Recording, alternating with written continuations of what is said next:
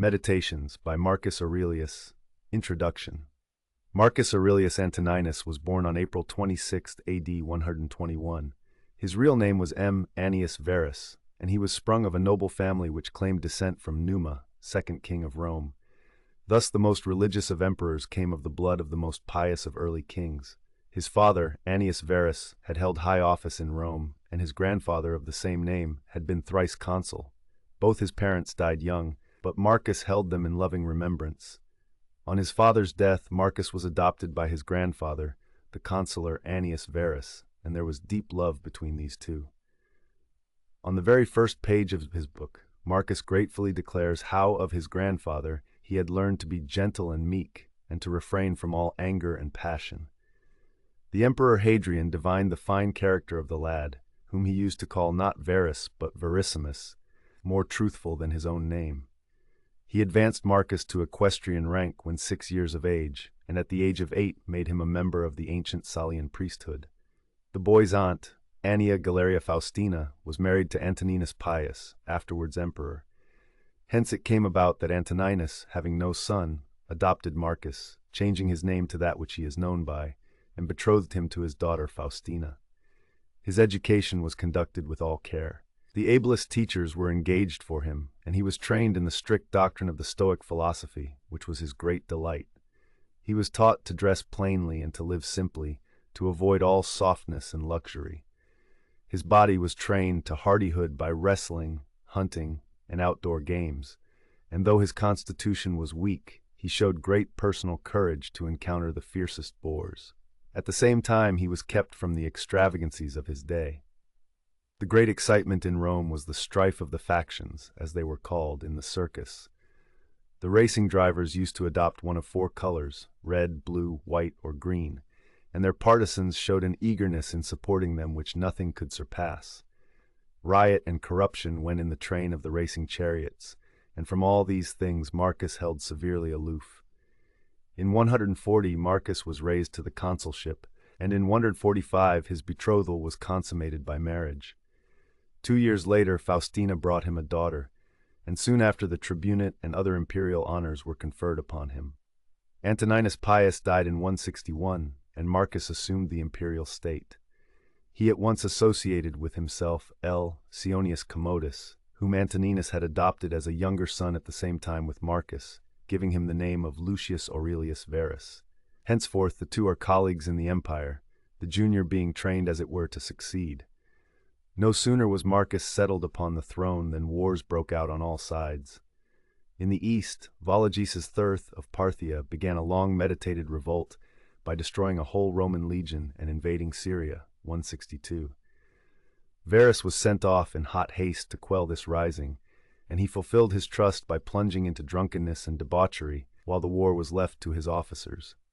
Soon after, Marcus had to face a more serious danger at home in the coalition of several powerful tribes on the northern frontier. Chief among those were the Marcomanni or Marchmen, the Quadi, mentioned in this book, the Sarmatians, the Catti, the Jazyges. In Rome itself there was pestilence and starvation, the one brought from the east by Verus's legions, the other caused by floods which had destroyed vast quantities of grain. After all had been done possible to allay famine and to supply pressing needs, Marcus being forced even to sell the imperial jewels to find money, both emperors set forth to a struggle which was to continue more or less during the rest of Marcus's reign. During these wars in 169, Verus died. We have no means of following the campaigns in detail, but thus much is certain that in the end the Romans succeeded in crushing the barbarian tribes and effecting a settlement which made the empire more secure. Marcus was himself commander-in-chief, and victory was due no less to his own ability than to his wisdom in choice of lieutenants, shown conspicuously in the case of Pertinax. There were several important battles fought in these campaigns, and one of them has become celebrated for the legend of the Thundering Legion. In a battle against the Quadi in 174, the day seemed to be going in favor of the foe, when on a sudden arose a great storm of thunder and rain. The lightning struck the barbarians with terror, and they turned to rout. In later days, this storm was said to have been sent in answer to the prayers of a legion which contained many Christians, and the name Thundering Legion should be given to it on this account. The title of Thundering Legion is known at an earlier date, so this part of the story at least cannot be true, but the aid of the storm is acknowledged by one of the scenes carved on Antonine's column at Rome, which commemorates these wars. The settlement made after these troubles might have been more satisfactory, but for an unexpected rising in the east. Avidius Cassius, an able captain who had won renown in the Parthian wars, was at this time chief governor of the eastern provinces. By whatever means induced, he had conceived the project of proclaiming himself emperor as soon as Marcus, who was then in feeble health, should die, and a report having been conveyed to him that Marcus was dead, Cassius did as he had planned. Marcus, on hearing the news, immediately patched up a peace and returned home to meet this new peril. The emperor's great grief was that he must needs engage in the horrors of civil strife. He praised the qualities of Cassius and expressed a heartfelt wish that Cassius might not be driven to do himself a hurt before he should have the opportunity to grant a free pardon. But before he could come to the east, news had come to Cassius that the emperor still lived. His followers fell away from him, and he was assassinated. Marcus now went to the east, and while there the murderers brought the head of Cassius to him, but the emperor indignantly refused their gift, nor would he admit the men to his presence. On this journey his wife Faustina died. At his return the emperor celebrated a triumph 76. Immediately afterwards he repaired to Germany and took up once more the burden of war. His operations were followed by complete success, but the troubles of late years had been too much for his constitution, at no time robust, and on March 17, 180, he died in Pannonia.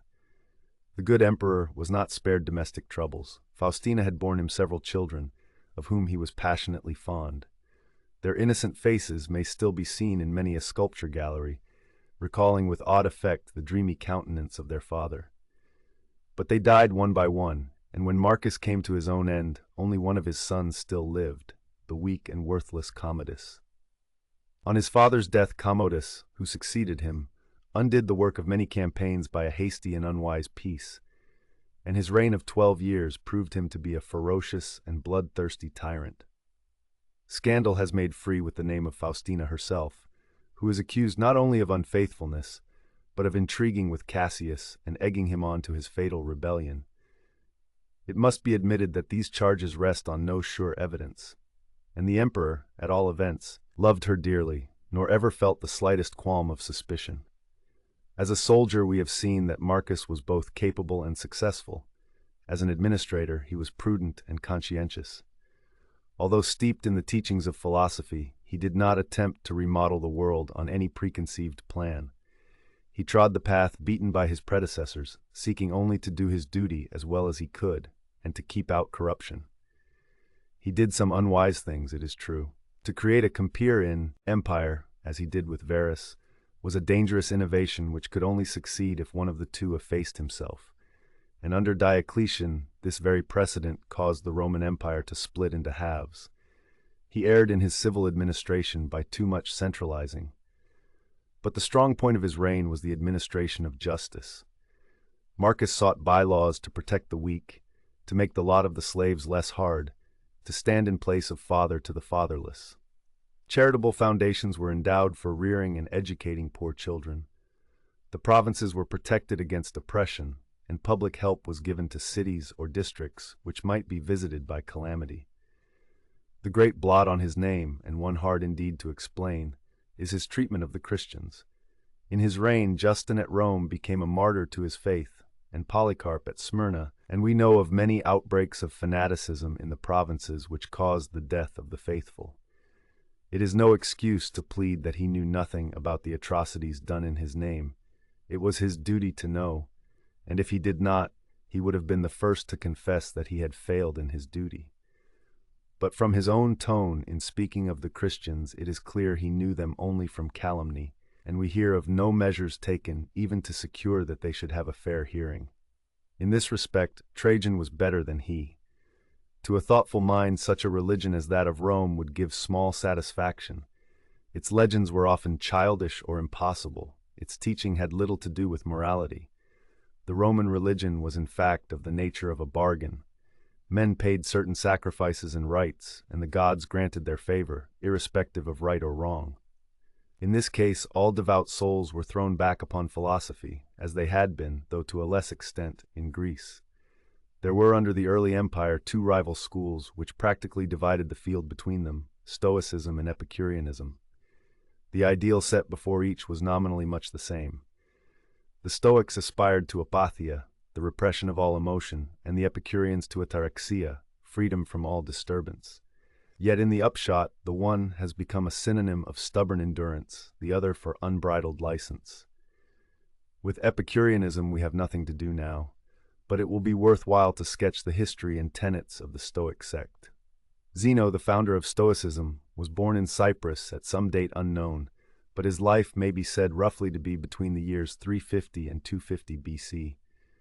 Cyprus has been from time immemorial a meeting place of the East and West, and although we cannot grant any importance to a possible strain of Phoenician blood in him, for the Phoenicians were no philosophers, yet it is quite likely that through Asia Minor he may have come in touch with the Far East. He studied under the Cynic Crates, but he did not neglect other philosophical systems. After many years' study, he opened his own school in a colonnade in Athens called the Painted Porch, or Stoa, which gave the Stoics their name. Next to Zeno, the school of the Porch owes most to Chrysippus, 280–207 BC, who organized Stoicism into a system. Of him it was said, but for Chrysippus, there had been no porch. The Stoics regarded speculation as a means to an end, and that end was, as Zeno put it, to live consistently, homologumenos zine, or as it was later explained, to live in conformity with nature, homologumenos tou physi zine. This conforming of the life to nature was the Stoic idea of virtue. This dictum might easily be taken to mean that virtue consists in yielding to each natural impulse, but that was very far from the Stoic meaning.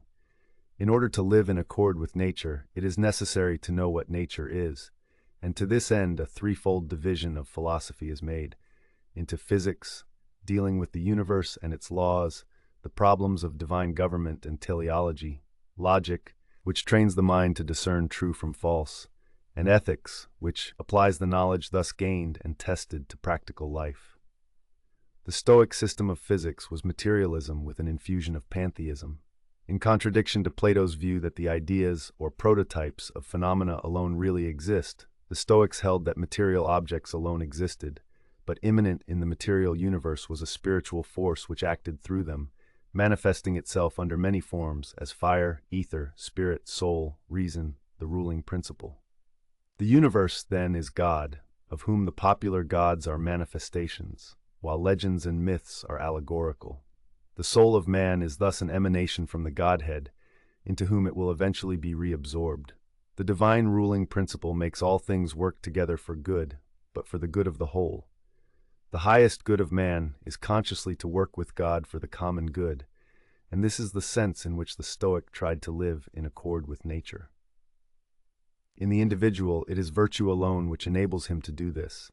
As providence rules the universe, so virtue in the soul must rule man. In logic, the Stoic system is noteworthy for their theory as to the test of truth, the criterion. They compared the newborn soul to a sheet of paper ready for writing. Upon this the senses write their impressions, fadasie, and by experience of a number of these, the soul unconsciously conceives general notions, kinaiennie, or anticipations, prolepsis. When the impression was such as to be irresistible, it was called katalipti fadasia, one that holds fast, or as they explained it, one proceeding from truth. Ideas and inferences artificially produced by deduction or the like were tested by this holding perception. Of the ethical application I have already spoken. The highest good was the virtuous life. Virtue alone is happiness, and vice is unhappiness. Carrying this theory to its extreme, the Stoics said that there could be no gradations between virtue and vice, though of course each has its special manifestations. Moreover, nothing is good but virtue, and nothing but vice is bad. Those outside things which are commonly called good or bad, such as health and sickness, wealth and poverty, pleasure and pain, are to him indifferent, adiaphora. All these things are merely the sphere in which virtue may act. The ideal wise man is sufficient unto himself in all things. patarkes, and knowing these truths, he will be happy even when stretched upon the rack. It is probable that no Stoic claimed for himself that he was this wise man, but that each strove after it as an ideal, much as the Christian strives after a likeness to Christ. The exaggeration in this statement was, however, so obvious that the later Stoics were driven to make a further subdivision of things indifferent into what is preferable proigmena and what is undesirable aproigmena. They also held that for him who had not attained to the perfect wisdom, certain actions were proper, kathikoda. These were neither virtuous nor vicious, but, like the indifferent things, held a middle place. 2 points in the Stoic system deserve special mention. One is a careful distinction between things which are in our power and things which are not. Desire and dislike, opinion and affection, are within the power of the will, whereas health, wealth, honor, and other such are generally not so. The Stoic was called upon to control his desires and affections, and to guide his opinion, to bring his whole being under the sway of the will or leading principle, just as the universe is guided and governed by divine providence. This is a special application of the favorite Greek virtue of moderation, sophrosini, and has also its parallel in Christian ethics. The second point is a strong insistence on the unity of the universe and on man's duty as part of a great whole. Public spirit was the most splendid political virtue of the ancient world, and it is here made cosmopolitan. It is again instructive to note that Christian sages insisted on the same thing. Christians are taught that they are members of a worldwide brotherhood, whereas neither Greek nor Hebrew, bond nor free, and that they live their lives as fellow workers with God. Such is the system which underlies the meditations of Marcus Aurelius. Some knowledge of it is necessary to the right understanding of the book, but for us the chief interest lies elsewhere. We do not come to Marcus Aurelius for a treatise on Stoicism. He is no head of a school to lay down a body of doctrine for students. He does not even contemplate that others should read what he writes. His philosophy is not an eager intellectual inquiry, but more what we should call religious feeling. The uncompromising stiffness of Zeno or Chrysippus is softened and transformed by passing through a nature reverent and tolerant, gentle and free from guile. The grim resignation which made life possible to the Stoic sage becomes in him almost a mood of aspiration. His book records the innermost thoughts of his heart, set down to ease it, with such moral maxims and reflections as may help him to bear the burden of duty and the countless annoyances of a busy life. It is instructive to compare the Meditations with another famous book, The Imitation of Christ.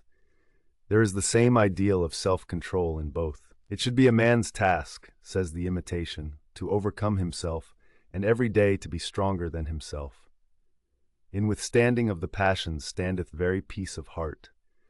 Let us set the axe to the root, that we being purged of our passions may have a peaceable mind. To this end there must be continual self-examination. If thou may not continually gather thyself together, namely sometimes do it, at least once a day, the morning or the evening. In the morning purpose, in the evening discuss the manner, what thou hast been this day, in word, work, and thought. But while the Roman's temper is a modest self-reliance, the Christian aims at a more passive mood, humbleness and meekness, and reliance on the presence and personal friendship of God. The Roman scrutinizes his faults with severity, but without the self-contempt which makes the Christian vile in his own sight. The Christian, like the Roman, bids study to withdraw thine heart from the love of things visible. But it is not the busy life of duty he has in mind, so much as the contempt of all worldly things and the cutting away of all lower delectations. Both rate men's praise or blame at their real worthlessness. Let not thy peace, says the Christian, be in the mouths of men. But it is to God's censure the Christian appeals, the Roman to his own soul. The petty annoyances of injustice or unkindness are looked on by each with the same magnanimity. Why doth a little thing said or done against thee make thee sorry? It is no new thing. It is not the first, nor shall it be the last, if thou live long. At best, suffer patiently, if thou canst not suffer joyously. The Christian should sorrow more for other men's malice than for our own wrongs, but the Roman is inclined to wash his hands of the offender. Study to be patient in suffering and bearing other men's defaults and all manner infirmities, says the Christian. But the Roman would never have thought to add, if all men were perfect, what had we then to suffer of other men for God? The virtue of suffering in itself is an idea which does not meet us in the Meditations. Both alike realize that man is one of a great community. No man is sufficient to himself, says the Christian. We must bear together, help together, comfort together. But while he sees a chief importance in zeal, in exalted emotion that is, and avoidance of lukewarmness, the Roman thought mainly of the duty to be done as well as might be, and less of the feeling which should go with the doing of it. To the saint, as to the emperor, the world is a poor thing at best. Verily it is a misery to live upon the earth, says the better Christian. Few and evil are the days of man's life, which passeth away suddenly as a shadow. But there is one great difference between the two books we are considering. The Imitation is addressed to others, the Meditations by the writer to himself. We learn nothing from the imitation of the author's own life, except in so far as he may be assumed to have practiced his own preachings. The Meditations reflect mood by mood the mind of him who wrote them. In their intimacy and frankness lies their great charm. These notes are not sermons, they are not even confessions. There is always an air of self-consciousness in confessions. In such revelations there is always a danger of unctuousness or of vulgarity for the best of men. St. Augustine is not always clear of offense, and John Bunyan himself exaggerates venial peccadillos into heinous sins. But Marcus Aurelius is neither vulgar nor unctuous. He extenuates nothing, but nothing sets down in malice. He never poses before an audience. He may not be profound, he is always sincere. And it is a lofty and serene soul which is here disclosed before us. Vulgar vices seem to have no temptation for him. This is not one tied and bound with chains which he strives to break. The faults he detects in himself are often such as most men would have no eyes to see. To serve the divine spirit which is implanted within him, a man must keep himself pure from all violent passion and evil affection, from all rashness and vanity, and from all manner of discontent, either in regard of the gods or men, or, as he says elsewhere, unspotted by pleasure, undaunted by pain. Unwavering courtesy and consideration are his aims. Whatsoever any man either doth or saith, thou must be good. Doth any man offend, it is against himself that he doth offend. Why should it trouble thee? The offender needs pity, not wrath. Those who must needs be corrected should be treated with tact and gentleness, and one must be always ready to learn better. The best kind of revenge is, not to become like unto them. There are so many hints of offense forgiven that we may believe the notes followed sharp on the facts. Perhaps he has fallen short of his aim, and thus seeks to call his principles to mind, and to strengthen himself for the future. That these sayings are not mere talk is plain from the story of Avidius Cassius, who would have usurped his imperial throne. Thus the emperor faithfully carries out his own principle, that evil must be overcome with good. For each fault in others, nature, says he, has given us a counteracting virtue. As, for example, against the unthankful, it hath given goodness and meekness as an antidote.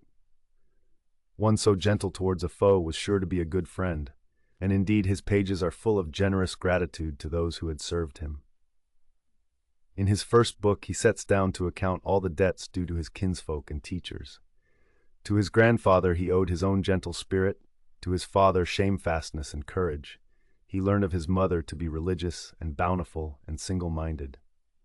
Rusticus did not work in vain, if he showed his pupil that his life needed amending.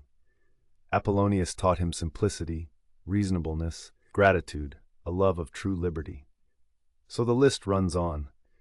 Every one he had dealings with seems to have given him something good, a sure proof of the goodness of his nature, which thought no evil. If his was that honest and true heart which is the Christian ideal, this is the more wonderful in that he lacked the faith which makes Christians strong. He could say, it is true, either there is a God, and then all is well, or if all things go by chance and fortune, yet mayest thou use thine own providence in those things that concern thee properly, and then art thou well. Or again, we must needs grant that there is a nature that doth govern the universe.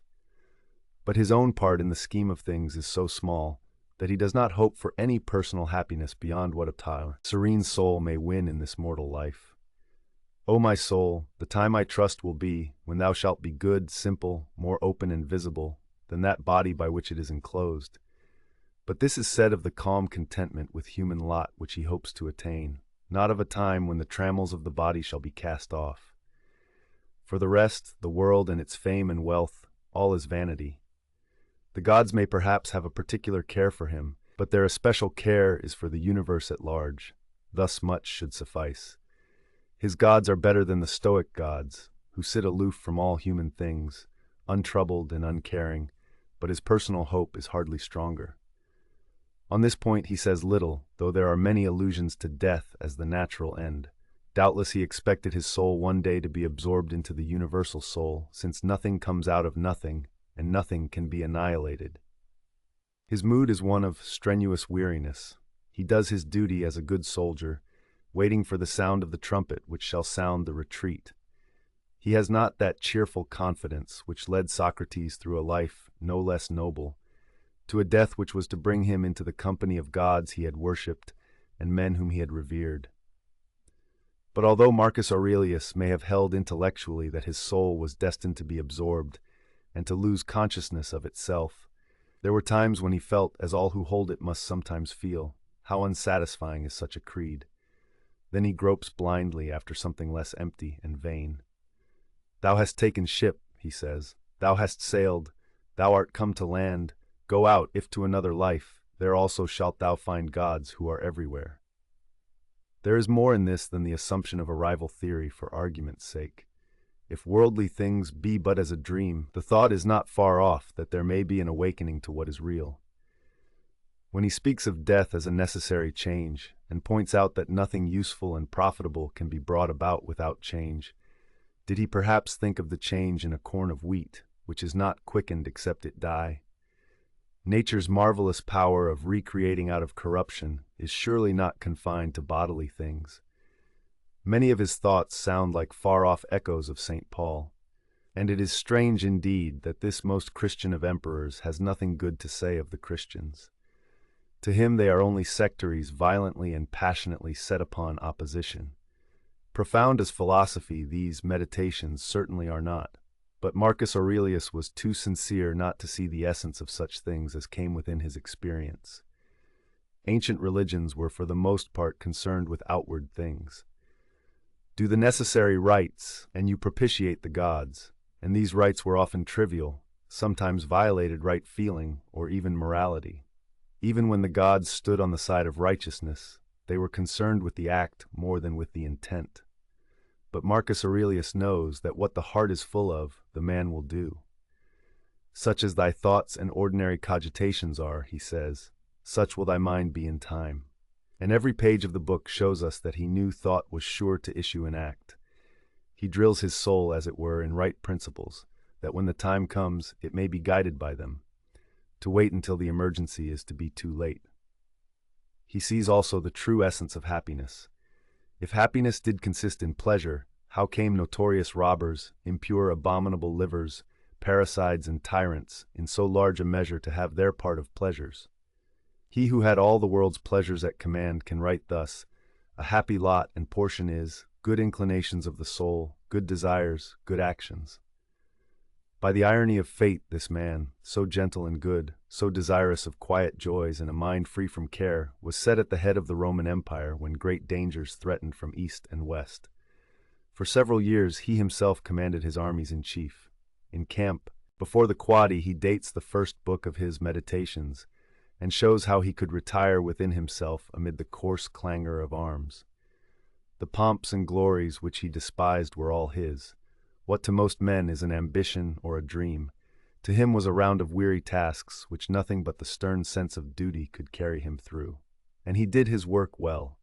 His wars were slow and tedious, but successful. With a statesman's wisdom, he foresaw the danger to Rome of the barbarian hordes from the north and took measures to meet it.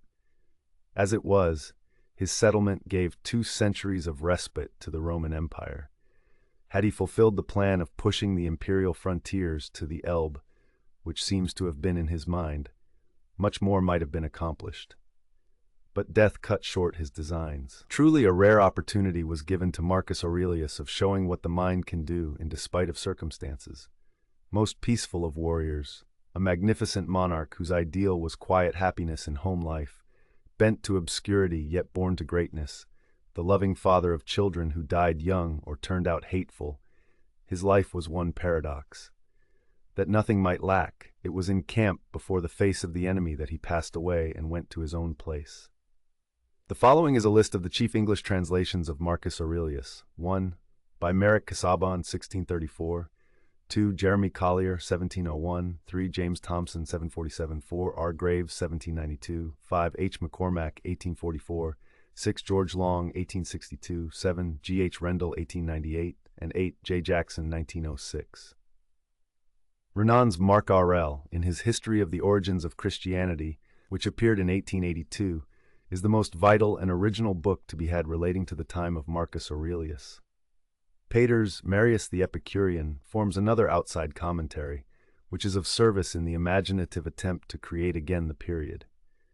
Marcus Aurelius Antoninus, the Roman Emperor, his first book concerning himself, wherein Antoninus recordeth what and of whom, whether parents, friends, or masters, by their good examples or good advice and counsel, he had learned, divided into numbers or sections. Antoninus Book Vi, Num. 18.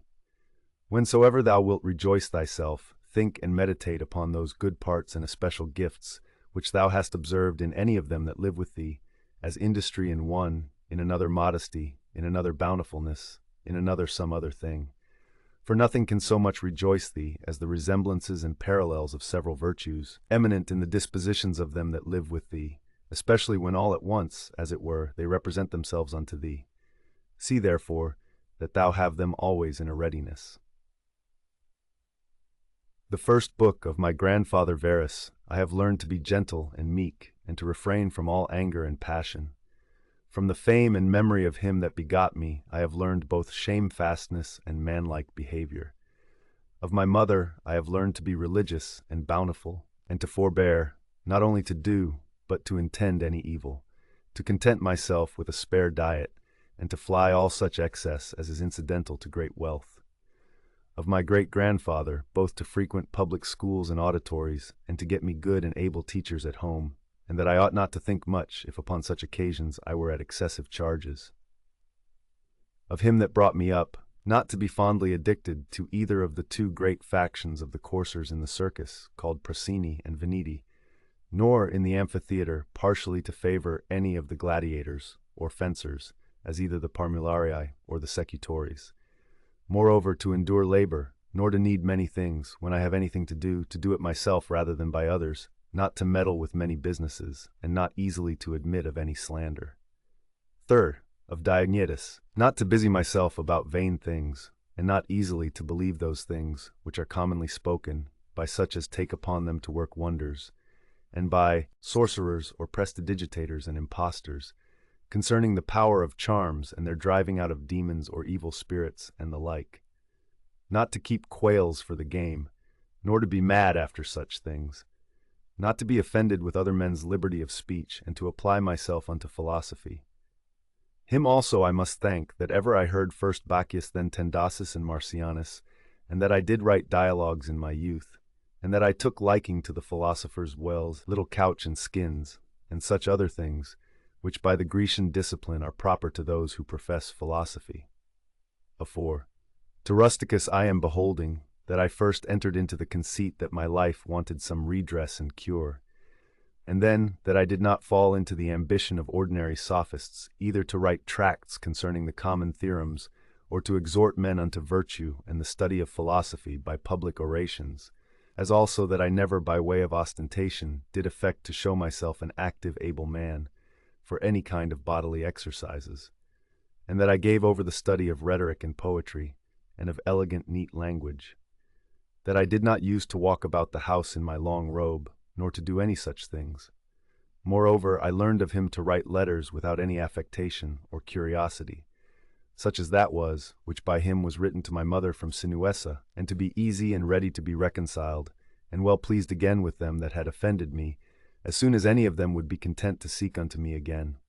To read with diligence, not to rest satisfied with a light and superficial knowledge, nor quickly to assent to things commonly spoken of, whom also I must thank that ever I lighted upon Epictetus his Hypomnemata, or moral commentaries and common factions, which also he gave me of his own.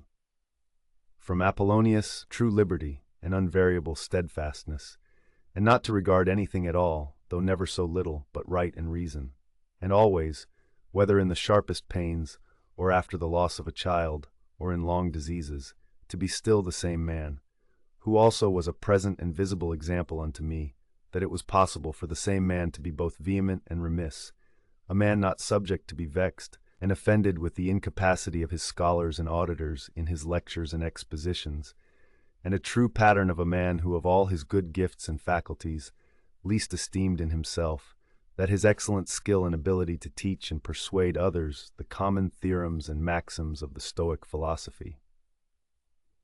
Of him also I learned how to receive favors and kindnesses, as commonly they are accounted, from friends, so that I might not become obnoxious unto them, for them, nor more yielding upon occasion, than in right I ought, and yet so that I should not pass them neither, as an unsensible and unthankful man. 6. Of Sextus, mildness in the pattern of a family governed with paternal affection, and a purpose to live according to nature, to be grave without affectation, to observe carefully the several dispositions of my friends, not to be offended with idiots, nor unseasonably to set upon those that are carried with the vulgar opinions, with the theorems and tenets of philosophers.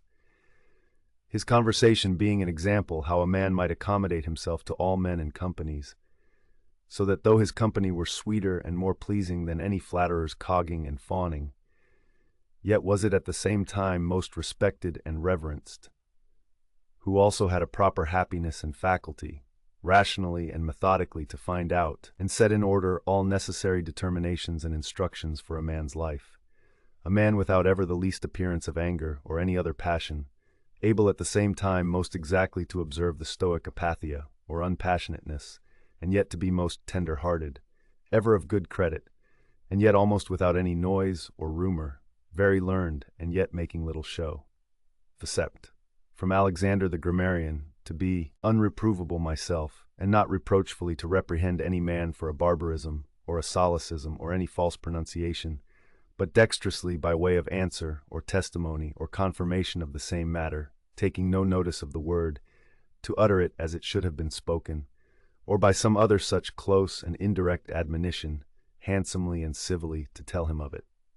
8th. Of Fronto, to how much envy and fraud and hypocrisy the state of a tyrannous king is subject unto, and how they who are commonly called apatride, i.e. nobly born, are in some sort incapable or void of natural affection. Ix.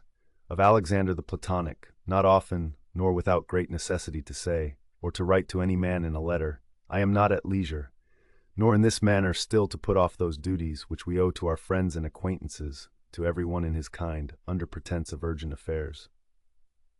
X. Of Catullus, not to contemn any friend's expostulation, though unjust, but to strive to reduce him to his former disposition, freely and heartily to speak well of all my masters upon any occasion, as it is reported of Domitius and Athenodotus, and to love my children with true affection. Zvis. From my brother Severus, to be kind and loving to all them of my house and family, by whom also I came to the knowledge of Thrasea and Helvidius, and Cato, and Dio, and Brutus. He it was also that did put me in the first conceit and desire of an equal commonwealth, administered by justice and equality, and of a kingdom wherein should be regarded nothing more than the good and welfare of the subjects.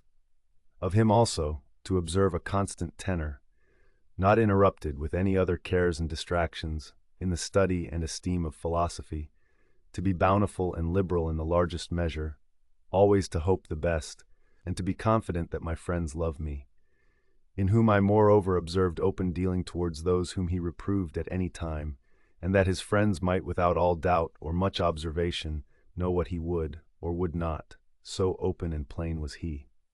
The theth. From Claudius Maximus, in all things to endeavor to have power of myself, and in nothing to be carried about, to be cheerful and courageous in all sudden chances and accidents, as in sicknesses, to love mildness and moderation and gravity, and to do my business whatsoever it be, thoroughly and without querulousness. Whatsoever he said, all men believed him, that as he spake, so he thought, and whatsoever he did, that he did it with a good intent. His manner was, never to wonder at anything, never to be in haste, and yet never slow, nor to be perplexed or dejected, or at any time unseemly or excessively to laugh, nor to be angry or suspicious, but ever ready to do good, and to forgive, and to speak truth. And all this, as one that seemed rather of himself to have been straight and right, than ever to have been rectified or redressed. Neither was there any man that ever thought himself undervalued by him, or that could find in his heart to think himself a better man than he. He would also be very pleasant and gracious. In my father I observed his meekness, his constancy without wavering in those things, which after a due examination and deliberation he had determined. How free from all vanity he carried himself in matter of honor and dignity, as they are esteemed, his laboriousness and assiduity, his readiness to hear any man that had aught to say tending to any common good, how generally and impartially he would give every man his due, his skill and knowledge, when rigor or extremity, or when remissness or moderation was in season, how he did abstain from all unchaste love of youths, his moderate condescending to other men's occasions as an ordinary man, neither absolutely requiring of his friends that they should wait upon him at his ordinary meals, nor that they should of necessity accompany him in his journeys, and that whensoever any business upon some necessary occasions was to be put off and omitted before it could be ended, he was ever found when he went about it again, the same man that he was before. His accurate examination of things in consultations, and patient hearing of others, he would not hastily give over the search of the matter, as one easy to be satisfied with sudden notions and apprehensions. His care to preserve his friends, how neither at any time he would carry himself towards them with disdainful neglect and grow weary of them, nor yet at any time be madly fond of them. His contented mind in all things, his cheerful countenance, his care to foresee things afar off, and to take order for the least without any noise or clamor. Moreover, how all acclamations and flattery were repressed by him, how carefully he observed all things necessary to the government, and kept an account of the common expenses, and how patiently he did abide that he was reprehended by some for this his strict and rigid kind of dealing. How he was neither a superstitious worshipper of the gods, nor an ambitious pleaser of men, or studious of popular applause, but sober in all things, and everywhere observant of that which was fitting, no affecter of novelties, in those things which conduced to his ease and convenience, plenty whereof his fortune did afford him, without pride and bragging, yet with all freedom and liberty, so that as he did freely enjoy them without any anxiety or affectation when they were present, so when absent he found no want of them. Moreover, that he was never commended by any man as either a learned acute man, or an obsequious officious man, or a fine orator, but as a ripe mature man, a perfect sound man, one that could not endure to be flattered, able to govern both himself and others. Moreover, how much he did honor all true philosophers, without upbraiding those that were not so. His sociableness, his gracious and delightful conversation, but never unto satiety, his care of his body within bounds and measure, not as one that desired to live long or over-studious of neatness and elegancy, and yet not as one that did not regard it, so that through his own care and providence he seldom needed any inward physic or outward applications, but especially how ingeniously he would yield to any that had obtained any peculiar faculty, as either eloquence, or the knowledge of the laws, or of ancient customs, or the like, and how he concurred with them in his best care and endeavor that every one of them might in his kind, for that wherein he excelled, be regarded and esteemed. And although he did all things carefully after the ancient customs of his forefathers, yet even of this was he not desirous that men should take notice, that he did imitate ancient customs. Again, how he was not easily moved and tossed up and down, but loved to be constant, both in the same places and businesses, and how after his great fits of headache he would return fresh and vigorous to his wonted affairs. Again, that secrets he neither had many, nor often, and such only as concerned public matters. His discretion and moderation in exhibiting of the public sights and shows for the pleasure and pastime of the people, in public buildings, congeries, and the like. In all these things, having a respect unto men only as men, and to the equity of the things themselves, and not unto the glory that might follow. Never want to use the baths at unseasonable hours, no builder, never curious or solicitous, either about his meat, or about the workmanship, or color of his clothes, or about anything that belonged to external beauty. In all his conversation, far from all inhumanity, all boldness and incivility, all greediness and impetuosity, never doing anything with such earnestness and intention that a man could say of him that he did sweat about it, but contrariwise all things distinctly, as at leisure, without trouble, orderly, soundly, and agreeably. A man might have applied that to him, which is recorded of Socrates, that he knew how to want and to enjoy those things, in the want whereof most men show themselves weak, and in the fruition intemperate. But to hold out firm and constant, and to keep within the compass of true moderation and sobriety in either estate, is proper to a man who hath a perfect and invincible soul, such as he showed himself in the sickness of Maximus. Fort.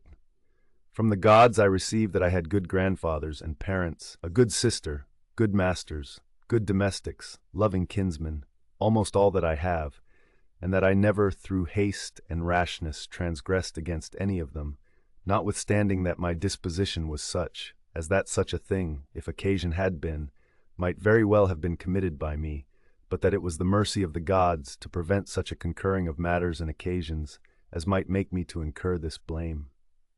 That I was not long brought up by the concubine of my father, that I preserved the flower of my youth, that I took not upon me to be a man before my time, but rather put it off longer than I needed, that I lived under the government of my Lord and Father, who would take away from me all pride and vainglory, and reduce me to that conceit and opinion that it was not impossible for a prince to live in the court without a troop of guards and followers, extraordinary apparel, such and such torches and statues, and other like particulars of state and magnificence, but that a man may reduce and contract himself almost to the state of a private man, and yet for all that not to become the more base and remiss in those public matters and affairs wherein power and authority is requisite. That I have had such a brother, who by his own example might stir me up to think of myself, and by his respect and love delight and please me. That I have got ingenuous children, and that they were not born distorted, nor with any other natural deformity. That I was no great proficient in the study of rhetoric and poetry, and of other faculties, which perchance I might have dwelt upon, if I had found myself to go on in them with success. That I did by times prefer those, by whom I was brought up, to such places and dignities, which they seemed unto me most to desire, and that I did not put them off with hope and expectation, that, since that they were yet but young, I would do the same hereafter. That I ever knew Apollonius and Rusticus and Maximus.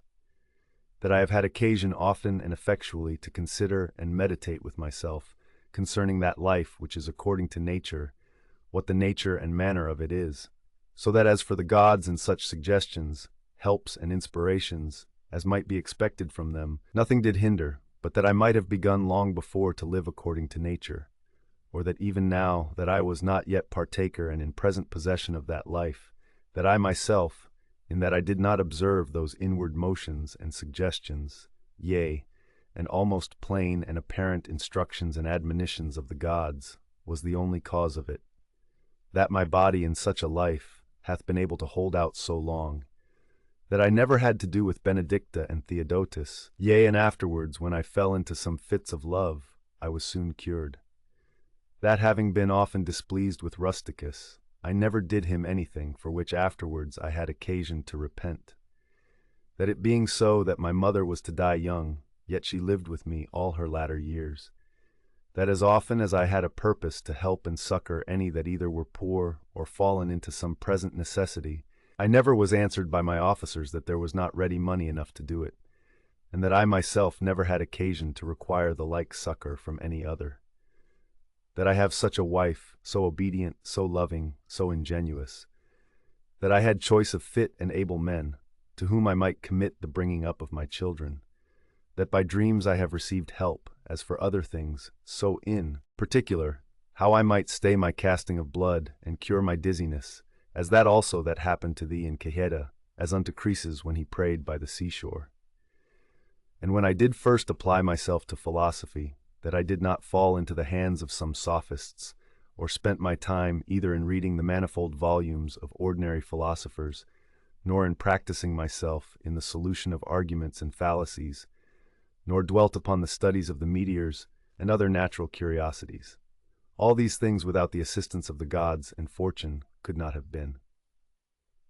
In the country of the Quadiate Granua, these, betimes in the morning say to thyself, this day I shalt have to do with an idle curious man, with an unthankful man, a railer, a crafty, false, or an envious man, an unsociable, uncharitable man.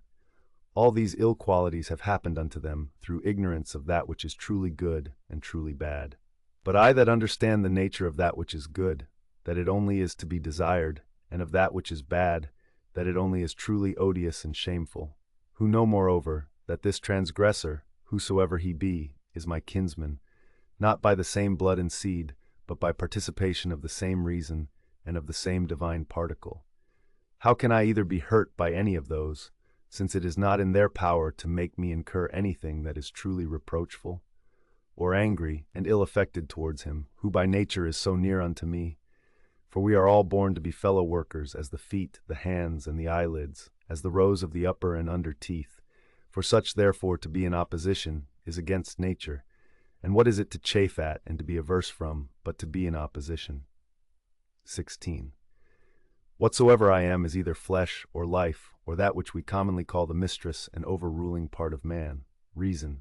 Away with thy books, suffer not thy mind any more to be distracted and carried to and fro, for it will not be. But as even now ready to die, think little of thy flesh, blood, bones, and a skin, a pretty piece of knit and twisted work, consisting of nerves, veins, and arteries. Think no more of it than so. And as for thy life, consider what it is, a wind, not one constant wind neither, but every moment of an hour let out and sucked in again. The third is thy ruling part, and here consider, thou art an old man. Suffer not that excellent part to be brought in subjection, and to become slavish. Suffer it not to be drawn up and down with unreasonable and unsociable lusts and motions, as it were with wires and nerves. Suffer it not any more, either to repine at anything now present, or to fear and fly anything to come, which the destiny hath appointed thee. Setten. Whatsoever proceeds from the gods immediately, that any man will grant totally, depends from their divine providence. As for those things that are commonly said to happen by fortune, even those must be conceived to have dependence from nature, or from that first and general connection and concatenation of all those things, which more apparently by the divine providence are administered and brought to pass. All things flow from thence, and whatsoever it is that is both necessary and conducing to the whole, part of which thou art, and whatsoever it is that is requisite and necessary for the preservation of the general, must of necessity for every particular nature be good and behoveful. And as for the whole, it is preserved, as by the perpetual mutation and conversion of the simple elements one into another, so also by the mutation and alteration of things mixed and compounded. Let these things suffice thee, let them be always unto thee as thy general rules and precepts. As for thy thirst after books, away with it with all speed, that thou die not murmuring and complaining, but truly meek and well satisfied, and from thy heart thankful unto the gods. The second book on, remember how long thou hast already put off these things, and how often a certain day and hour, as it were, having been set unto thee by the gods, thou hast neglected it. It is high time for thee to understand the true nature both of the world, whereof thou art a part, and of that Lord and Governor of the world, from whom, as a channel from the spring, thou thyself didst flow, and that there is but a certain limit of time appointed unto thee, which if thou shalt not make use of to calm and allay the many distempers of thy soul, it will pass away and thou with it, and never after return. Let it be thy earnest and incessant care as a Roman and a man to perform whatsoever it is that thou art about, with true and unfeigned gravity, natural affection, freedom, and justice. And as for all other cares and imaginations, how thou mayest ease thy mind of them, which thou shalt do, if thou shalt go about every action as thy last action, free from all vanity, all passionate and willful aberration from reason, and from all hypocrisy and self-love and dislike of those things, which by the fates or appointment of God have happened unto thee. Thou seest that those things, which for a man to hold on in a prosperous course, and to live a divine life, are requisite and necessary, are not many, for the gods will require no more of any man, that shall but keep and observe these things. Do, soul, do, abuse and contemn thyself, yet a while, and the time for thee to respect thyself will be at an end. Every man's happiness depends from himself, but behold thy life is almost at an end, whiles affording thyself no respect, thou dost make thy happiness to consist in the souls and conceits of other men. 4. Why should any of these things that happen externally so much distract thee? Give thyself leisure to learn some good thing, and cease roving and wandering to and fro. Thou must also take heed of another kind of wandering, for they are idle in their actions, who toil and labor in this life, and have no certain scope to which to direct all their motions and desires. For not observing the state of another man's soul, scarce was ever any man known to be unhappy. Tell whosoever they be that intend not, and guide not by reason and discretion the motions of their own souls, they must of necessity be unhappy.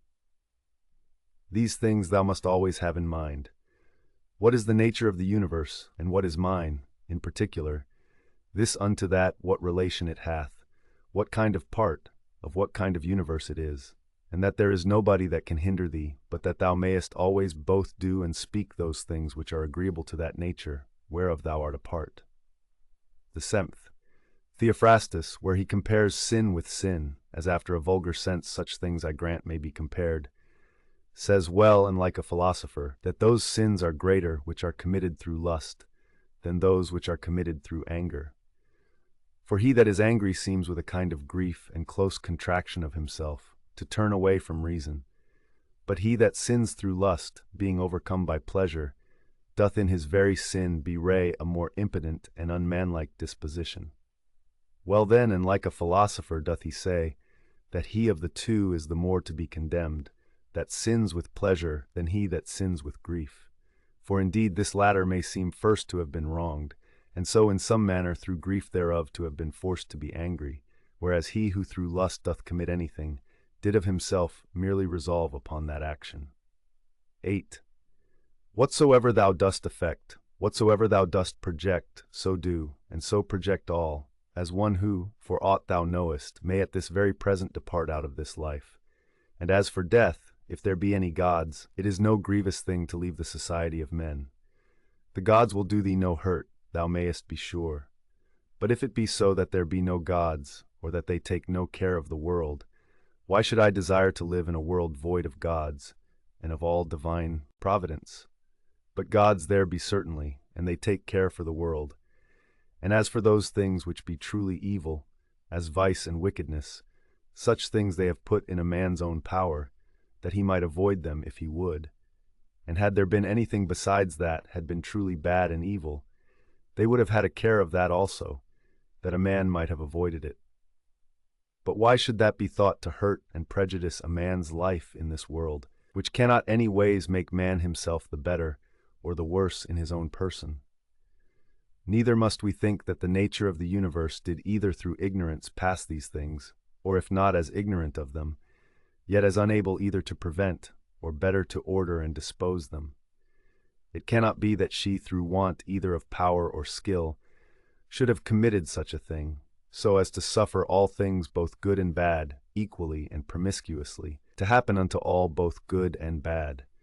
As for life, therefore, and death, honor and dishonor, labor and pleasure, riches and poverty, all these things happen unto men indeed, both good and bad, equally, but as things which of themselves are neither good nor bad, because of themselves, neither shameful nor praiseworthy. Inks. Consider how quickly all things are dissolved and resolved, the bodies and substances themselves into the matter and substance of the world, and their memories into the general age and time of the world. Consider the nature of all worldly sensible things, of those especially which either ensnare by pleasure, or for their irksomeness are dreadful, or for their outward lustre and show are in great esteem and request, how vile and contemptible, how base and corruptible, how destitute of all true life and being they are. X. It is the part of a man endowed with a good understanding faculty to consider what they themselves are in very deed, from whose bare conceits and voices honor and credit do proceed, as also what it is to die, and how if a man shall consider this by itself alone, to die and separate from it in his mind all those things which with it usually represent themselves unto us, he can conceive of it no otherwise than as of a work of nature, and he that fears any work of nature is a very child. Now death, it is not only a work of nature, but also conducing to nature. Consider with thyself how man, and by what part of his, is joined unto God, and how that part of man is affected, when it is said to be diffused. There is nothing more wretched than that soul, which in a kind of circuit compasseth all things, searching, as he saith, even the very depths of the earth, and by all signs and conjectures prying into the very thoughts of other men's souls, and yet of this is not sensible, that it is sufficient for a man to apply himself wholly, and to confine all his thoughts and cares to the tendance of that spirit which is within him, and truly and really to serve him. His service doth consist in this, that a man keep himself pure from all violent passion and evil affection, from all rashness and vanity, and from all manner of discontent, either in regard of the gods or men. For indeed, whatsoever proceeds from the gods deserves respect for their worth and excellency, and whatsoever proceeds from men, as they are our kinsmen, should by us be entertained with love always. Sometimes as proceeding from their ignorance of that which is truly good and bad, a blindness no less than that by which we are not able to discern between white and black, with a kind of pity and compassion also.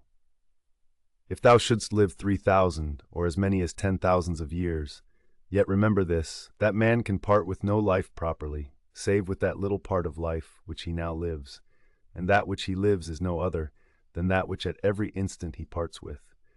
That then which is longest of duration, and that which is shortest, come both to one effect. For although in regard of that which is already past there may be some inequality, yet that time which is now present and in being is equal unto all men. And that being it which we part with whensoever we die, it doth manifestly appear that it can be but a moment of time that we then part with. For as for that which is either past or to come, a man cannot be said properly to part with it. For how should a man part with that which he hath not? These two things therefore thou must remember. First, that all things in the world from all eternity, by a perpetual revolution of the same times and things ever continued and renewed, are of one kind and nature, so that whether for 100 or 200 years only, or for an infinite space of time, a man see those things which are still the same, it can be no matter of great moment. And secondly, that life which any the longest liver or the shortest liver parts with, is for length and duration the very same, for that only which is present, is that which either of them can lose, as being that only which they have, for that which he hath not, no man can truly be said to lose. Third, remember that all is but opinion and conceit, for those things are plain and apparent, which were spoken unto Monimus the Cynic, and as plain and apparent is the use that may be made of those things, if that which is true and serious in them be received as well as that which is sweet and pleasing. A man's soul doth wrong and disrespect itself first and especially, when as much as in itself lies it becomes an aposteme, and as it were an excrescency of the world, for to be grieved and displeased with anything that happens in the world is direct apostasy from the nature of the universe, part of which all particular natures of the world are. Secondly, when she either is averse from any man, or led by contrary desires or affections, tending to his hurt and prejudice, such as are the souls of them that are angry. Thirdly, when she is overcome by any pleasure or pain. Fourthly, when she doth dissemble, and covertly and falsely either doth or saith anything. Fifthly, when she doth either affect or endeavor anything to no certain end, but rashly and without due ratiocination and consideration, how consequent or inconsequent it is to the common end. For even the least things ought not to be done without relation unto the end, and the end of the reasonable creatures is, to follow and obey him, who is the reason, as it were, and the law of this great city and ancient commonwealth. The time of a man's life is as a point, the substance of it ever flowing, the sense obscure, and the whole composition of the body tending to corruption. His soul is restless, fortune uncertain, and fame doubtful. To be brief, as a stream so are all things belonging to the body, as a dream or as a smoke, so are all that belong unto the soul. Our life is a warfare, and a mere pilgrimage. Fame after life is no better than oblivion. What is it then that will adhere and follow? Only one thing, philosophy. And philosophy doth consist in this, for a man to preserve that spirit which is within him, from all manner of contumelies and injuries, and above all pains or pleasures, never to do anything either rashly or feignedly or hypocritically, wholly to depend from himself and his own proper actions, all things that happen unto him to embrace contentedly, as coming from him from whom he himself also came, and above all things, with all meekness and a calm cheerfulness, to expect death, as being nothing else but the resolution of those elements, of which every creature is composed. And if the elements themselves suffer nothing by this, their perpetual conversion of one into another, that dissolution and alteration, which is so common unto all, why should it be feared by any? Is not this according to nature? But nothing that is according to nature can be evil.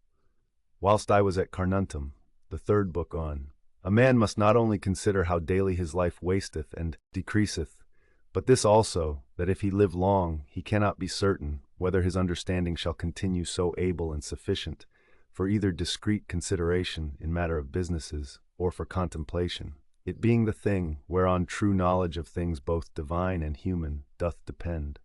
For if once he shall begin to dote, his respiration, nutrition, his imaginative and appetitive and other natural faculties may still continue the same, he shall find no want of them. But how to make that right use of himself that he should, how to observe exactly in all things that which is right and just, how to redress and rectify all wrong, or sudden apprehensions and imaginations, and even of this particular, whether he should live any longer or no, to consider duly. For all such things, wherein the best strength and vigor of the mind is most requisite, his power and ability will be past and gone. Thou must hasten, therefore, not only because thou art every day nearer unto death than other, but also because that intellective faculty in thee, whereby thou art enabled to know the true nature of things, and to order all thy actions by that knowledge, doth daily waste and decay, or may fail thee before thou die. This also thou must observe, that whatsoever it is that naturally doth happen to things natural, hath somewhat in itself that is pleasing and delightful. As a great loaf when it is baked, some parts of it cleave as it were, and part asunder, and make the crust of it rugged and unequal.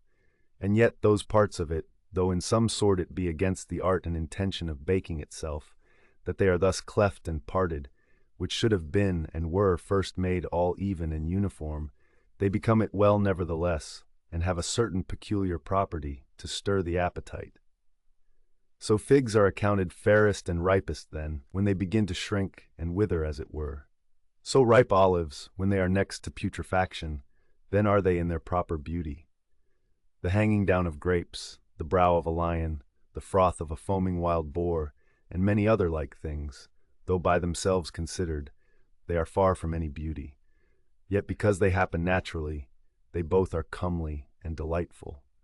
So that if a man shall with a profound mind and apprehension consider all things in the world, even among all those things which are but mere accessories and natural appendices as it were, there will scarce appear anything unto him, wherein he will not find matter of pleasure and delight.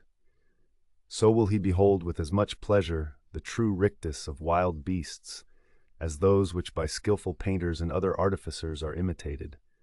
So will he be able to perceive the proper ripeness and beauty of old age, whether in man or woman, and whatsoever else it is that is beautiful and alluring in whatsoever is, with chaste and continent eyes he will soon find out and discern. Those and many other things will he discern not credible unto every one, but unto them only who are truly and familiarly acquainted, both with nature itself and all natural things. Third, Hippocrates, having cured many sicknesses, fell sick himself and died. The Chaldeans and astrologians, having foretold the deaths of divers, were afterwards themselves surprised by the fates. Alexander and Pompeius and Caius Caesar, having destroyed so many towns, and cut off in the fields so many thousands both of horse and foot, yet they themselves at last were fain to part with their own lives. Heraclitus, having written so many natural tracts concerning the last and general conflagration of the world, died afterwards all filled with water within, and all bedaubed with dirt and dung without. Lice killed Democritus, and Socrates, another sort of vermin, wicked ungodly men. How then stands the case? Thou hast taken ship, thou hast sailed, thou art come to land, go out, if to another life, there also shalt thou find gods who are everywhere. If all life and sense shall cease, then shalt thou cease also to be subject to either pains or pleasures, and to serve and tend this vile cottage, so much the viler, by how much that which ministers unto it doth excel, the one being a rational substance, and a spirit, the other nothing but earth and blood. 4. Spend not the remnant of thy days in thoughts and fancies concerning other men, when it is not in relation to some common good, when by it thou art hindered from some other better work. That is, spend not thy time in thinking what such a man doth, and to what end, what he saith and what he thinks, and what he is about, and such other things or curiosities, which make a man to rove and wander from the care and observation of that part of himself, which is rational and overruling. See therefore in the whole series and connection of thy thoughts, that thou be careful to prevent whatsoever is idle and impertinent, but especially whatsoever is curious and malicious. And thou must use thyself to think only of such things, of which if a man upon a sudden should ask thee, what it is that thou art now thinking, thou mayest answer this and that, freely and boldly, that so by thy thoughts it may presently appear that in all thee is sincere and peaceable, as becometh one that is made for society, and regards not pleasures, nor gives way to any voluptuous imaginations at all, free from all contentiousness, envy, and suspicion, and from whatsoever else thou wouldest blush to confess thy thoughts were set upon.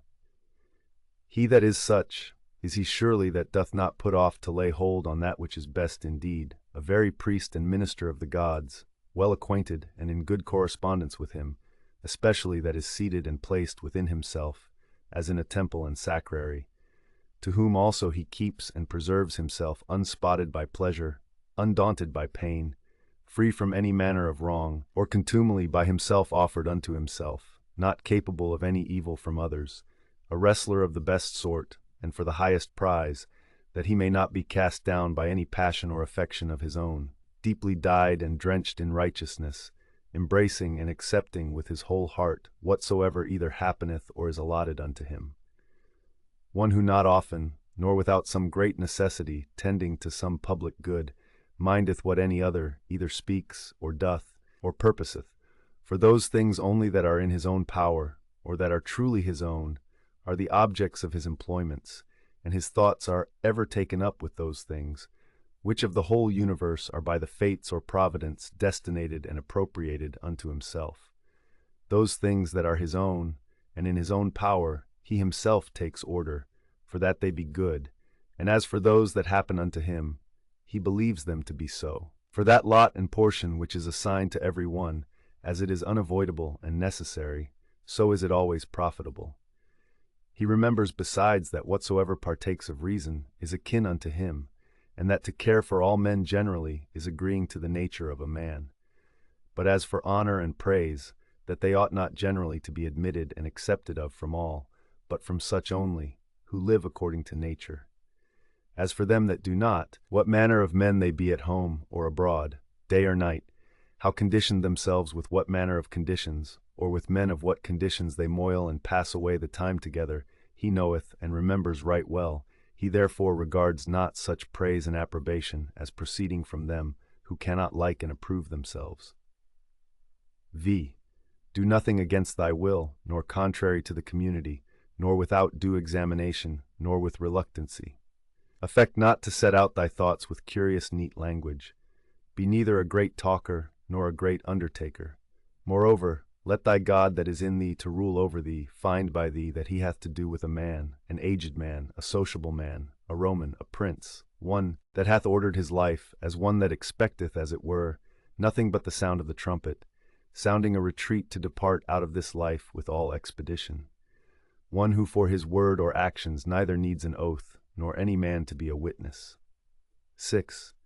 To be cheerful, and to stand in no need, either of other men's help or attendance, or of that rest and tranquillity which thou must be beholding to others for. Rather like one that is straight of himself, or hath ever been straight, than one that hath been rectified. 6. If thou shalt find anything in this mortal life better than righteousness, than truth, temperance, fortitude, and in general better than a mind contented both with those things which according to right and reason she doth, and in those which without her will and knowledge happen unto thee by the providence. If I say, thou canst find out anything better than this, apply thyself unto it with thy whole heart, and that which is best wheresoever thou dost find it, enjoy freely. But if nothing thou shalt find worthy to be preferred to that spirit which is within thee, if nothing better than to subject unto thee thine own lusts and desires, and not to give way to any fancies or imaginations before thou hast duly considered of them, nothing better than to withdraw thyself, to use Socrates his words, from all sensuality, and submit thyself unto the gods, and to have care of all men in general.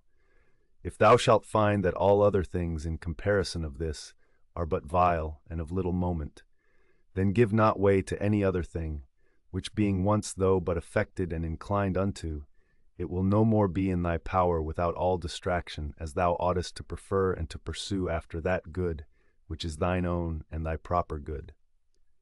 For it is not lawful that anything that is of another and inferior kind and nature, be it what it will, as either popular applause, or honor, or riches, or pleasures, should be suffered to confront and contest, as it were, with that which is rational and operatively good. For all these things, if once though but for a while they begin to please, they presently prevail, and pervert a man's mind, or turn a man from the right way.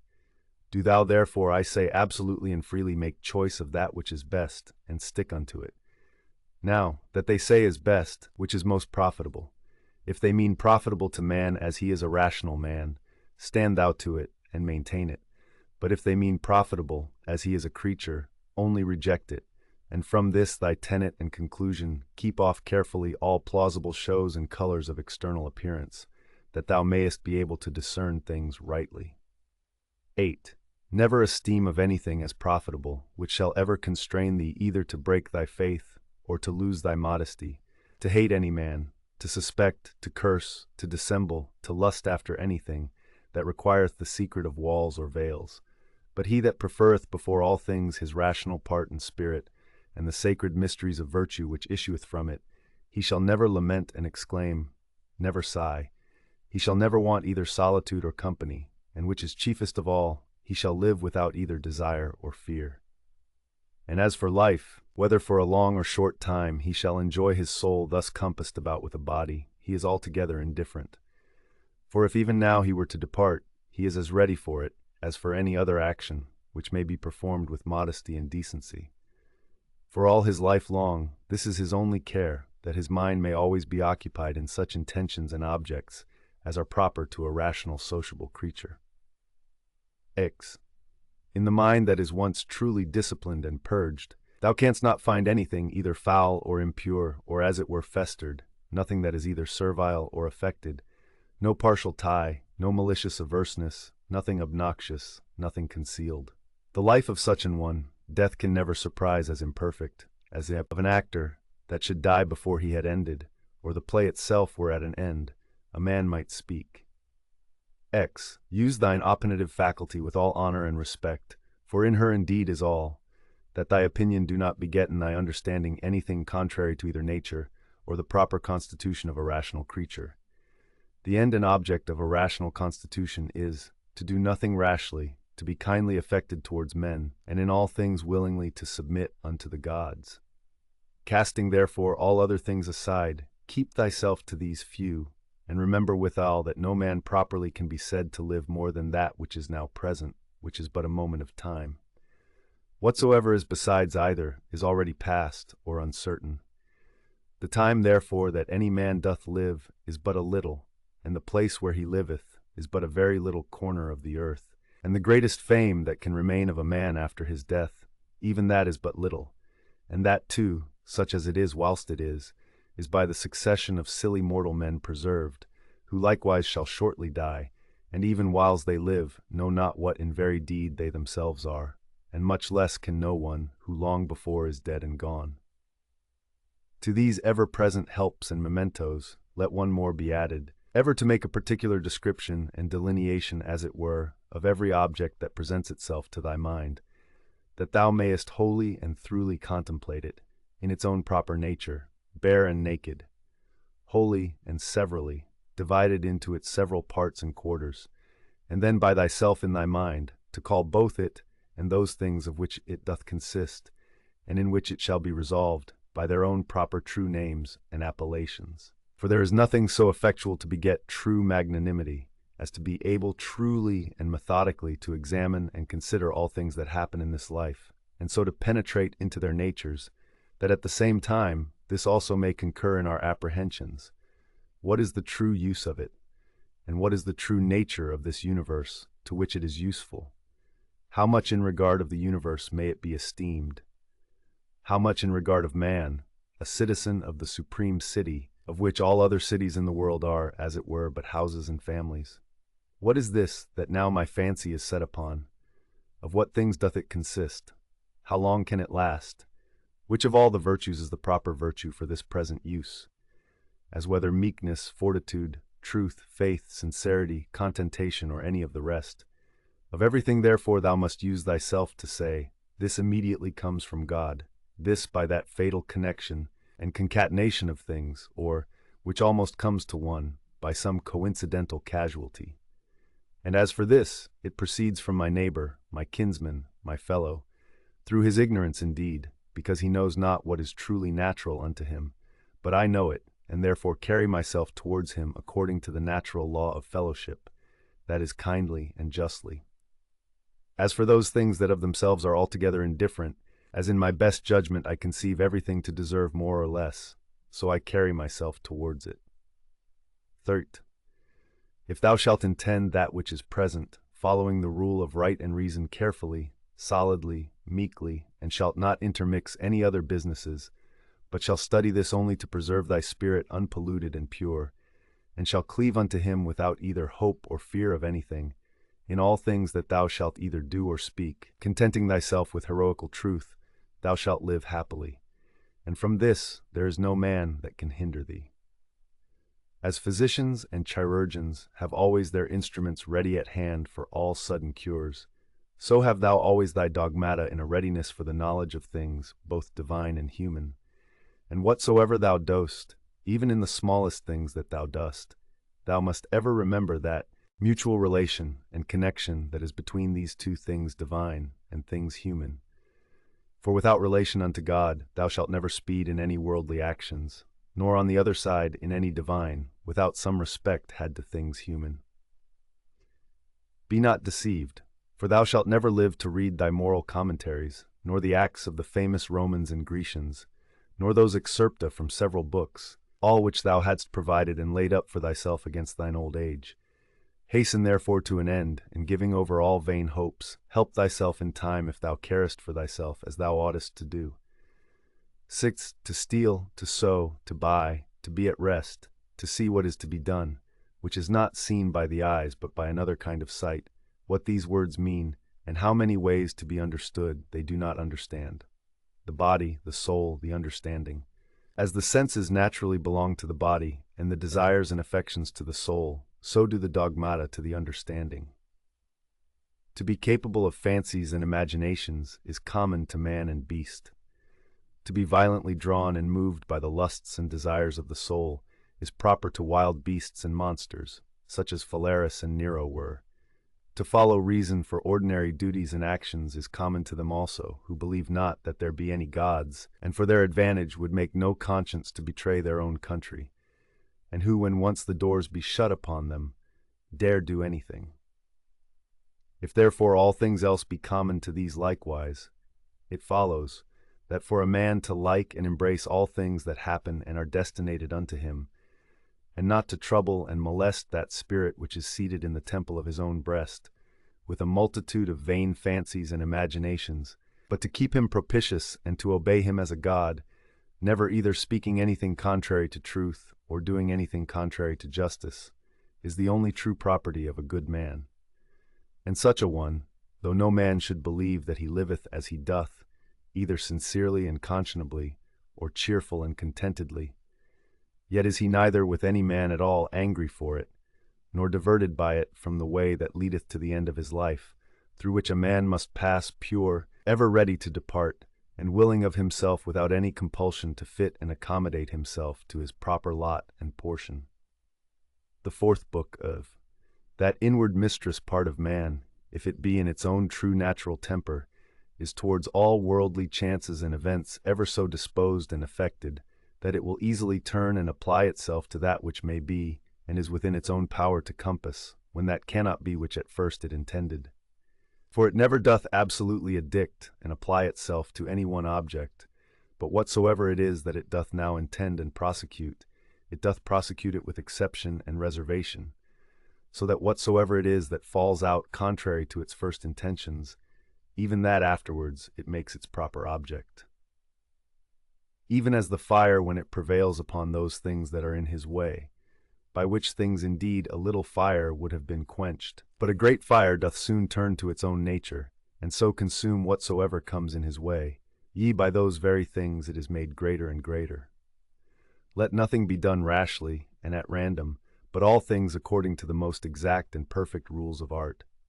3. They seek for themselves private retiring places, as country villages, the seashore, mountains. Yea, thou thyself art wont to long much after such places. But all this thou must know proceeds from simplicity in the highest degree.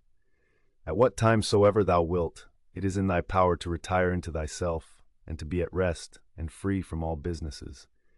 A man cannot any whither retire better than to his own soul. He especially who is beforehand provided of such things within, which whensoever he doth withdraw himself to look in, may presently afford unto him perfect ease and tranquillity. By tranquillity I understand a decent orderly disposition and carriage, free from all confusion and tumultuousness. Afford then thyself this retiring continually, and thereby refresh and renew thyself. Let these precepts be brief and fundamental, which as soon as thou dost call them to mind, may suffice thee to purge thy soul throughly, and to send thee away well pleased with those things whatsoever they be, which now again after this short withdrawing of thy soul into herself thou dost return unto. For what is it that thou art offended at? Can it be at the wickedness of men, when thou dost call to mind this conclusion, that all reasonable creatures are made one for another, and that it is part of justice to bear with them, and that it is against their wills that they offend? And how many already, who once likewise prosecuted their enmities, suspected, hated, and fiercely contended, are now long ago stretched out and reduced unto ashes? It is time for thee to make an end. As for those things which among the common chances of the world happen unto thee as thy particular lot and portion, canst thou be displeased with any of them, when thou dost call that our ordinary dilemma to mind, either a Providence or Democritus his atoms, and with it whatsoever we brought to prove that the whole world is as it were one city? And as for thy body, what canst thou fear, if thou dost consider that thy mind and understanding, when once it hath recollected itself, and knows its own power, hath in this life and breath, whether it runs smoothly and gently, or whether harshly and rudely, no interest at all, but is altogether indifferent, and whatsoever else thou hast heard and assented unto concerning either pain or pleasure. But the care of thine honor and reputation will perchance distract thee. How can that be, if thou dost look back, and consider both how quickly all things that are forgotten, and what an immense chaos of eternity was before, and will follow after all things, and the vanity of praise, and the inconstancy and variableness of human judgments and opinions, and the narrowness of the place wherein it is limited and circumscribed? For the whole earth is but as one point, and of it, this inhabited part of it, is but a very little part, and of this part, how many in number, and what manner of men are they, that will commend thee? What remains then, but that thou often put in practice this kind of retiring of thyself to this little part of thyself, and above all things, keep thyself from distraction, and intend not anything vehemently, but be free and consider all things, as a man whose proper object is virtue, as a man whose true nature is to be kind and sociable, as a citizen, as a mortal creature. Among other things, which to consider, and look into thou must use to withdraw thyself, let those two be among the most obvious and at hand. 1. That the things or objects themselves reach not unto the soul, but stand without still and quiet, and that it is from the opinion only which is within, that all the tumult and all the trouble doth proceed. The next, that all these things which now thou seest, shall within a very little while be changed, and be no more. And ever call to mind how many changes and alterations in the world thou thyself hast already been an eyewitness of in thy time. This world is mere change, and this life opinion. A fourth, if to understand and to be reasonable be common unto all men, then is that reason, for which we are termed reasonable, common unto all. If reason is general, then is that reason also, which prescribeth what is to be done and what not, common unto all. If that, then law. If law, then are we fellow citizens. If so, then are we partners in some one commonweal. If so, then the world is as it were a city. For which other commonweal is it that all men can be said to be members of? From this common city it is that understanding, reason, and law is derived unto us, for from whence else? For as that which in me is earthly, I have from some common earth, and that which is moist from some other element is imparted, as my breath and life hath its proper fountain, and that likewise which is dry and fiery in me, for there is nothing which doth not proceed from something, as also there is nothing that can be reduced unto mere nothing, so also is there some common beginning from whence my understanding hath proceeded. V. As generation is, so also death, a secret of nature's wisdom, a mixture of elements, resolved into the same elements again, a thing surely which no man ought to be ashamed of, in a series of other fatal events and consequences, which a rational creature is subject unto, not improper or incongruous, nor contrary to the natural and proper constitution of man himself. 6. Such and such things from such and such causes must of necessity proceed. He that would not have such things to happen is as he that would have the fig tree grow without any sap or moisture. In sum, remember this, that within a very little while both thou and he shall both be dead, and after a little while more, not so much as your names and memories shall be remaining. 6th, let opinion be taken away, and no man will think himself wronged. If no man shall think himself wronged, then is there no more any such thing as wrong. That which makes not man himself the worse cannot make his life the worse, neither can it hurt him either inwardly or outwardly. It was expedient in nature that it should be so, and therefore necessary. 8th, whatsoever doth happen in the world, doth happen justly, and so if thou dost well take heed, thou shalt find it. I say not only in right order by a series of inevitable consequences, but according to justice, and as it were by way of equal distribution, according to the true worth of everything. Continue then to take notice of it, as thou hast begun, and whatsoever thou dost, do it not without this proviso, that it be a thing of that nature that a good man, as the word good is properly taken, may do it.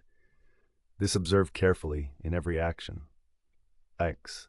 Conceit no such things as he that wrongeth thee conceiveth, or would have thee to conceive, but look into the matter itself, and see what it is in very truth. X. These two rules thou must have always in a readiness. First, do nothing at all, but what reason proceeding from that regal and supreme part shall for the good and benefit of men suggest unto thee. And secondly, if any man that is present shall be able to rectify thee, or to turn thee from some erroneous persuasion, that thou be always ready to change thy mind, and this change to proceed, not from any respect of any pleasure or credit thereon depending, but always from some probable apparent ground of justice, or of some public good thereby to be furthered, or from some other such inducement. Hast thou reason? I have. Why then makest thou not use of it? For if thy reason do her part, what more canst thou require? 12. As a part hitherto thou hast had a particular subsistence, and now shalt thou vanish away into the common substance of him who first begot thee, or rather thou shalt be resumed again into that original rational substance, out of which all others have issued and are propagated. Many small pieces of frankincense are set upon the same altar, one drops first and is consumed, another after, and it comes all to one. 13. Within 10 days, if so happen, thou shalt be esteemed a god of them, who now if thou shalt return to the dogmata and to the honoring of reason, will esteem of thee no better than of a mere brute and of an ape. Fourth, not as though thou hadst thousands of years to live. Death hangs over thee, whilst yet thou livest, whilst thou mayest be good. Now much time and leisure doth he gain, who is not curious to know what his neighbor hath said, or hath done, or hath attempted, but only what he doth himself, that it may be just and holy, or to express it in Agathos's words, not to look about upon the evil conditions of others, but to run on straight in the line, without any loose and extravagant agitation. Sixth, he who is greedy of credit and reputation after his death doth not consider that they themselves, by whom he is remembered, shall soon after every one of them be dead, and they likewise that succeed those, until at last all memory, which hitherto by the succession of men admiring and soon after dying hath had its course, be quite extinct. But suppose that both they that shall remember thee and thy memory with them should be immortal, what is that to thee? I will not say to thee after thou art dead, but even to thee living, what is thy praise? But only for a secret and politic consideration, which we call economian, or dispensation. For as for that it is the gift of nature, whatsoever is commended in thee, what might be objected from thence, let that now that we are upon another consideration be omitted as unseasonable. That which is fair and goodly, whatsoever it be, and in what respect soever it be, that it is fair and goodly, it is so of itself, and terminates in itself, not admitting praise as a part or member, that therefore which is praised is not thereby made either better or worse. This I understand even of those things that are commonly called fair and good, as those which are commended either for the matter itself, or for curious workmanship. As for that which is truly good, what can it stand in need of more than either justice or truth, or more than either kindness and modesty? Which of all those either becomes good or fair, because commended, or dispraised suffers any damage? Doth the emerald become worse in itself, or more vile if it be not commended? Doth gold, or ivory, or purple? Is there anything that doth, though never so common, as a knife, a flower, or a tree? If so be that the souls remain after death, say they that will not believe it, how is the air from all eternity able to contain them? How is the earth, say I, ever from that time able to contain the bodies of them that are buried? For as here the change and resolution of dead bodies into another kind of subsistence, whatsoever it be, makes place for other dead bodies, so the souls after death transferred into the air, after they have conversed there a while, are either by way of transmutation, or transfusion, or conflagration, received again into that original rational substance, from which all others do proceed, and so give way to those souls, who before coupled and associated unto bodies, now begin to subsist single. This, upon a supposition that the souls after death do for a while subsist single, may be answered. And here, besides the number of bodies, so buried and contained by the earth, we may further consider the number of several beasts eaten by us men, and by other creatures. For notwithstanding that such a multitude of them is daily consumed, and as it were buried in the bodies of the eaters, yet is the same place and body able to contain them, by reason of their conversion, partly into blood, partly into air and fire. What in these things is the speculation of truth? To divide things into that which is passive and material, and that which is active and formal.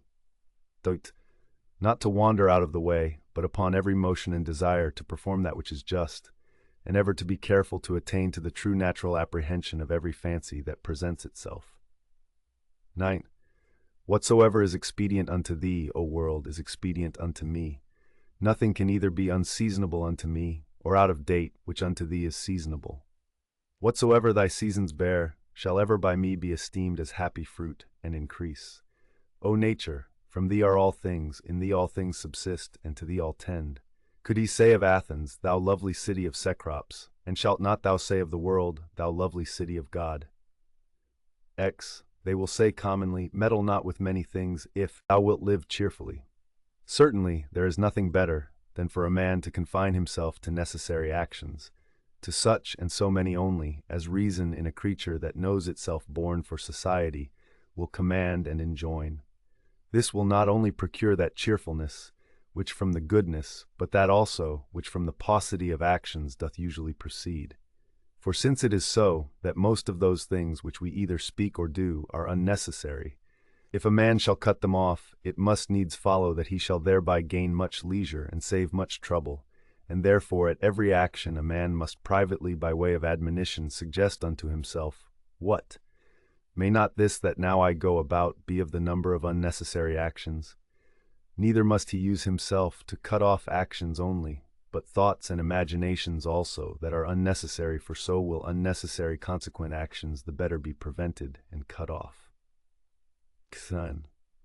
Try also how a good man's life, of one who is well pleased with those things whatsoever, which among the common changes and chances of this world fall to his own lot and share, and can live well contented and fully satisfied in the justice of his own proper present action, and in the goodness of his disposition for the future, will agree with thee. Thou hast had experience of that other kind of life. Make now trial of this also. Trouble not thyself any more henceforth. Reduce thyself unto perfect simplicity. Doth any man offend? It is against himself that he doth offend. Why should it trouble thee? Hath anything happened unto thee? It is well, whatsoever it be, it is that which of all the common chances of the world, from the very beginning in the series of all other things that have or shall happen, was destinated and appointed unto thee. To comprehend all in a few words, our life is short. We must endeavor to gain the present time with best discretion and justice. Use recreation with sobriety. Either this world is a cosmos or comely peace, because all disposed and governed by certain order, or if it be a mixture, though confused, yet still it is a comely peace. For is it possible that in thee there should be any beauty at all, and that in the whole world there should be nothing but disorder and confusion, and all things in it too, by natural different properties one from another differenced and distinguished, and yet all through diffused, and by natural sympathy one to another united as they are?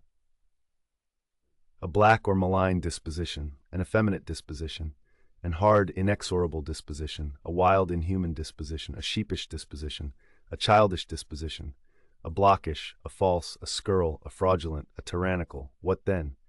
If he be a stranger in the world, that knows not the things that are in it, why not be a stranger as well, that wonders at the things that are done in it? 14. He is a true fugitive, that flies from reason, by which men are sociable. He blind, who cannot see with the eyes of his understanding. He poor, that stands in need of another, and hath not in himself all things needful for this life.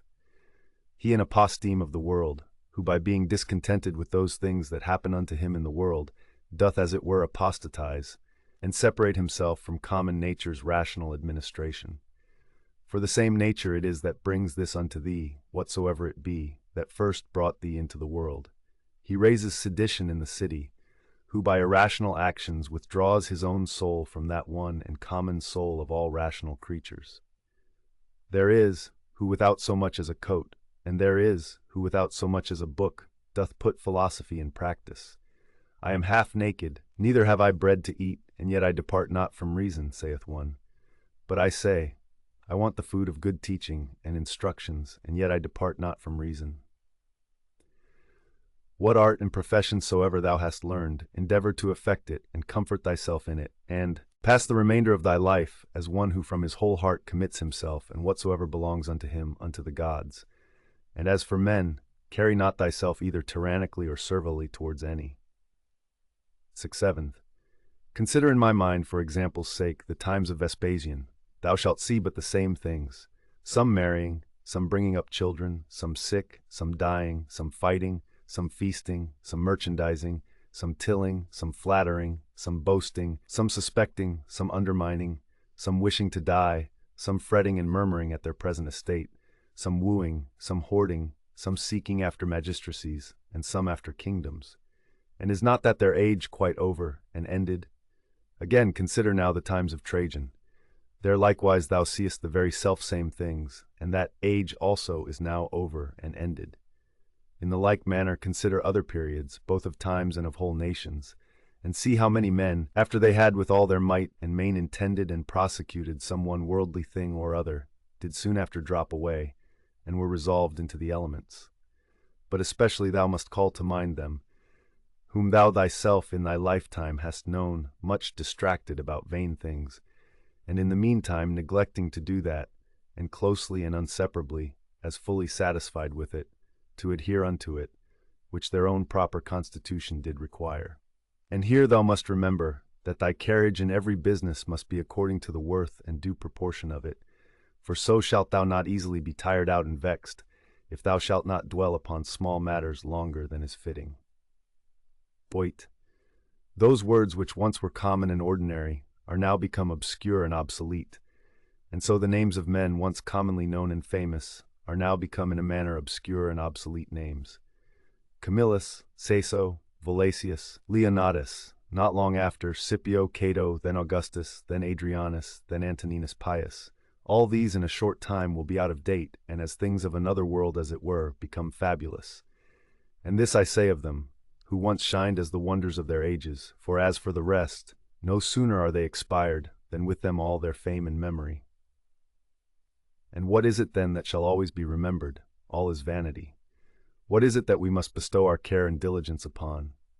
Even upon this only, that our minds and wills be just, that our actions be charitable, that our speech be never deceitful, or that our understanding be not subject to error, that our inclination be always set to embrace whatsoever shall happen unto us as necessary, as usual, as ordinary, as flowing from such a beginning, and such a fountain, from which both thou thyself and all things are. Willingly, therefore, and wholly surrender up thyself unto that fatal concatenation, yielding up thyself unto the fates, to be disposed of at their pleasure. And 9. Whatsoever is now present, and from day to day hath its existence, all objects of memories, and the minds and memories themselves, incessantly consider, all things that are, have their being by change and alteration. Use thyself therefore often to meditate upon this, that the nature of the universe delights in nothing more than in altering those things that are, and in making others like unto them, so that we may say that whatsoever is but as it were the seed of that which shall be. For if thou think that that only is seed which either the earth or the womb receiveth, thou art very simple. XX. Thou art now ready to die, and yet hast thou not attained to that perfect simplicity. Thou art yet subject to many troubles and perturbations, not yet free from all fear and suspicion of external accidents, nor yet either so meekly disposed towards all men as thou shouldest, or so affected as one whose only study and only wisdom is to be just in all his actions. Behold and observe what is the state of their rational part, and those that the world doth account wise, see what things they fly and are afraid of, and what things they hunt after. In another man's mind and understanding thy evil cannot subsist, nor in any proper temper or distemper of the natural constitution of thy body, which is but as it were the coat or cottage of thy soul. Wherein then, but in that part of thee, wherein the conceit and apprehension of any misery can subsist? Let not that part therefore admit any such conceit, and then all is well. Though thy body which is so near it should either be cut or burnt, or suffer any corruption or putrefaction, yet let that part to which it belongs to judge of these be still at rest.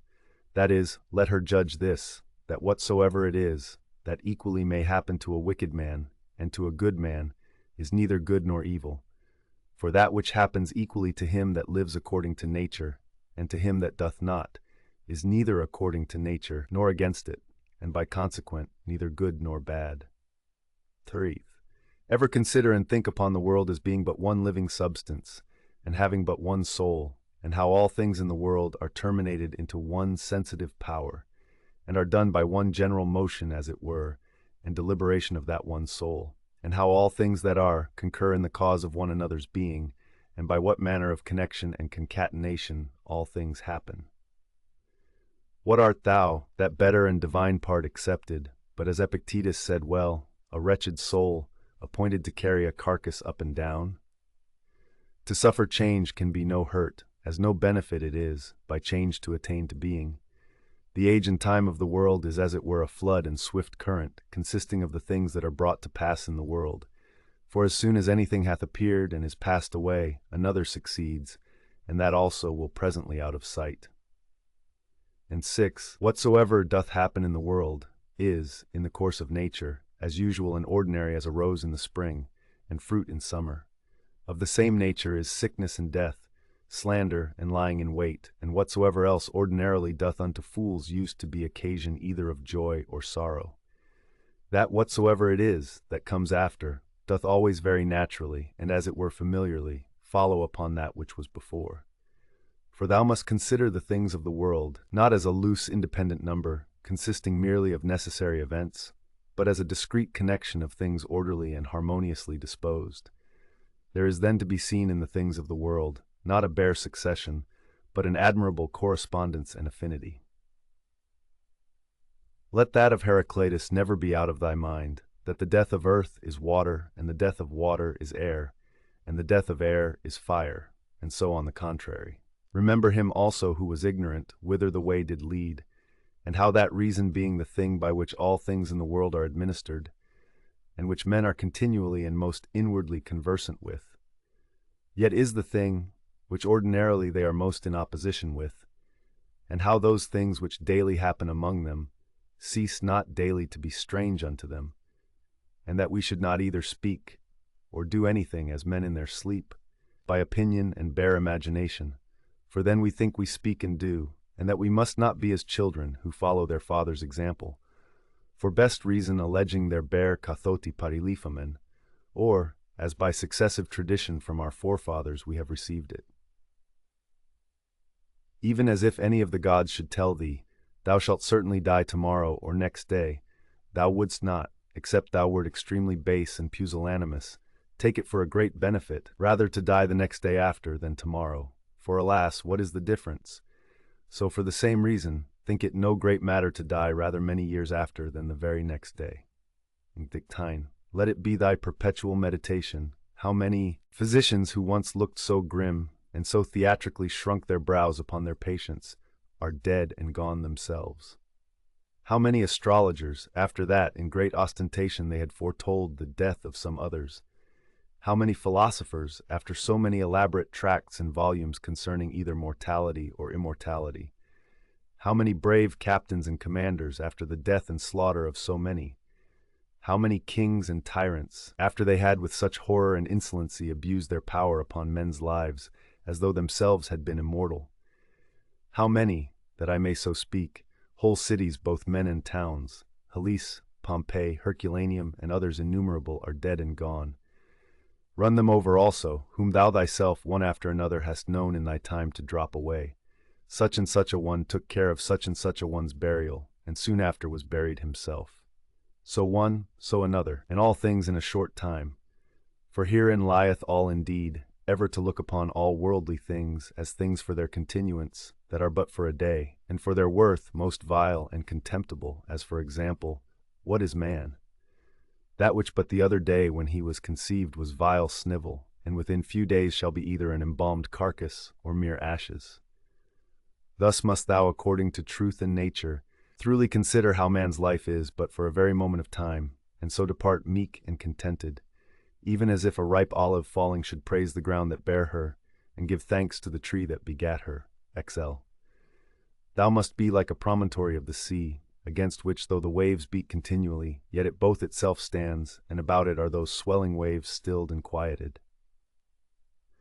O wretched I, to whom this mischance is happened, nay, happy I, to whom this thing being happened, I can continue without grief, neither wounded by that which is present, nor in fear of that which is to come. For as for this, it might have happened unto any man, but any man having such a thing befallen him, could not have continued without grief. Why then should that rather be an unhappiness, than this a happiness? But however, canst thou, O man, term that unhappiness, which is no mischance to the nature of man? Canst thou think that a mischance to the nature of man which is not contrary to the end and will of his nature? What then hast thou learned is the will of man's nature?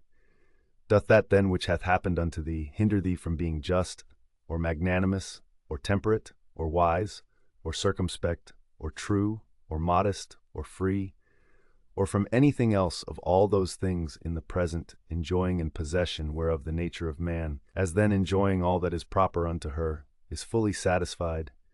Now to conclude, upon all occasion of sorrow remember henceforth to make use of this dogma, that whatsoever it is that hath happened unto thee is in very deed no such thing of itself as a misfortune, but that to bear it generously is certainly great happiness. Exlacect. It is but an ordinary coarse one, yet it is a good effectual remedy against the fear of death, for a man to consider in his mind the examples of such, who greedily and covetously, as it were, did for a long time enjoy their lives. What have they got more than they whose deaths have been untimely? Are not they themselves dead at the last? As Cadicians, Fabius, Julianus Lepidus, or any other who in their lifetime having buried many, were at the last buried themselves. The whole space of any man's life is but little, and as little as it is, with what troubles, with what manner of dispositions, and in the society of how wretched a body must it be passed. Let it be therefore unto thee altogether as a matter of indifferency. For if thou shalt look backward, behold, what an infinite chaos of time doth present itself unto thee, and as infinite a chaos, if thou shalt look forward. In that which is so infinite, what difference can there be between that which liveth but 3 days and that which liveth 3 ages? Let thy course ever be the most compendious way. The most compendious is that which is according to nature, that is, in all both words and deeds, ever to follow that which is most sound and perfect. For such a resolution will free a man from all trouble, strife, dissembling, and ostentation. The 5th book. In the morning when thou findest thyself unwilling to rise, consider with thyself presently, it is to go about a man's work that I am stirred up. Am I then yet unwilling to go about that, for which I myself was born and brought forth into this world? Or was I made for this, to lay me down, and make much of myself in a warm bed? Oh, but this is pleasing. And was it then for this that thou wert born, that thou mightest enjoy pleasure? Was it not in very truth for this, that thou mightest always be busy and in action?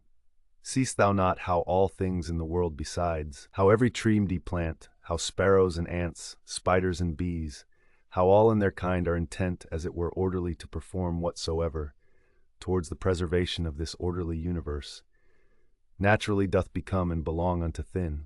And wilt not thou do that which belongs unto a man to do? Wilt not thou run to do that which thy nature doth require? But thou must have some rest. Yes, thou must. Nature hath of that also, as well as of eating and drinking, allowed thee a certain stint. But thou guessed beyond thy stint, and beyond that which would suffice, and in matter of action, there thou comest short of that which thou mayest. It must needs be therefore that thou dost not love thyself, for if thou didst, thou wouldst also love thy nature, and that which thy nature doth propose unto herself as her end. Others, as many as take pleasure in their trade and profession, can even pine themselves at their works, and neglect their bodies and their food for it. And dost thou less honor thy nature than an ordinary mechanic his trade, or a good dancer his art, than a covetous man his silver, and vainglorious man applause?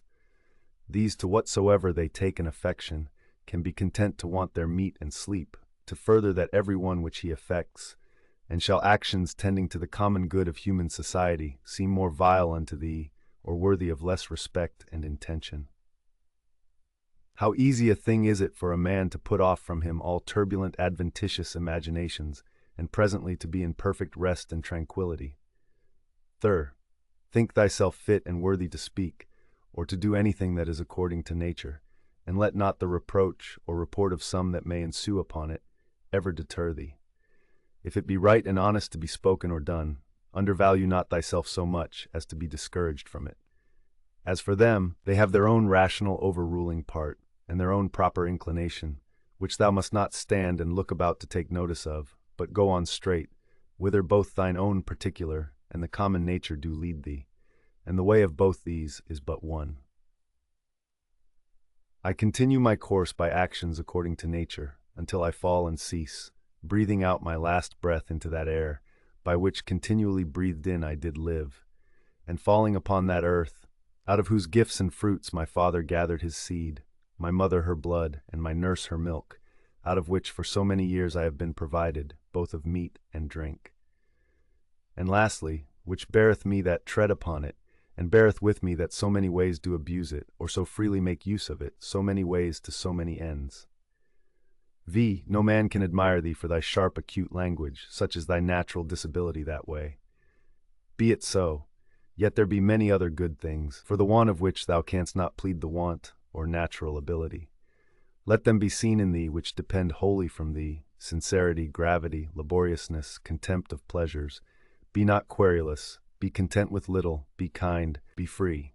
Avoid all superfluity, all vain prattling, be magnanimous.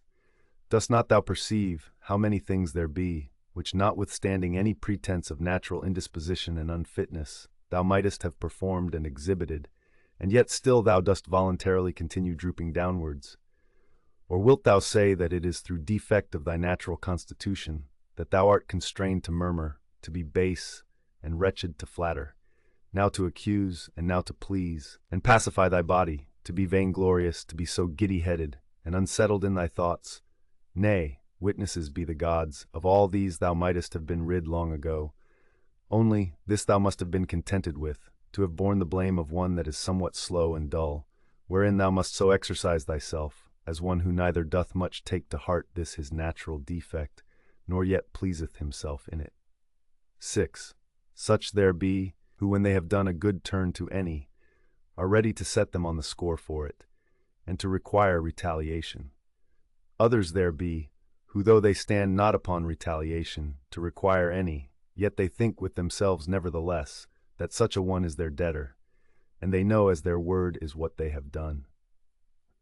Others again there be, who when they have done any such thing, do not so much as know what they have done, but are like unto the vine, which beareth her grapes, and when once she hath borne her own proper fruit, is contented and seeks for no further recompense. As a horse after a race, and a hunting dog when he hath hunted, and a bee when she hath made her honey, look not for applause and commendation. So neither doth that man that rightly doth understand his own nature when he hath done a good turn, but from one doth proceed to do another, even as the vine after she hath once borne fruit in her own proper season is ready for another time. Thou therefore must be one of them, who what they do, barely do it without any further thought, and are in a manner insensible of what they do. Nay but, will some reply perchance, this very thing a rational man is bound unto, to understand what it is that he doeth. For it is the property, say they, of one that is naturally sociable, to be sensible that he doth operate sociably, nay, and to desire that the party himself that is sociably dealt with should be sensible of it too. I answer, that which thou sayest is true indeed, but the true meaning of that which is said, thou dost not understand. And therefore art thou one of those first whom I mentioned. For they also are led by a probable appearance of reason. But if thou dost desire to understand truly what it is that is said, fear not that thou shalt therefore give over any sociable action. 7th, the form of the Athenians' prayer did run thus: O rain, rain, good Jupiter, upon all the grounds and fields that belong to the Athenians. Either we should not pray at all, or thus absolutely and freely, and not every one for himself in particular alone. Thate. As we say commonly, the physician hath prescribed unto this man riding, unto another cold baths, unto a third to go barefoot. So it is alike to say, the nature of the universe hath prescribed unto this man sickness, or blindness, or some loss, or damage, or some such thing. For as there, when we say of a physician, that he hath prescribed anything, our meaning is, that he hath appointed this for that as subordinate and conducing to health. So here, whatsoever doth happen unto any, is ordained unto him as a thing subordinate unto the fates, and therefore do we say of such things, that they do simvenin, that is, happen or fall together, as of square stones, when either in walls or pyramids in a certain position they fit one another, and agree as it were in an harmony, the masons say that they do simvenin, as if thou shouldest say, fall together, so that in the general, though the things be diverse that make it, yet the consent or harmony itself is but one.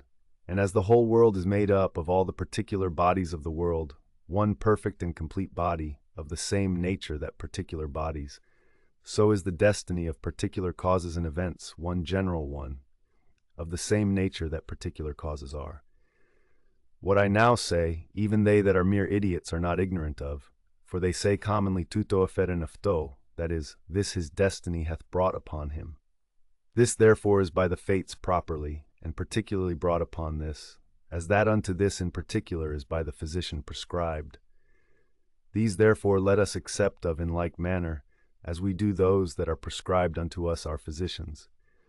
For them also in themselves shall we find to contain many harsh things, but we nevertheless, in hope of health and recovery, accept of them. Let the fulfilling and accomplishment of those things which the common nature hath determined be unto thee as thy health.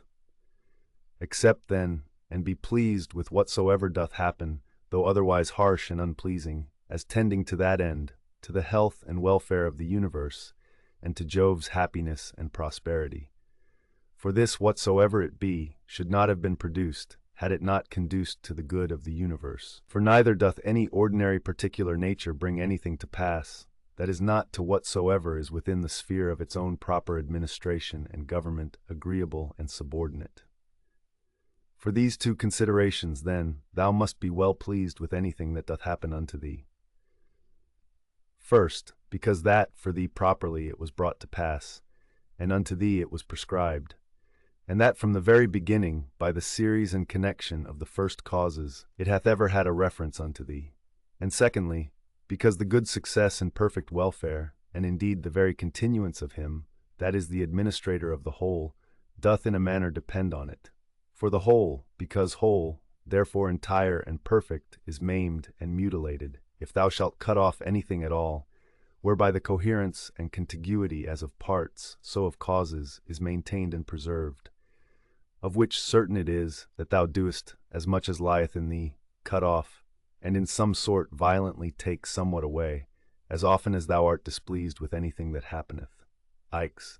Be not discontented, be not disheartened, be not out of hope, if often it succeed not so well with thee punctually and precisely to do all things according to the right dogmata, but being once cast off, return unto them again. And as for those many and more frequent occurrences, either of worldly distractions or human infirmities, which as a man thou canst not but in some measure be subject unto, be not thou discontented with them, but however love and affect that only which thou dost return unto, a philosopher's life, and proper occupation after the most exact manner. And when thou dost return to thy philosophy, return not unto it as the manner of some is, after play and liberty as it were, to their schoolmasters and pedagogues, but as they that have sore eyes to their sponge and egg, or as another to his cataplasm, or as others to their fomentations. So shalt not thou make it a matter of ostentation at all to obey reason, but of ease and comfort. And remember that philosophy requireth nothing of thee, but what thy nature requireth, and wouldest thou thyself desire anything that is not according to nature? For which of these sayest thou, that which is according to nature or against it, is of itself more kind and pleasing? Is it not for that respect especially, that pleasure itself is to so many men's hurt and overthrow most prevalent, because esteemed commonly most kind and natural? But consider well whether magnanimity rather, and true liberty, and true simplicity, and equanimity, and holiness, whether these be not most kind and natural, and prudency itself, what more kind and amiable than it, when thou shalt truly consider with thyself what it is through all the proper objects of thy rational, intellectual faculty currently to go on without any fall or stumble. As for the things of the world, their true nature is in a manner so involved with obscurity, that unto many philosophers, and those no mean ones, they seemed altogether incomprehensible, and the Stoics themselves, though they judged them not altogether incomprehensible, yet scarce and not without much difficulty comprehensible, so that all assent of ours is fallible. For who is he that is infallible in his conclusions? From the nature of things, pass now unto their subjects and matter. How temporary, how vile are they, such as may be in the power and possession of some abominable loose liver, of some common strumpet, of some notorious oppressor and extortioner. Pass from thence to the dispositions of them that thou doest ordinarily converse with. How hardly do we bear, even with the most loving and amiable, that I may not say how hard it is for us to bear even with our own selves in such obscurity and impurity of things, in such and so continual a flux both of the substances and time, both of the motions themselves and things moved, what it is that we can fasten upon, either to honor and respect especially, or seriously and studiously to seek after, I cannot so much as conceive there, for indeed they are things contrary. X. Thou must comfort thyself in the expectation of thy natural dissolution, and in the meantime not grieve at the delay, but rest contented in those two things. First, that nothing shall happen unto thee, which is not according to the nature of the universe. Secondly, that it is in thy power to do nothing against thine own proper God and inward spirit, for it is not in any man's power to constrain thee to transgress against him. Phys. What is the use that now at this present I make of my soul? Thus from time to time and upon all occasions thou must put this question to thyself. What is now that part of mine which they call the rational mistress part, employed about? Whose soul do I now properly possess? A child's, or a youth's, a woman's, or a tyrant's, some brute or some wild beast's soul? Seth. What those things are in themselves which by the greatest part are esteemed good, thou mayest gather even from this. For if a man shall hear things mentioned as good, which are really good indeed, such as are prudence, temperance, justice, fortitude, after so much heard and conceived, he cannot endure to hear of any more, for the word good is properly spoken of them. But as for those which by the vulgar are esteemed good, if he shall hear them mentioned as good, he doth hearken for more. He is well contented to hear that what is spoken by the comedian is but familiarly and popularly spoken, so that even the vulgar apprehend the difference. For why is it else that this offends not and needs not to be excused, when virtues are styled good, but that which is spoken in commendation of wealth, pleasure, or honor, we entertain it only as merrily and pleasantly spoken? Proceed, therefore, and inquire further, whether it may not be that those things also which being mentioned upon the stage were merrily, and with great applause of the multitude, scoffed at with this jest, that they that possessed them had not in all the world of their own, such was their affluence and plenty, so much as a place where to avoid their excrements.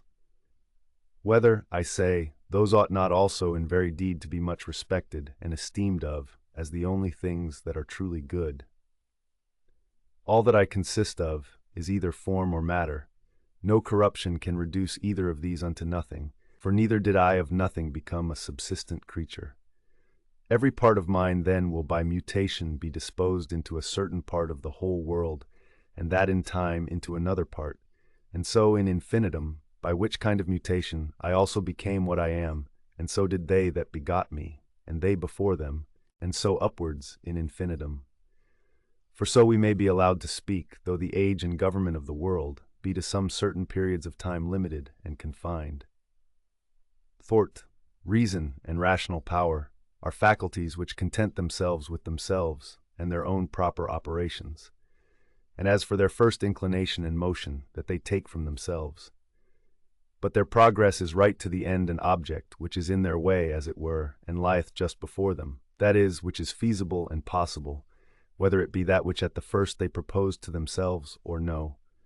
For which reason also such actions are termed katorthosis, to intimate the directness of the way by which they are achieved. Nothing must be thought to belong to a man, which doth not belong unto him as he is a man. These, the event of purposes, are not things required in a man. The nature of man doth not profess any such things. The final ends and consummations of actions are nothing at all to a man's nature. The end therefore of a man, or the summum bonum, whereby that end is fulfilled, cannot consist in the consummation of actions purposed and intended. Again, concerning these outward worldly things, were it so that any of them did properly belong unto man, then would it not belong unto man to condemn them and to stand in opposition with them. Neither would he be praiseworthy that can live without them, or he good, if these were good indeed, who of his own accord doth deprive himself of any of them. But we see contrariwise, that the more a man doth withdraw himself from these, wherein external pomp and greatness doth consist, or any other like these, or the better he doth bear with the loss of these, the better he is accounted. Such as thy thoughts and ordinary cogitations are, such will thy mind be in time. For the soul doth as it were receive its tincture from the fancies and imaginations. Dye it therefore and thoroughly soak it with the assiduity of these cogitations. As for example, wheresoever thou mayest live, there it is in thy power to live well and happy. But thou mayest live at the court, there then also mayest thou live well and happy. Again, that which everything is made for, he is also made unto that, and cannot but naturally incline unto it. That which anything doth naturally incline unto, therein is his end. Wherein the end of everything doth consist, therein also doth his good and benefit consist. Society, therefore, is the proper good of a rational creature. For that we are made for society, it hath long since been demonstrated. Or can any man make any question of this, that whatsoever is naturally worse and inferior is ordinarily subordinated to that which is better, and that those things that are best are made one for another? And those things that have souls are better than those that have none, and of those that have, those best that have rational souls. 6. To desire things impossible is the part of a mad man, but it is a thing impossible that wicked man should not commit some such things. Neither doth anything happen to any man, which in the ordinary course of nature as natural unto him doth not happen. Again, the same things happen unto others also. And truly, if either he that is ignorant that such a thing hath happened unto him, or he that is ambitious to be commended for his magnanimity, can be patient and is not grieved, is it not a grievous thing that either ignorance or a vain desire to please and to be commended should be more powerful and effectual than true prudence? As for the things themselves, they touch not the soul, neither can they have any access unto it, neither can they of themselves any ways either affect it or move it. For she herself alone can affect and move herself, and according as the dogmata and opinions are which she doth vouchsafe herself, so are those things which as accessories have any coexistence with her. After one consideration, man is nearest unto us, as we are bound to do them good and to bear with them. But as he may oppose any of our true proper actions, so man is unto me but as a thing indifferent, even as the sun or the wind or some wild beast. By some of these it may be that some operation or other of mine may be hindered. However, of my mind and resolution itself, there can be no let or impediment, by reason of that ordinary constant both exception or reservation wherewith it inclineth, and ready conversion of objects, from that which may not be to that which may be, which in the prosecution of its inclinations, as occasion serves, it doth observe. For by these the mind doth turn and convert any impediment whatsoever to be her aim and purpose, so that what before was the impediment is now the principal object of her working, and that which before was in her way is now her readiest way. 8. Honor that which is chiefest and most powerful in the world, and that is it which makes use of all things and governs all things. So also in thyself, honor that which is chiefest and most powerful, and is of one kind and nature with that which we now spake of. For it is the very same which being in thee turneth all other things to its own use, and by whom also thy life is governed. 9. That which doth not hurt the city itself cannot hurt any citizen. This rule thou must remember to apply and make use of upon every conceit and apprehension of wrong. If the whole city be not hurt by this, neither am I certainly, and if the whole be not, why should I make it my private grievance? Consider rather what it is wherein he is overseen that is thought to have done the wrong.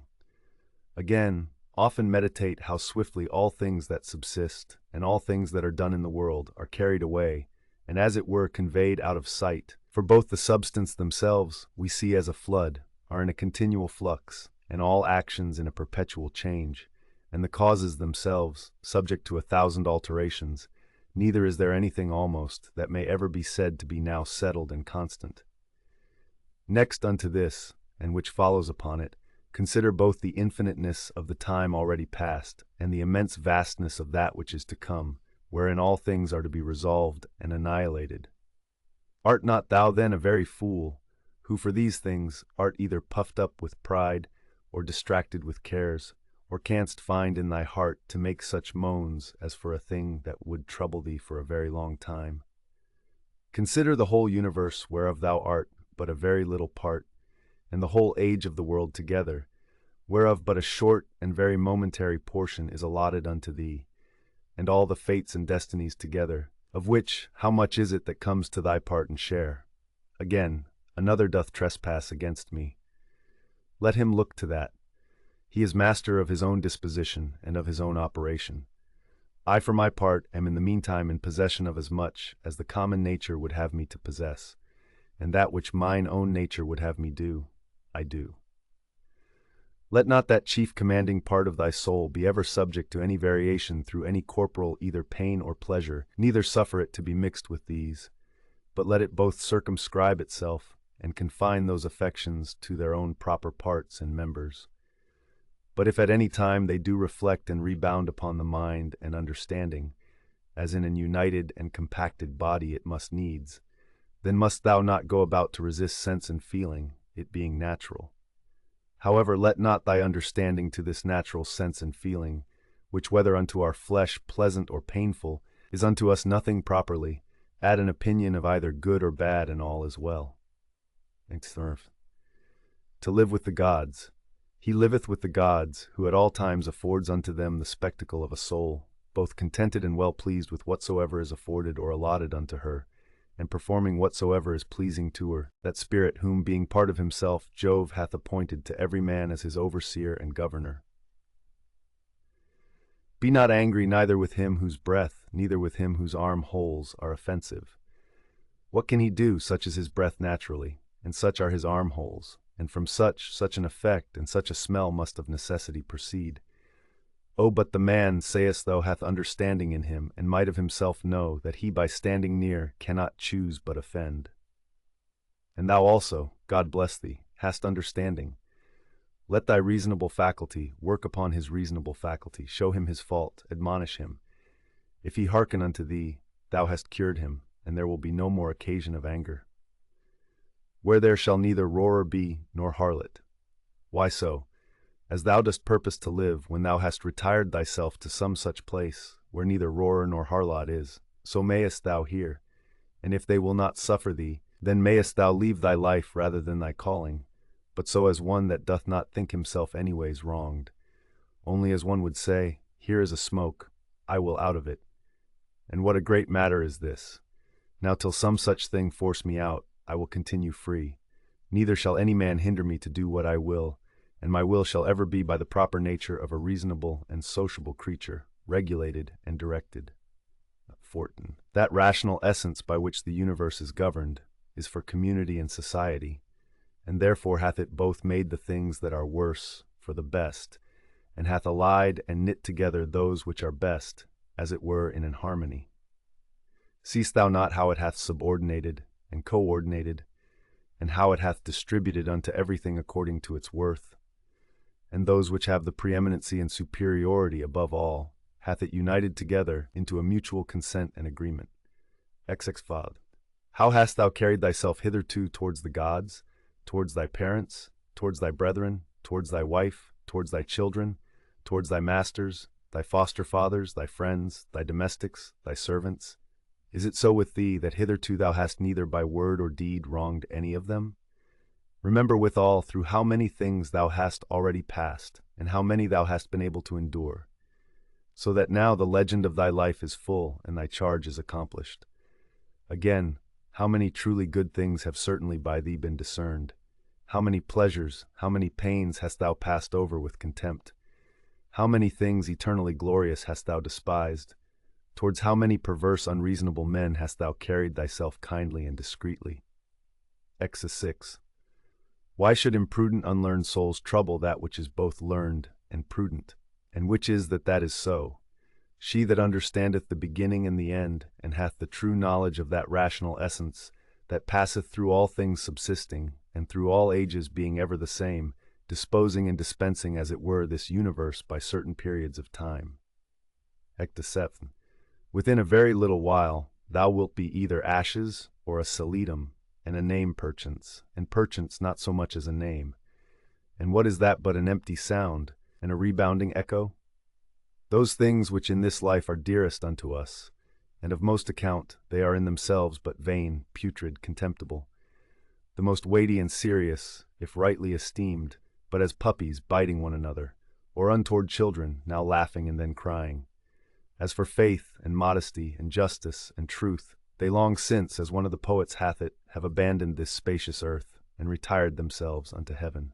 What is it then that doth keep thee here, if things sensible be so mutable and unsettled, and the senses so obscure and so fallible, and our souls nothing but an exhalation of blood? And to be in credit among such, be but vanity. What is it that thou dost stay for, an extinction or a translation, either of them with a propitious and contented mind? But still that time come, what will content thee? What else, but to worship and praise the gods, and to do good unto men, to bear with them, and to forbear to do them any wrong, and for all external things belonging either to this thy wretched body or life, to remember that they are neither thine nor in thy power. 8. Thou mayest always speed if thou wilt but make choice of the right way. If in the course both of thine opinions and actions thou wilt observe a true method. These two things be common to the souls, as of God, so of men, and of every reasonable creature. First, that in their own proper work they cannot be hindered by anything. And secondly, that their happiness doth consist in a disposition to and in the practice of righteousness, and that in these their desire is terminated. 9. If this neither be my wicked act, nor an act anyways depending from any wickedness of mine, and that by it the public is not hurt, what doth it concern me? And wherein can the public be hurt? For thou must not altogether be carried by conceit and common opinion. As for help thou must afford that unto them after thy best ability, and as occasion shall require, though they sustain damage, but in these middle or worldly things. But however, do not thou conceive that they are truly hurt thereby, for that is not right. But as that old foster father in the comedy, being now to take his leave, doth with a great deal of ceremony require his foster child's rhombus or rattle-top, remembering nevertheless that it is but a rhombus, so here also do thou likewise. For indeed what is all this pleading and public bawling for at the courts? O man, hast thou forgotten what those things are? Yea, but they are things that others much care for, and highly esteem of. Wilt thou therefore be a fool too? Once I was, let that suffice. XX.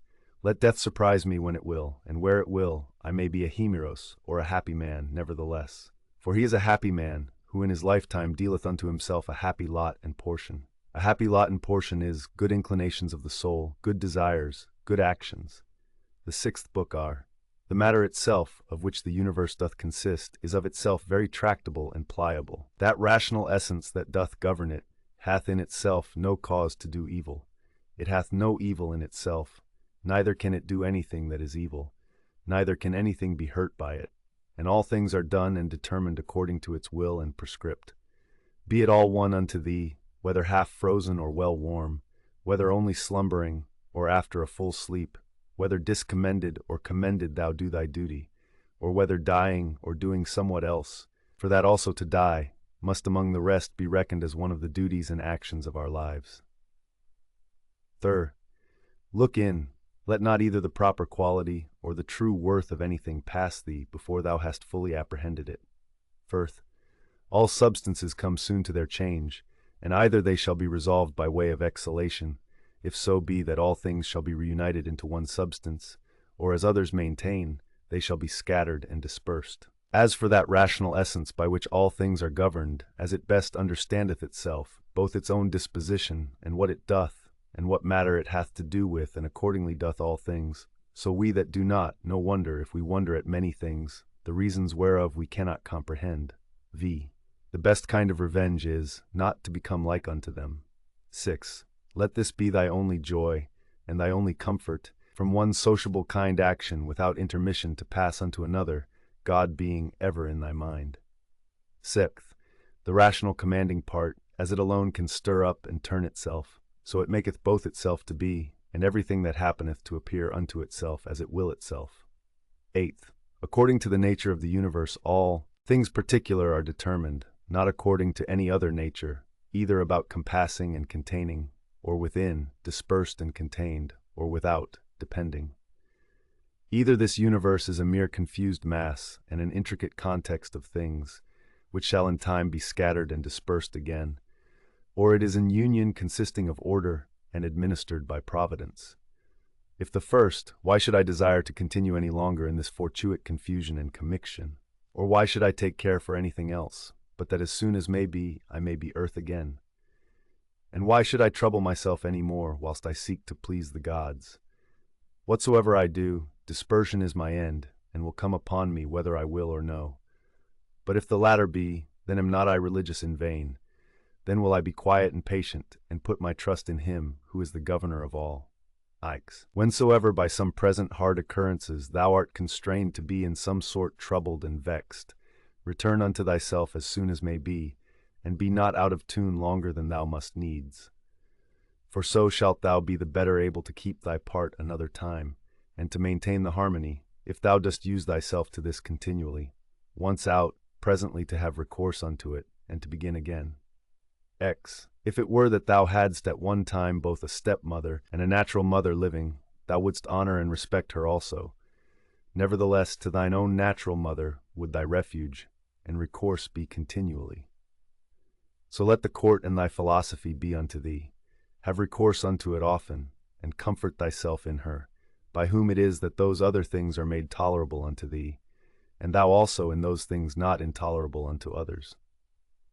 How marvelous useful it is for a man to represent unto himself meats, and all such things that are for the mouth, under a right apprehension and imagination.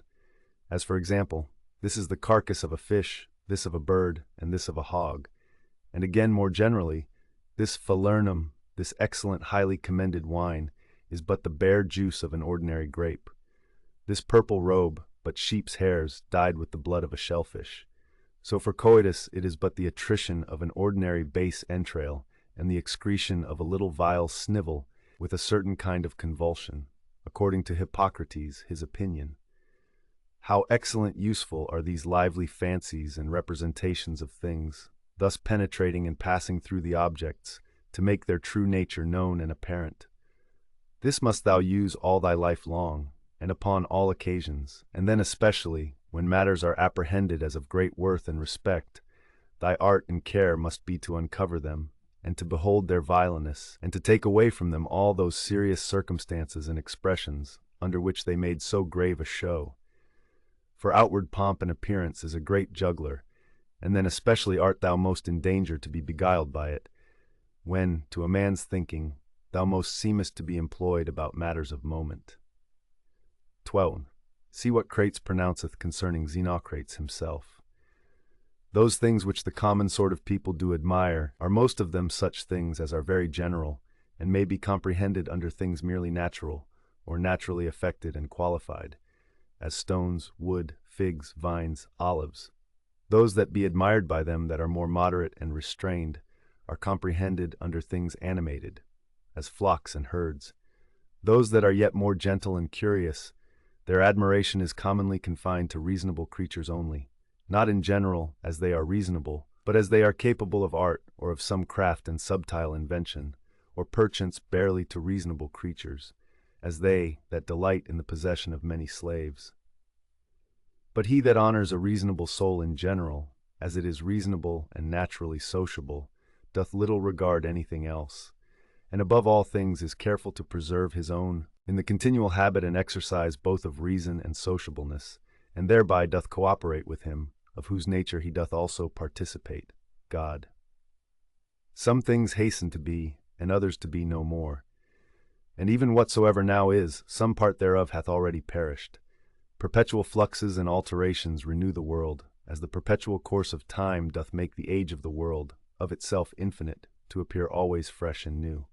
In such a flux and course of all things, what of these things that hasten so fast away should any man regard, since among all there is not any that a man may fasten and fix upon? As if a man would settle his affection upon some ordinary sparrow living by him, who is no sooner seen than out of sight. For we must not think otherwise of our lives than as a mere exhalation of blood or of an ordinary respiration of air.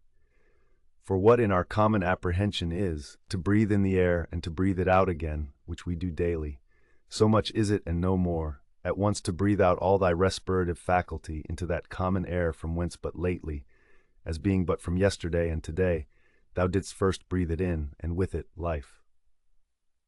Not vegetative spiration, it is not surely which plants have that in this life should be so dear unto us, nor sensitive respiration, the proper life of beasts, both tame and wild, nor this our imaginative faculty, nor that we are subject to be led and carried up and down by the strength of our sensual appetites, or that we can gather and live together, or that we can feed, for that in effect is no better than that we can void the excrements of our food. What is it then that should be dear unto us? To hear a clattering noise, if not that, then neither to be applauded by the tongues of men. For the praises of many tongues is in effect no better than the clattering of so many tongues.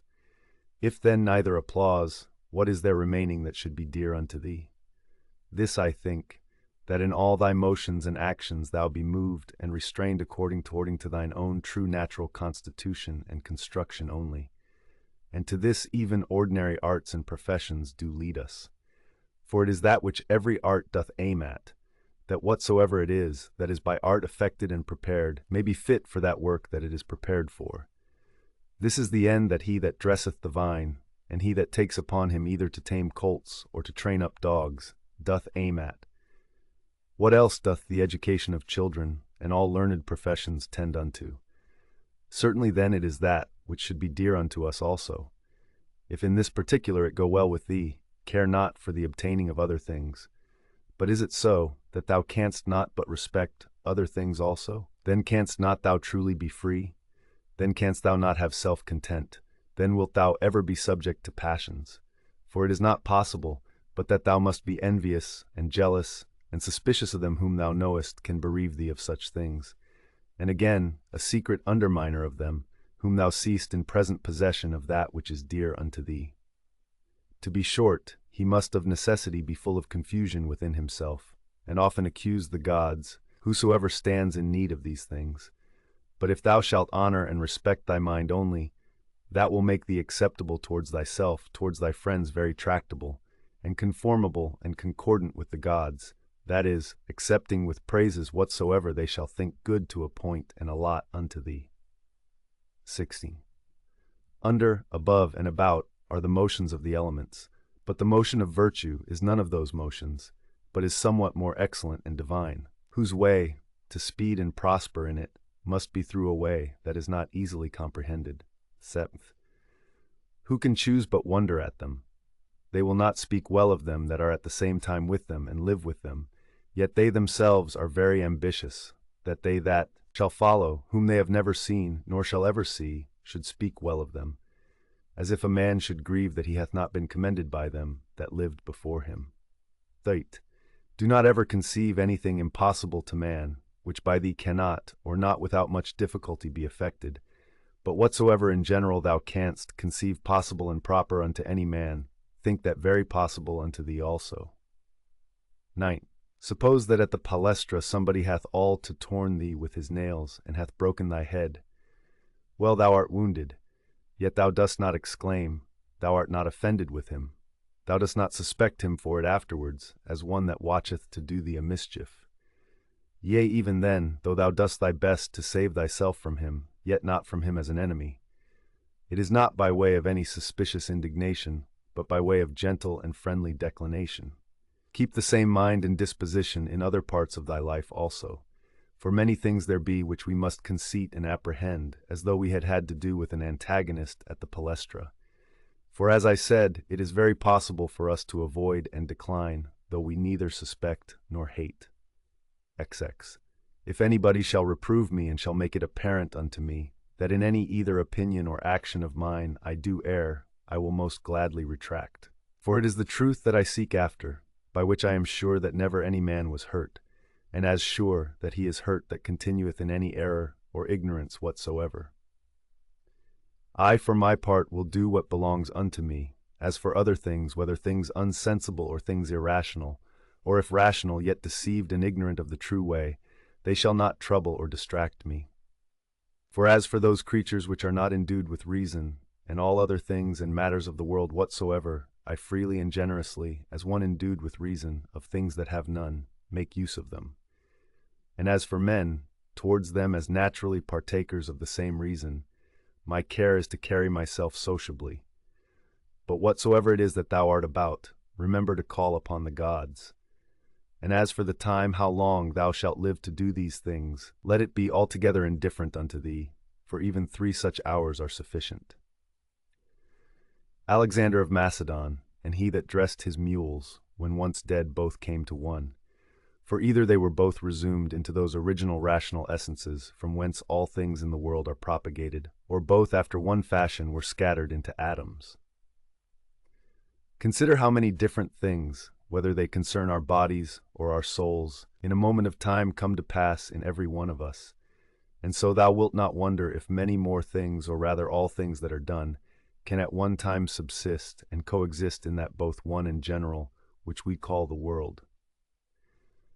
If any should put this question unto thee, how this word Antoninus is written, wouldst thou not presently fix thine intention upon it, and utter out in order every letter of it? And if any shall begin to gainsay thee, and quarrel with thee about it, wilt thou quarrel with him again, or rather go on meekly as thou hast begun, until thou hast numbered out every letter? Here then likewise remember, that every duty that belongs unto a man doth consist of some certain letters or numbers, as it were, to which without any noise or tumult keeping thyself thou must orderly proceed to thy proposed end, forbearing to quarrel with him that would quarrel and fall out with thee. Exta Ford, is it not a cruel thing to forbid men to effect those things, which they conceive to agree best with their own natures, and to tend most to their own proper good and behoof? But thou after a sort deniest them this liberty, as often as thou art angry with them for their sins. For surely they are led unto those sins whatsoever they be, as to their proper good and commodity. But it is not so, thou wilt object perchance. Thou therefore teach them better, and make it appear unto them, but be not thou angry with them. To 6. Death is a cessation from the impression of the senses, the tyranny of the passions, the errors of the mind, and the servitude of the body. Sweats, if in this kind of life thy body be able to hold out, it is a shame that thy soul should faint first, and give over. Take heed, lest of a philosopher thou become a mere Caesar in time, and receive a new tincture from the court. For it may happen if thou dost not take heed. Keep thyself therefore truly simple, good, sincere, grave, free from all ostentation, a lover of that which is just, religious, kind, tender-hearted, strong and vigorous to undergo anything that becomes thee. Endeavor to continue such, as philosophy, hadst thou wholly and constantly applied thyself unto it, would have made and secured thee. Worship the gods, procure the welfare of men, this life is short. Charitable actions, and a holy disposition, is the only fruit of this earthly life. Do all things as becometh the disciple of Antoninus Pius. Remember his resolute constancy in things that were done by him according to reason, his equability in all things, his sanctity, the cheerfulness of his countenance, his sweetness, and how free he was from all vainglory, how careful to come to the true and exact knowledge of matters in hand, and how he would by no means give over till he did fully and plainly understand the whole state of the business, and how patiently and without any contestation he would bear with them that did unjustly condemn him, how he would never be over hasty in anything, nor give ear to slanders and false accusations, but examine and observe with best diligence the several actions and dispositions of men. Again, how he was no backbiter, nor easily frightened, nor suspicious, and in his language free from all affectation and curiosity, and how easily he would content himself with few things, as lodging, bedding, clothing, and ordinary nourishment, and attendance. How able to endure labor, how patient, able through his spare diet to continue from morning to evening without any necessity of withdrawing before his accustomed hours to the necessities of nature, his uniformity and constancy in matter of friendship, how he would bear with them that with all boldness and liberty opposed his opinions, and even rejoice if any man could better advise him, and lastly, how religious he was without superstition. All these things of him remember, that whensoever thy last hour shall come upon thee, it may find thee, as it did him, ready for it in the possession of a good conscience. 9. Stir up thy mind, and recall thy wits again from thy natural dreams and visions, and when thou art perfectly awoken, and canst perceive that they were but dreams that troubled thee, as one newly awakened out of another kind of sleep, look upon these worldly things with the same mind as thou didst upon those that thou sawest in thy sleep. XXX. I consist of body and soul. Unto my body all things are indifferent, for of itself it cannot affect one thing more than another with apprehension of any difference. As for my mind, all things which are not within the verge of her own operation are indifferent unto her, and for her own operations those altogether depend of her. Neither does she busy herself about any, but those that are present. For as for future and past operations, those also are now at this present indifferent unto her. Extinctions. As long as the foot doth that which belongeth unto it to do, and the hand that which belongs unto it, their labor, whatsoever it be, is not unnatural. So a man, as long as he doth that which is proper unto a man, his labor cannot be against nature, and if it be not against nature, then neither is it hurtful unto him. But if it were so that happiness did consist in pleasure, how came notorious robbers, impure abominable livers, parricides and tyrants, in so large a measure to have their part of pleasures? Sec 12. Dost thou not see how even those that profess mechanic arts, though in some respect they be no better than mere idiots, yet they stick close to the course of their trade, neither can they find in their heart to decline from it? And is it not a grievous thing that an architect or a physician shall respect the course and mysteries of their profession more than a man the proper course and condition of his own nature, reason, which is common to him and to the gods? In the third, Asia, Europe, what are they but as corners of the whole world, of which the whole sea is but as one drop, and the great Mount Athos but as a clod, as all present time is but as one point of eternity?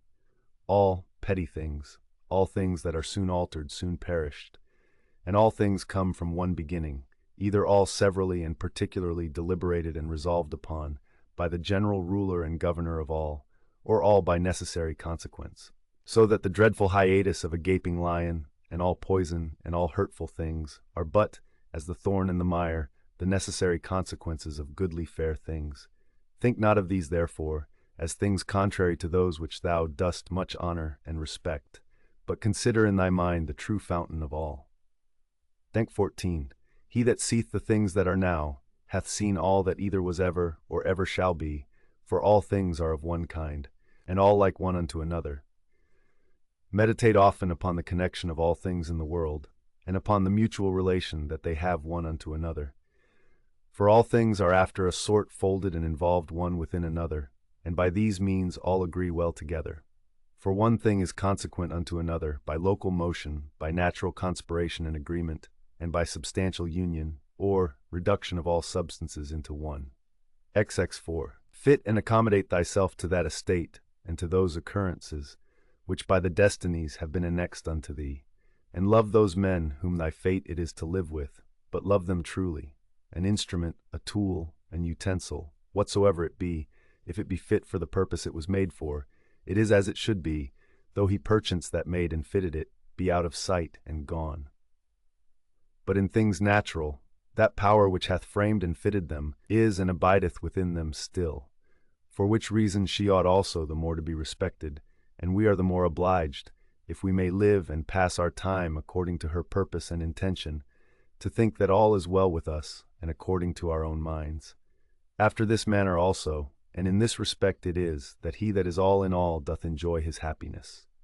X6. What things soever are not within the proper power and jurisdiction of thine own will, either to compass or avoid, if thou shalt propose unto thyself any of those things as either good or evil, it must needs be that according as thou shalt either fall into that which thou dost think evil, or miss of that which thou dost think good, so wilt thou be ready both to complain of the gods, and to hate those men, who either shall be so indeed, or shall by thee be suspected as the cause either of thy missing of the one or falling into the other. And indeed we must needs commit many evils, if we incline to any of these things more or less, with an opinion of any difference. But if we mind and fancy those things only, as good and bad, which wholly depend of our own wills, there is no more occasion why we should either murmur against the gods, or be at enmity with any man. X7. We all work to one effect, some willingly, and with a rational apprehension of what we do, others without any such knowledge. As I think Heraclitus in a place speaketh of them that sleep, that even they do work in their kind, and do confer to the general operations of the world. One man therefore doth cooperate after one sort, and another after another sort, but even he that doth murmur, and to his power doth resist and hinder, even he as much as any doth cooperate. For of such also did the world stand in need. Now do thou consider among which of these thou rank thyself. For as for him who is the administrator of all, he will make good use of thee whether thou wilt or no, and make thee, as a part and member of the whole, so to cooperate with him, that whatsoever thou doest shall turn to the furtherance of his own counsels and resolutions. But be not thou, for shame, such a part of the whole, as that vile and ridiculous verse, which Chrysippus in a place doth mention, is a part of the comedy. State 8.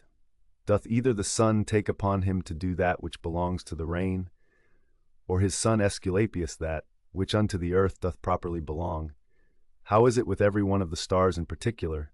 Though they all differ one from another, and have their several charges and functions by themselves, do they not all nevertheless concur and cooperate to one end? If so be that the gods have deliberated in particular of those things that should happen unto me, I must stand to their deliberation as discreet and wise. For that a god should be an imprudent god is a thing hard even to conceive. And why should they resolve to do me hurt? For what profit either unto them or the universe, which they specially take care for, could arise from it? But if so be that they have not deliberated of me in particular, certainly they have of the whole in general. And those things which in consequence and coherence of this general deliberation happen unto me in particular, I am bound to embrace and accept of.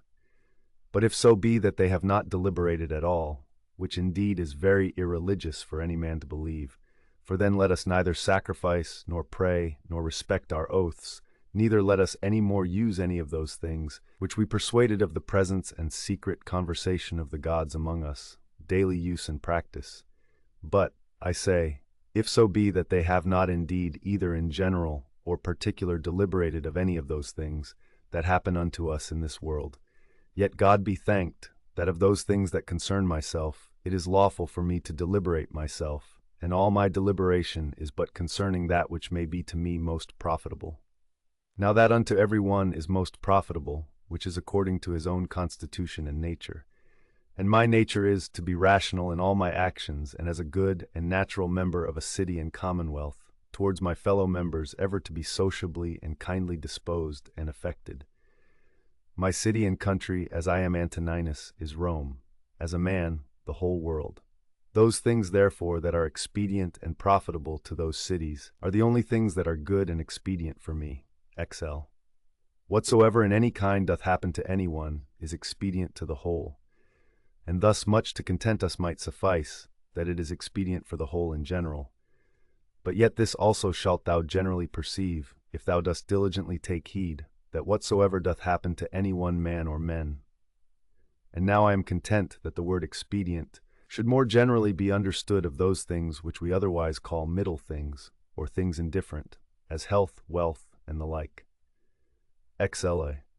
As the ordinary shows of the theatre and of other such places, when thou art presented with them, affect thee, as the same things still seen, and in the same fashion, make the sight ingrateful and tedious, so must all the things that we see all our life long affect us. For all things, above and below, are still the same and from the same causes. When then will there be an end? Except, let the several deaths of men of all sorts, and of all sorts of professions, and of all sort of nations, be a perpetual object of thy thoughts, so that thou mayst even come down to Philistio, Phobus, and Origanian. Pass now to other generations. Thither shall we after many changes, where so many brave orators are, where so many grave philosophers, Heraclitus, Pythagoras, Socrates, where so many heroes of the old times, and then so many brave captains of the latter times, and so many kings. After all these, where Eudoxus, Hipparchus, Archimedes, where so many other sharp, generous, industrious, subtile, peremptory dispositions, and among others, even they, that have been the greatest scoffers and deriders of the frailty and brevity of this our human life, as Menippus and others, as many as there have been such as he. Of all these consider, that they long since are all dead and gone. And what do they suffer by it? Nay, they that have not so much as a name remaining, what are they the worse for it? One thing there is, and that only, which is worth our while in this world, and ought by us much to be esteemed, and that is, according to truth and righteousness, meekly and lovingly to converse with false and unrighteous men. When thou wilt comfort and cheer thyself, call to mind the several gifts and virtues of them, whom thou dost daily converse with, as for example, the industry of the one, the modesty of another, the liberality of a third, of another some other thing. For nothing can so much rejoice thee as the resemblances and parallels of several virtues, visible and eminent in the dispositions of those who live with thee, especially when, all at once, as near as may be, they represent themselves unto thee, and therefore thou must have them always in a readiness. X4. Dost thou grieve that thou dost weigh but so many pounds, and not 300 rather? Just as much reason hast thou to grieve that thou must live but so many years, and not longer. For as for bulk and substance, thou dost content thyself with that proportion of it that is allotted unto thee, so shouldst thou for time. Let us do our best endeavors to persuade them. But however, if reason and justice lead thee to it, do it, though they be never so much against it. But if any shall by force withstand thee, and hinder thee in it, convert thy virtuous inclination from one object unto another, from justice to contented equanimity, and cheerful patience, so that what in the one is thy hindrance, thou mayst make use of it for the exercise of another virtue. And remember that it was with due exception and reservation that thou didst at first incline and desire. For thou didst not set thy mind upon things impossible. Upon what then? That all thy desires might ever be moderated with this due kind of reservation. And this thou hast, and mayst always obtain, whether the thing desired be in thy power or no. And what do I care for more, if that for which I was born and brought forth into the world, to rule all my desires with reason and discretion, may be? XL6. The ambitious supposeth another man's act, praise and applause to be his own happiness, the voluptuous his own sense and feeling, but he that is wise, his own action. X-stepped. It is in thy power absolutely to exclude all manner of conceit and opinion as concerning this matter, and by the same means to exclude all grief and sorrow from thy soul. For as for the things and objects themselves, they of themselves have no such power, whereby to beget and force upon us any opinion at all. Date. Use thyself when any man speaks unto thee, so to hearken unto him, as that in the interim thou give not way to any other thoughts, that so thou mayst, as far as is possible, seem fixed and fastened to his very soul, whosoever he be that speaks unto thee. Excellent. That which is not good for the beehive cannot be good for the bee. L. Will either passengers or patients find fault and complain, either the one if they be well carried, or the others if well cured?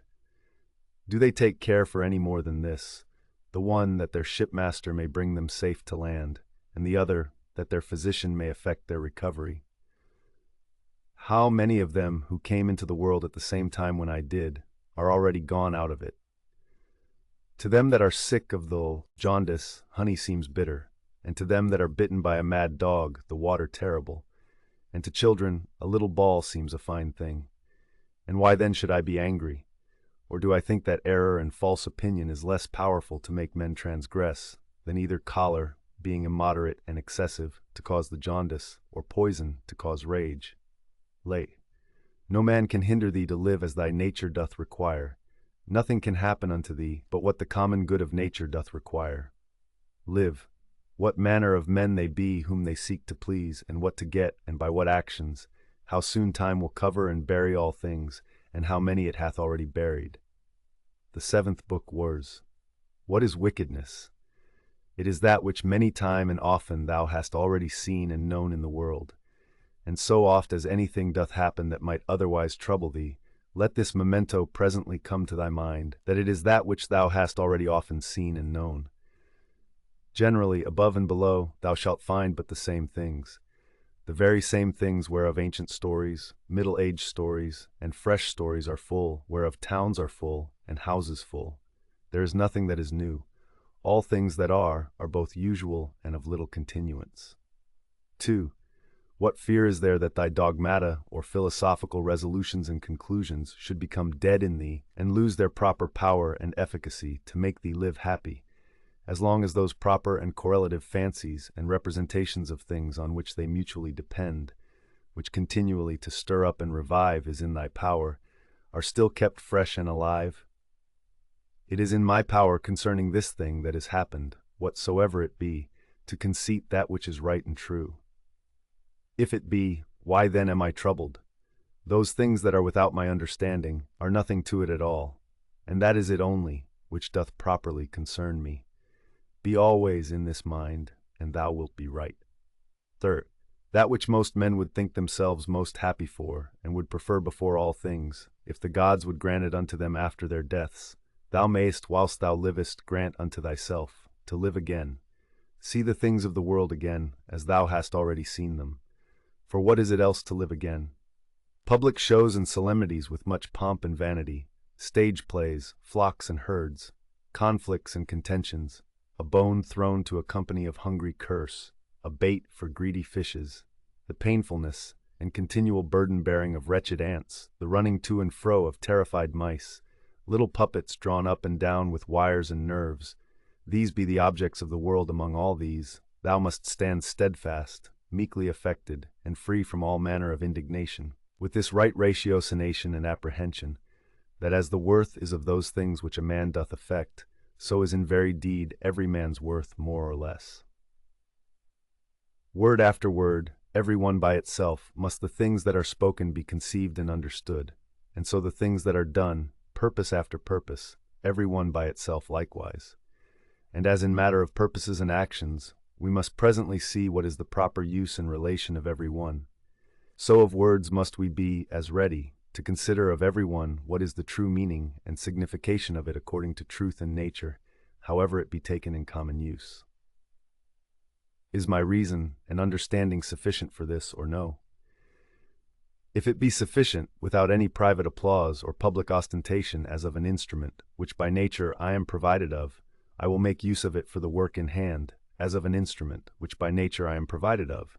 If it be not, and that otherwise it belong not unto me particularly as a private duty, I will either give it over, and leave it to some other that can better effect it, or I will endeavor it, but with the help of some other, who with the joint help of my reason is able to bring somewhat to pass that will now be seasonable and useful for the common good.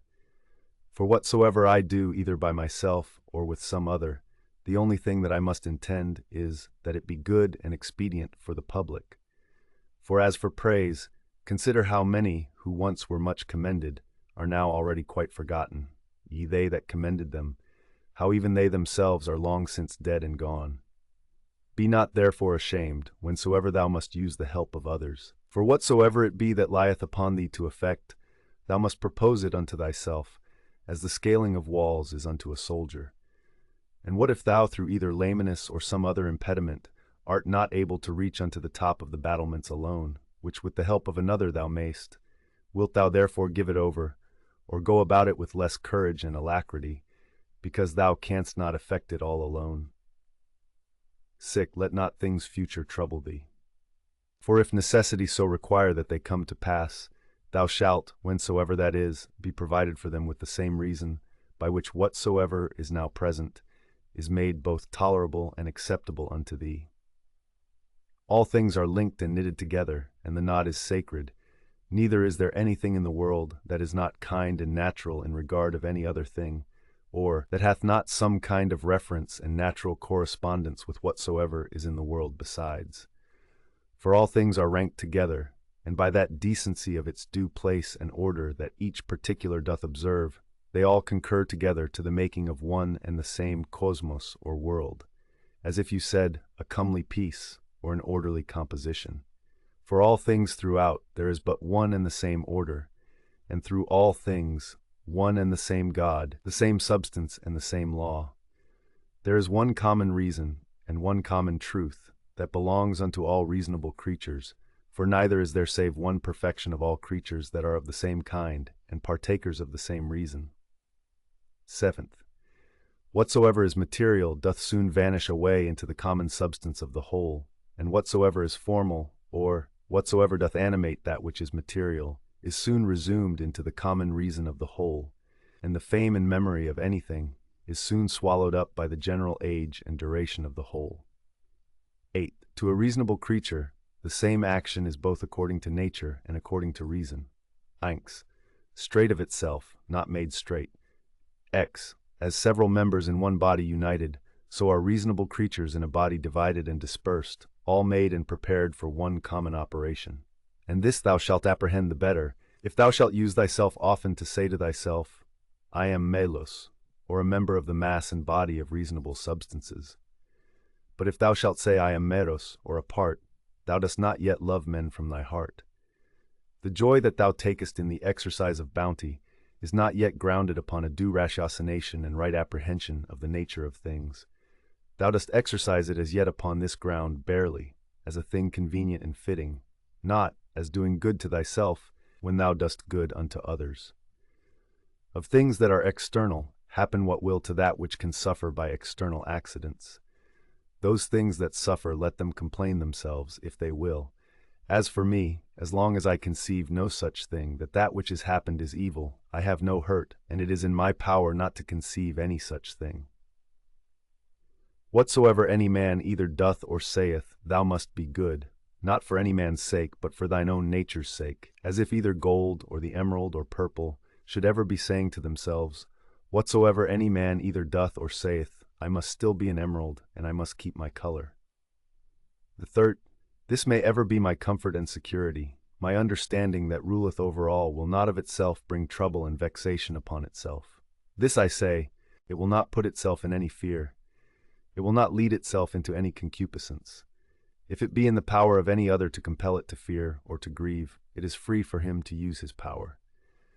But sure, if itself do not of itself, through some false opinion or supposition, incline itself to any such disposition, there is no fear. For as for the body, why should I make the grief of my body to be the grief of my mind? If that itself can either fear or complain, let it. But as for the soul, which indeed can only be truly sensible of either fear or grief, to which only it belongs according to its different imaginations and opinions, to admit of either of these, or of their contraries, thou mayst look to that thyself, that it suffer nothing. Induce her not to any such opinion or persuasion. The understanding is of itself sufficient unto itself, and needs not, if itself doth not bring itself to need, any other thing besides itself, and by consequent, as it needs nothing, so neither can it be troubled or hindered by anything, if itself doth not trouble and hinder itself. 14. What is eudaimonia, or happiness, but agathosdaimon, or a good demon, or spirit? What then dost thou do here, O opinion? By the gods I adjure thee, that thou get thee gone, as thou earnest, for I need thee not. Thou earnest indeed unto me according to thy ancient wonted manner. It is that all men have ever been subject unto. That thou camest therefore, I am not angry with thee, only begone, now that I have found thee what thou art. It's forward. Is any man so foolish as to fear change, to which all things that once were not owe their being? And what is it that is more pleasing and more familiar to the nature of the universe? How couldst thou thyself use thy ordinary hot baths, should not the wood that heateth them first be changed? How couldst thou receive any nourishment from those things that thou hast eaten, if they should not be changed? Can anything else almost, that is useful and profitable, be brought to pass without change? How then dost not thou perceive, that for thee also, by death to come to change, is a thing of the very same nature, and as necessary for the nature of the universe? 6th, through the substance of the universe, as through a torrent pass all particular bodies, being all of the same nature, and all joint workers with the universe itself, as in one of our bodies, so many members among themselves. How many such as Chrysippus, how many such as Socrates, how many such as Epictetus, hath the age of the world long since swallowed up and devoured? Let this, be it either men or businesses, that thou hast occasion to think of, to the end that thy thoughts be not distracted, and thy mind too earnestly set upon anything, upon every such occasion presently come to thy mind. Of all my thoughts and cares, one only thing shall be the object, that I myself do nothing which to the proper constitution of man, either in regard of the thing itself, or in regard of the manner, or of the time of doing, is contrary. The time when thou shalt have forgotten all things is at hand, and that time also is at hand, when thou thyself shalt be forgotten by all. Whilst thou art, apply thyself to that especially which unto man as he is a mart, is most proper and agreeable, and that is, for a man even to love them that transgress against him. This shall be, if at the same time that any such thing doth happen, thou call to mind, that they are thy kinsmen, that it is through ignorance and against their wills that they sin, and that within a very short while after both thou and he shall be no more. But above all things, that he hath not done thee any hurt, for that by him thy mind and understanding is not made worse or more vile than it was before. Septon, the nature of the universe, of the common substance of all things as it were of so much wax, hath now perchance formed a horse, and then, destroying that figure, hath new tempered and fashioned the matter of it into the form and substance of a tree, then that again into the form and substance of a man, and then that again into some other. Now every one of these doth subsist, but for a very little while. As for dissolution, if it be no grievous thing to the chest or trunk to be joined together, why should it be more grievous to be put asunder? 8. An angry countenance is much against nature, and it is oftentimes the proper countenance of them that are at the point of death. But were it so, that all anger and passion were so thoroughly quenched in thee, that it were altogether impossible to kindle it any more, yet herein must not thou rest satisfied, but further endeavor by good consequence of true ratiocination, perfectly to conceive and understand, that all anger and passion is against reason. For if thou shalt not be sensible of thine innocence, if that also shall be gone from thee, the comfort of a good conscience, that thou doest all things according to reason, what shouldest thou live any longer for? All things that now thou seest are but for a moment. That nature, by which all things in the world are administered, will soon bring change and alteration upon them, and then of their substances make other things like unto them, and then soon after others again of the matter and substance of these, that so by these means the world may still appear fresh and new. 9. Whensoever any man doth trespass against other, presently consider with thyself what it was that he did suppose to be good, what to be evil, when he did trespass. For this when thou knowest, thou wilt pity him, thou wilt have no occasion either to wonder or to be angry. For either thou thyself dost yet live in that error and ignorance, as that thou dost suppose either that very thing that he doth, or some other like worldly thing to be good, and so thou art bound to pardon him if he have done that which thou in the like case wouldst have done thyself, or if so be that thou dost not any more suppose the same things to be good or evil that he doth, how canst thou but be gentle unto him that is in an error? Fancy not to thyself things future, as though they were present, but of those that are present, take some aside, that thou takest most benefit of, and consider of them particularly, how wonderfully thou wouldst want them, if they were not present. But take heed withal, lest that whilst thou dost settle thy contentment in things present, thou grow in time so to overprize them, as that the want of them, whensoever it shall so fall out, should be a trouble and a vexation unto thee. Wind up thyself into thyself. Such is the nature of thy reasonable commanding part, as that if it exercise justice, and have by that means tranquillity within itself, it doth rest fully satisfied with itself without any other thing. Entiam. Wipe off all opinion, stay the force and violence of unreasonable lusts and affections. Circumscribe the present time, examine whatsoever it be that is happened, either to thyself or to another. Divide all present objects, either in that which is formal or material, think of the last hour. That which thy neighbor hath committed, where the guilt of it lieth, there let it rest. Examine in order whatsoever is spoken. Let thy mind penetrate both into the effects and into the causes. Rejoice thyself with true simplicity and modesty, and that all middle things between virtue and vice are indifferent unto thee. Finally, love mankind, obey God. All things, saith he, are by certain order and appointment. And what if the elements only? It will suffice to remember that all things in general are by certain order and appointment, or if it be but few. And as concerning death, that either dispersion, or the atoms, or annihilation, or extinction, or translation will ensue. And as concerning pain, that which is intolerable is soon ended by death, and that which holds long must needs be tolerable, and that the mind in the meantime, which is all in all, may by way of interclusion or interception, by stopping all manner of commerce and sympathy with the body, still retain its own tranquillity. Thy understanding is not made worse by it. As for those parts that suffer, let them, if they can, declare their grief themselves. As for praise and commendation, view their mind and understanding, what estate they are in, what kind of things they fly, and what things they seek after. And that as in the seaside, whatsoever was before to be seen, is by the continual succession of new heaps of sand cast up one upon another, soon hid and covered. So in this life, all former things by those which immediately succeed. Out of Plato. He then whose mind is endowed with true magnanimity, who hath accustomed himself to the contemplation both of all times and of all things in general, can this mortal life, thinkest thou, seem any great matter unto him? It is not possible, answered he. Then neither will such a one account death a grievous thing? By no means. 14. Out of Antisthenes. It is a princely thing to do well, and to be ill spoken of.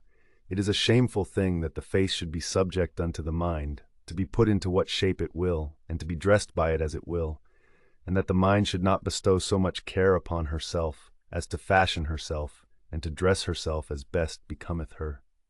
4. Out of several poets and comics. It will but little avail thee, to turn thine anger and indignation upon the things themselves that have fallen across unto thee. For as for them, they are not sensible of it, etc. Thou shalt but make thyself a laughing-stock, both unto the gods and men, etc. Our life is reaped like a ripe ear of corn. One is yet standing, and another is down, etc. But if so be that I and my children be neglected by the gods, there is some reason even for that, etc. As long as right and equity is of my side, etc., not to lament with them, not to tremble, etc. 6. Out of Plato. My answer, full of justice and equity, should be this: thy speech is not right, O man. If thou supposest that he that is of any worth at all should apprehend either life or death as a matter of great hazard and danger, and should not make this rather his only care, to examine his own actions, whether just or unjust, whether actions of a good or of a wicked man, etc. For thus in very truth stands the case, O ye men of Athens. What place or station soever a man either hath chosen to himself, judging it best for himself, or is by lawful authority put and settled in, therein do I think, all appearance of danger notwithstanding, that he should continue, as one who feareth neither death nor anything else, so much as he feareth to commit anything that is vicious and shameful, etc.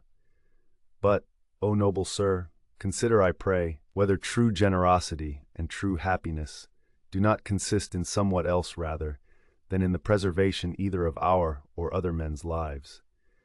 For it is not the part of a man that is a man indeed, to desire to live long or to make much of his life whilst he liveth, but rather he that is such will in these things wholly refer himself unto the gods, and believing that which every woman can tell him, that no man can escape death. The only thing that he takes thought and care for is this, that what time he liveth, he may live as well and as virtuously as he can possibly, etc. To look about, and with the eyes to follow the course of the stars and planets, as though thou wouldst run with them, and to mind perpetually the several changes of the elements one into another. For such fancies and imaginations help much to purge away the dross and filth of this our earthly life.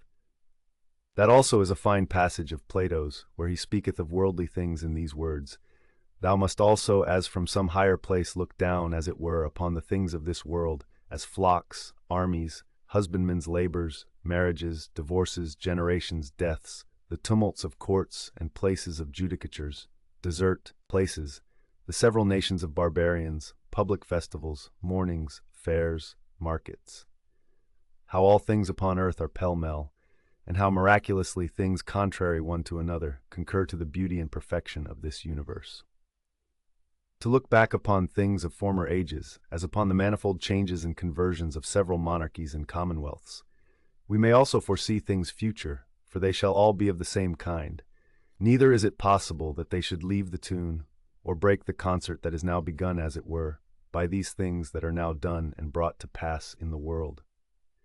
It comes all to one, therefore, whether a man be a spectator of the things of this life but 40 years, or whether he see them 10,000 years together.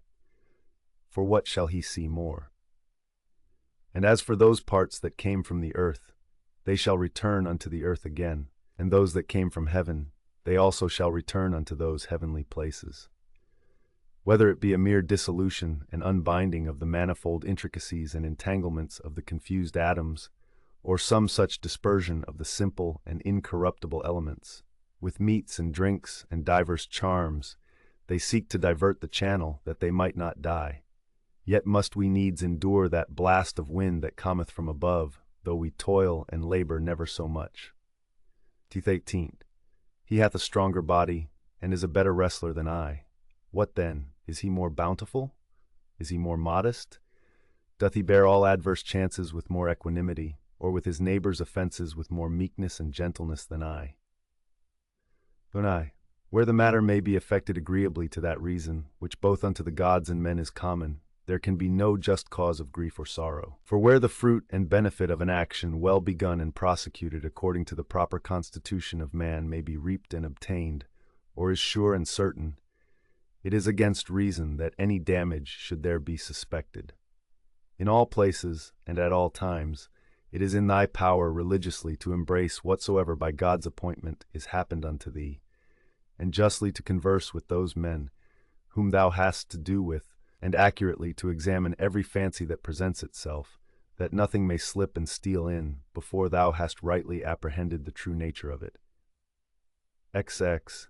Look not about upon other men's minds and understandings, but look right on forwards whither nature, both that of the universe, in those things that happen unto thee, and thine in particular, in those things that are done by thee, doth lead and direct thee. Now every one is bound to do that, which is consequent and agreeable to that end, which by his true natural constitution he was ordained unto. As for all other things, they are ordained for the use of reasonable creatures.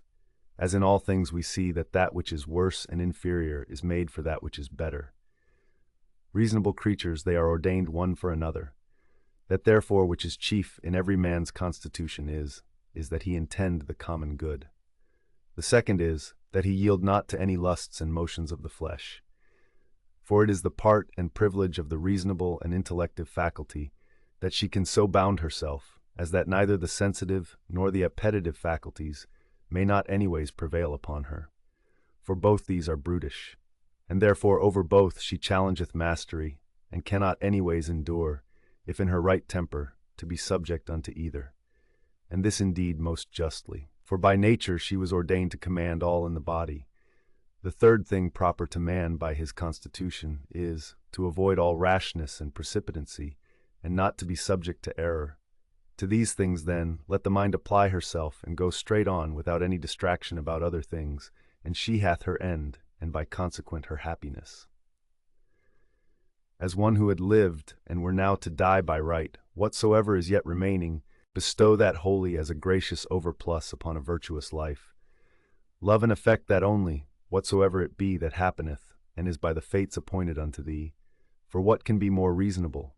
And as anything doth happen unto thee by way of cross or calamity, call to mind presently, and set before thine eyes, the examples of some other men, to whom the self-same thing did once happen likewise. Well, what did they? They grieved, they wondered, they complained. And where are they now? All dead and gone. Wilt thou also be like one of them?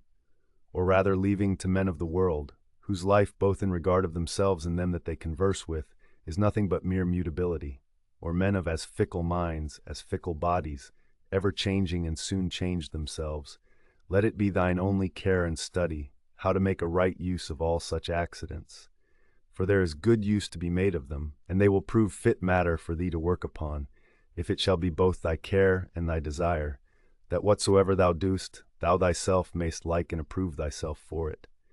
And both these, see, that thou remember well, according as the diversity of the matter of the action that thou art about shall require. Look within.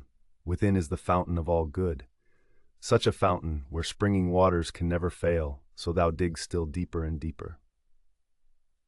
Thou must use thyself also to keep thy body fixed and steady, free from all loose fluctuant either motion or posture. And as upon thy face and looks thy mind hath easily power over them to keep them to that which is grave and decent, so let it challenge the same power over the whole body also, but so observe all things in this kind, as that it be without any manner of affectation. The art of true living in this world is more like a wrestler's than a dancer's practice. For in this they both agree, to teach a man whatsoever falls upon him, that he may be ready for it, and that nothing may cast him down. 14. Thou must continually ponder and consider with thyself what manner of men they be, and for their minds and understandings what is their present estate, whose good word and testimony thou dost desire. For then neither wilt thou see cause to complain of them that offend against their wills, or find any want of their applause, if once thou dost but penetrate into the true force and ground both of their opinions and of their desires. No soul, saith he, is willingly bereft of the truth, and by consequent neither of justice or temperance or kindness and mildness, nor of anything that is of the same kind. It is most needful that thou shouldst always remember this, for so shalt thou be far more gentle and moderate towards all men. What pain soever thou art in, let this presently come to thy mind, that it is not a thing whereof thou needest to be ashamed, neither is it a thing whereby thy understanding, that hath the government of all, can be made worse. For neither in regard of the substance of it, nor in regard of the end of it, which is, to intend the common good, can it alter and corrupt it. This also of Epicurus mayst thou in most pains find some help of, that it is neither intolerable nor eternal, so thou keep thyself to the true bounds and limits of reason, and give not way to opinion. This also thou must consider, that many things there be which oftentimes unsensibly trouble and vex thee, as not armed against them with patience, because they go not ordinarily under the name of pains, which in very deed are of the same nature as pain, as to slumber unquietly, to suffer heat, to want appetite. When therefore any of these things make thee discontented, check thyself with these words: Now hath pain given thee the foil, thy courage hath failed thee. 6. Take heed lest at any time thou stand so affected, though towards unnatural evil men, as ordinary men are commonly one towards another. How know we whether Socrates were so eminent indeed, and of so extraordinary a disposition? For that he died more gloriously, that he disputed with the sophists more subtlety, that he watched in the frost more assiduously, that being commanded to fetch innocent Salaminius, he refused to do it more generously. All this will not serve. Nor that he walked in the streets with much gravity and majesty, as was objected unto him by his adversaries, which nevertheless a man may well doubt of, whether it were so or no, or, which above all the rest, if so be that it were true, a man would well consider of, whether commendable or discommendable. The thing therefore that we must inquire into is this: what manner of soul Socrates had, whether his disposition was such, as that all that he stood upon and sought after in this world was barely this, that he might ever carry himself justly towards men, and holily towards the gods, neither vexing himself to no purpose at the wickedness of others, nor yet ever condescending to any man's evil fact or evil intentions through either fear or engagement of friendship. Whether of those things that happened unto him by God's appointment, he neither did wonder at any when it did happen, or thought it intolerable in the trial of it. And lastly, whether he never did suffer his mind to sympathize with the senses and affections of the body. For we must not think that nature hath so mixed and tempered it with the body, as that she hath not power to circumscribe herself, and by herself to intend her own ends and occasions. Sect 8-8. For it is a thing very possible that a man should be a very divine man, and yet be altogether unknown. This thou must ever be mindful of, as of this also, that a man's true happiness doth consist in very few things, and that although thou dost despair that thou shalt ever be a good either logician or naturalist, yet thou art never the further off by it from being either liberal, or modest, or charitable, or obedient unto God. 69. Free from all compulsion, in all cheerfulness and alacrity, thou mayst run out thy time, though men should exclaim against thee never so much, and the wild beasts should pull in sunder the poor members of thy pampered mass of flesh. For what in either of these or the like cases should hinder the mind to retain her own rest and tranquillity, consisting both in the right judgment of those things that happen unto her, and in the ready use of all present matters and occasions, so that her judgment may say, to that which is befallen her by way of cross, this thou art in very deed, and according to thy true nature, notwithstanding that in the judgment of opinion thou dost appear otherwise, and her discretion to the present object, thou art that which I sought for. For whatsoever it be that is now present shall ever be embraced by me as a fit and seasonable object, both for my reasonable faculty and for my sociable or charitable inclination to work upon. And that which is principal in this matter is that it may be referred either unto the praise of God or to the good of men. For either unto God or man, whatsoever it is that doth happen in the world hath in the ordinary course of nature its proper reference. Neither is there anything that in regard of nature is either new or reluctant and intractable, but all things both usual and easy. XL. Then hath a man attained to the estate of perfection in his life and conversation, when he so spends every day as if it were his last day, never hot and vehement in his affections, nor yet so cold and stupid as one that had no sense, and free from all manner of dissimulation. Can the gods, who are immortal, for the continuance of so many ages, bear without indignation with such and so many sinners as have ever been? Ye not only so, but also take such care for them, that they want nothing, and dost thou so grievously take on, as one that could bear with them no longer, thou that art but for a moment of time? Yea, thou that art one of those sinners thyself? A very ridiculous thing it is, that any man should dispense with vice and wickedness in himself, which is in his power to restrain, and should go about to suppress it in others, which is altogether impossible. Except, what object soever our reasonable and sociable faculty doth meet with, that affords nothing either for the satisfaction of reason or for the practice of charity, she worthily doth think unworthy of herself. When thou hast done well, and another is benefited by thy action, must thou like a very fool look for a third thing besides, as that it may appear unto others also that thou hast done well, or that thou mayest in time receive one good turn for another? No man useth to be weary of that which is beneficial unto him. But every action according to nature is beneficial. Be not weary then of doing that which is beneficial unto thee, whilst it is so unto others. X4. The nature of the universe did once certainly before it was created, whatsoever it hath done since, deliberate and so resolve upon the creation of the world. Now since that time, whatsoever it is, that is and happens in the world, is either but a consequent of that one and first deliberation, or if so be that this ruling rational part of the world takes any thought and care of things particular, they are surely his reasonable and principal creatures that are the proper object of his particular care and providence. This often thought upon will much conduce to thy tranquillity. The 8th Book, Earth. This also, among other things, may serve to keep thee from vainglory, if thou shalt consider that thou art now altogether incapable of the commendation of one who all his life long, or from his youth at least, hath lived a philosopher's life. For both unto others and to thyself especially, it is well known that thou hast done many things contrary to that perfection of life. Thou hast therefore been confounded in thy course, and henceforth it will be hard for thee to recover the title and credit of a philosopher. And to it also is thy calling and profession repugnant. If therefore thou dost truly understand what it is that is of moment indeed, as for thy fame and credit, take no thought or care for that. Let it suffice thee if all the rest of thy life, be it more or less, thou shalt live as thy nature requireth, or according to the true and natural end of thy making. Take pains, therefore, to know what it is that thy nature requireth, and let nothing else distract thee. Thou hast already had sufficient experience, that of those many things that hitherto thou hast erred and wandered about, thou couldst not find happiness in any of them.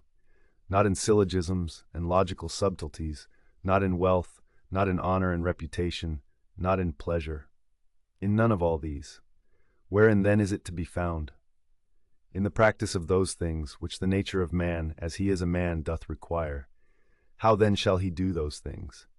If his dogmata, or moral tenets and opinions, from which all motions and actions do proceed, be right and true. Which be those dogmata? Those that concern that which is good or evil, as that there is nothing truly good and beneficial unto man, but that which makes him just, temperate, courageous, liberal, and that there is nothing truly evil and hurtful unto man, but that which causeth the contrary effects. 2. Upon every action that thou art about, put this question to thyself: how will this, when it is done, agree with me? Shall I have no occasion to repent of it? Yet a very little while, and I am dead and gone, and all things are at end.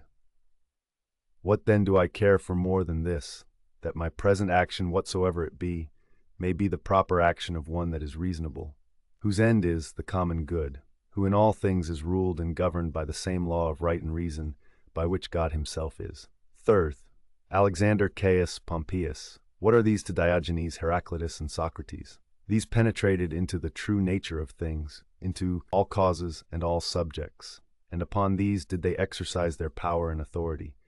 But as for those, as the extent of their error was, so far did their slavery extend. 4.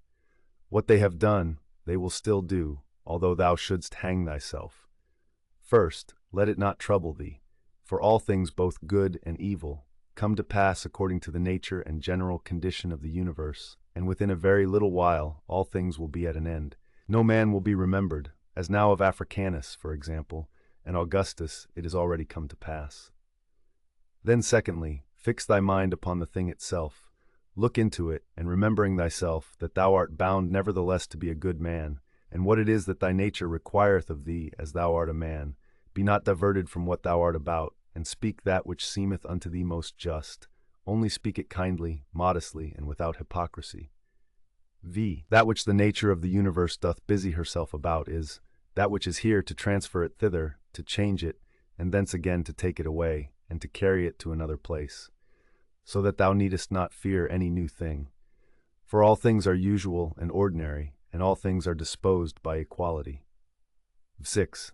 Every particular nature hath content when in its own proper course it speeds.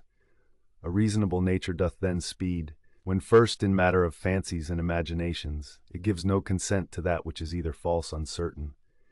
Secondly, when in all its motions and resolutions it takes its level at the common good only, and that it desireth nothing, and fleeth from nothing, but what is in its own power to compass or avoid. And lastly, when it willingly and gladly embraceth whatsoever is dealt and appointed unto it by the common nature, for it is part of it, even as the nature of any one leaf is part of the common nature of all plants and trees. But that the nature of a leaf is part of a nature both unreasonable and unsensible, and which in its proper end may be hindered, or which is servile and slavish, whereas the nature of man is part of a common nature which cannot be hindered, and which is both reasonable and just. From whence also it is, that according to the worth of everything, she doth make such equal distribution of all things, as of duration, substance, form, operation, and of events and accidents. But herein consider not whether thou shalt find this equality in everything absolutely and by itself, but whether in all the particulars of some one thing taken together, and compared with all the particulars of some other thing, and them together likewise. 7. Thou hast no time nor opportunity to read. What then? Hast thou not time and opportunity to exercise thyself, not to wrong thyself, to strive against all carnal pleasures and pains, and to get the upper hand of them, to contemn honor and vainglory, and not only, not to be angry with them, whom towards thee thou doest find unsensible and unthankful, but also to have a care of them still, and of their welfare. 8. Forbear henceforth to complain of the trouble of a courtly life, either in public before others, or in private by thyself. Ix, repentance is an inward and self-reprehension for the neglect or omission of somewhat that was profitable. Now whatsoever is good is also profitable, and it is the part of an honest virtuous man to set by it, and to make reckoning of it accordingly. But never did any honest virtuous man repent of the neglect or omission of any carnal pleasure. No carnal pleasure then is either good or profitable. This, what is it in itself, and by itself, according to its proper constitution? What is the substance of it? What is the matter or proper use? What is the form or efficient cause? What is it for in this world, and how long will it abide? Thus must thou examine all things that present themselves unto thee. Vix. When thou art hard to be stirred up and awaked out of thy sleep, admonish thyself and call to mind that to perform actions tending to the common good is that which thine own proper constitution and that which the nature of man do require. But to sleep is common to unreasonable creatures also. And what more proper and natural, yea, what more kind and pleasing, than that which is according to nature? 12. As every fancy and imagination presents itself unto thee, consider, if it be possible, the true nature and the proper qualities of it, and reason with thyself about it. 13. At thy first encounter with anyone, say presently to thyself, this man, what are his opinions concerning that which is good or evil, as concerning pain, pleasure, and the causes of both, concerning honor and dishonor, concerning life and death, thus and thus. Now if it be no wonder that a man should have such and such opinions, how can it be a wonder that he should do such and such things? I will remember then that he cannot but do as he doth, holding those opinions that he doth. Remember that as it is a shame for any man to wonder that a fig tree should bear figs, so also to wonder that the world should bear anything, whatsoever it is, which in the ordinary course of nature it may bear.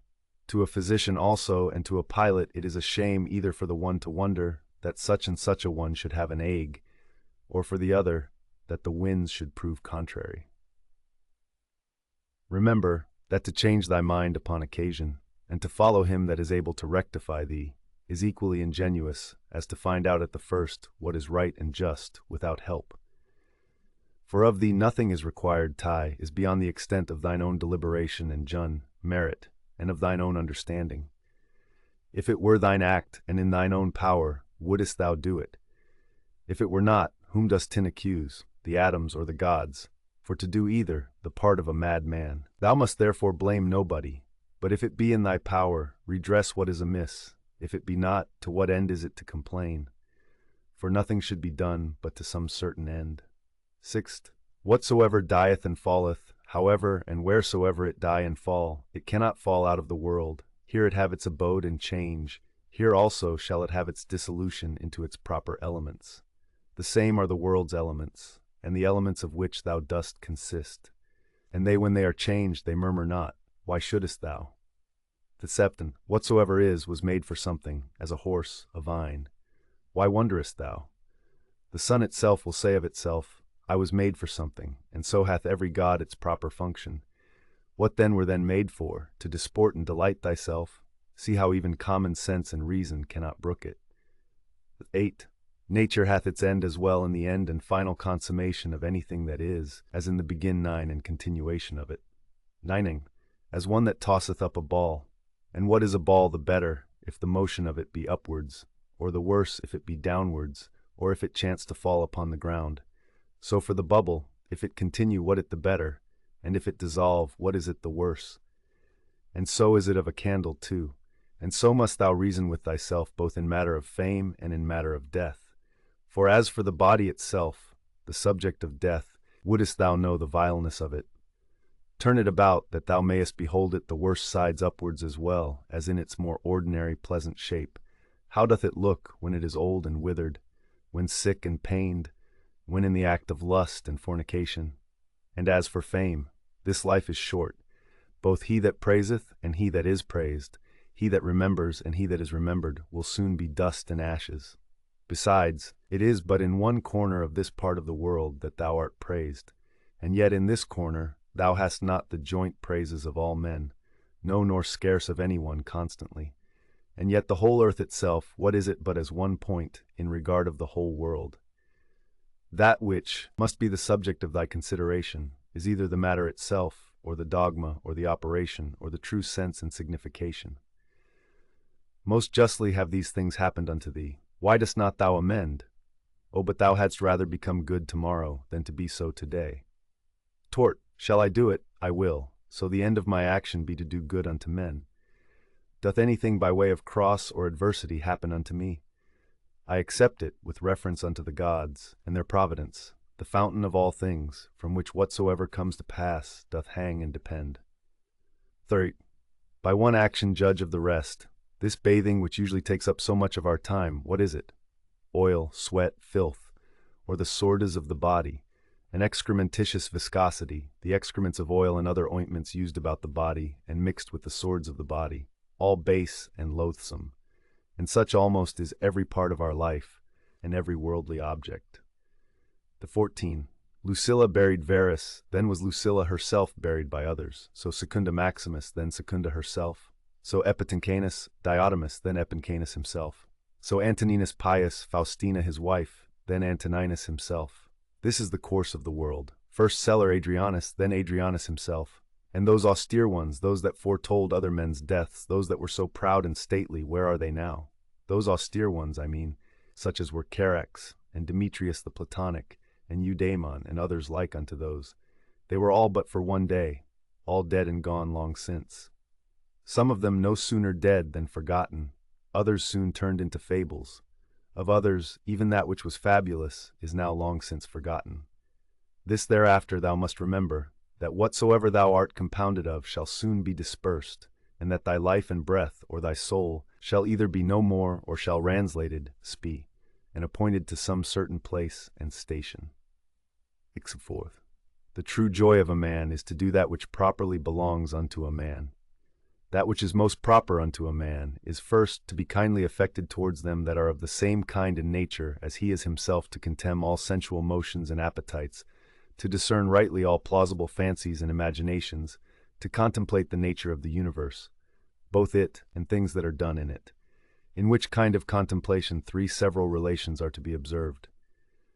The first to the apparent secondary cause, the second to the first original cause, God, from whom originally proceeds whatsoever doth happen in the world, the third and last to them that we live and converse with, what use may be made of it to their use and benefit.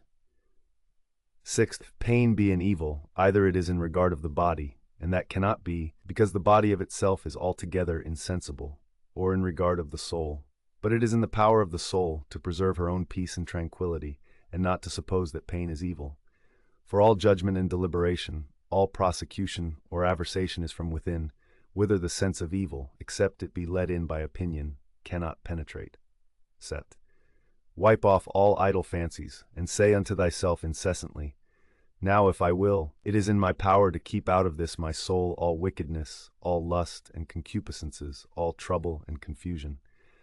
But on the contrary, to behold and consider all things according to their true nature, and to carry myself towards everything according to its true worth. Remember then this thy power that nature hath given thee. 8. Whether thou speak in the Senate, or whether thou speak to any particular, let thy speech in always grave and modest. But thou must not openly and vulgarly observe that sound and exact form of speaking concerning that which is truly good and truly civil, the vanity of the world and of worldly men, which otherwise truth and reason doth prescribe. It's a 9. Augustus his court, his wife, his daughter, his nephews, his sons-in-law, his sister, Agrippa, his kinsmen, his domestics, his friends, Arius, Messinus, his slayers of beasts for sacrifice and divination, there thou hast the death of a whole court together. Proceed now on to the rest that have been since that of Augustus. Hath death dwelt with them otherwise, though so many and so stately whilst they lived, than it doth use to deal with any one particular man? Consider now the death of a whole kindred and family, as of that of the Pompeys, as that also that useth to be written upon some monuments, he was the last of his own kindred. O what care did his predecessors take that they might leave a successor, yet behold at last one or other must of necessity be the last. Here again therefore consider the death of a whole kindred. XXX. Contract thy whole life to the measure and proportion of one single action, and if in every particular action thou dost perform what is fitting to the utmost of thy power, let it suffice thee.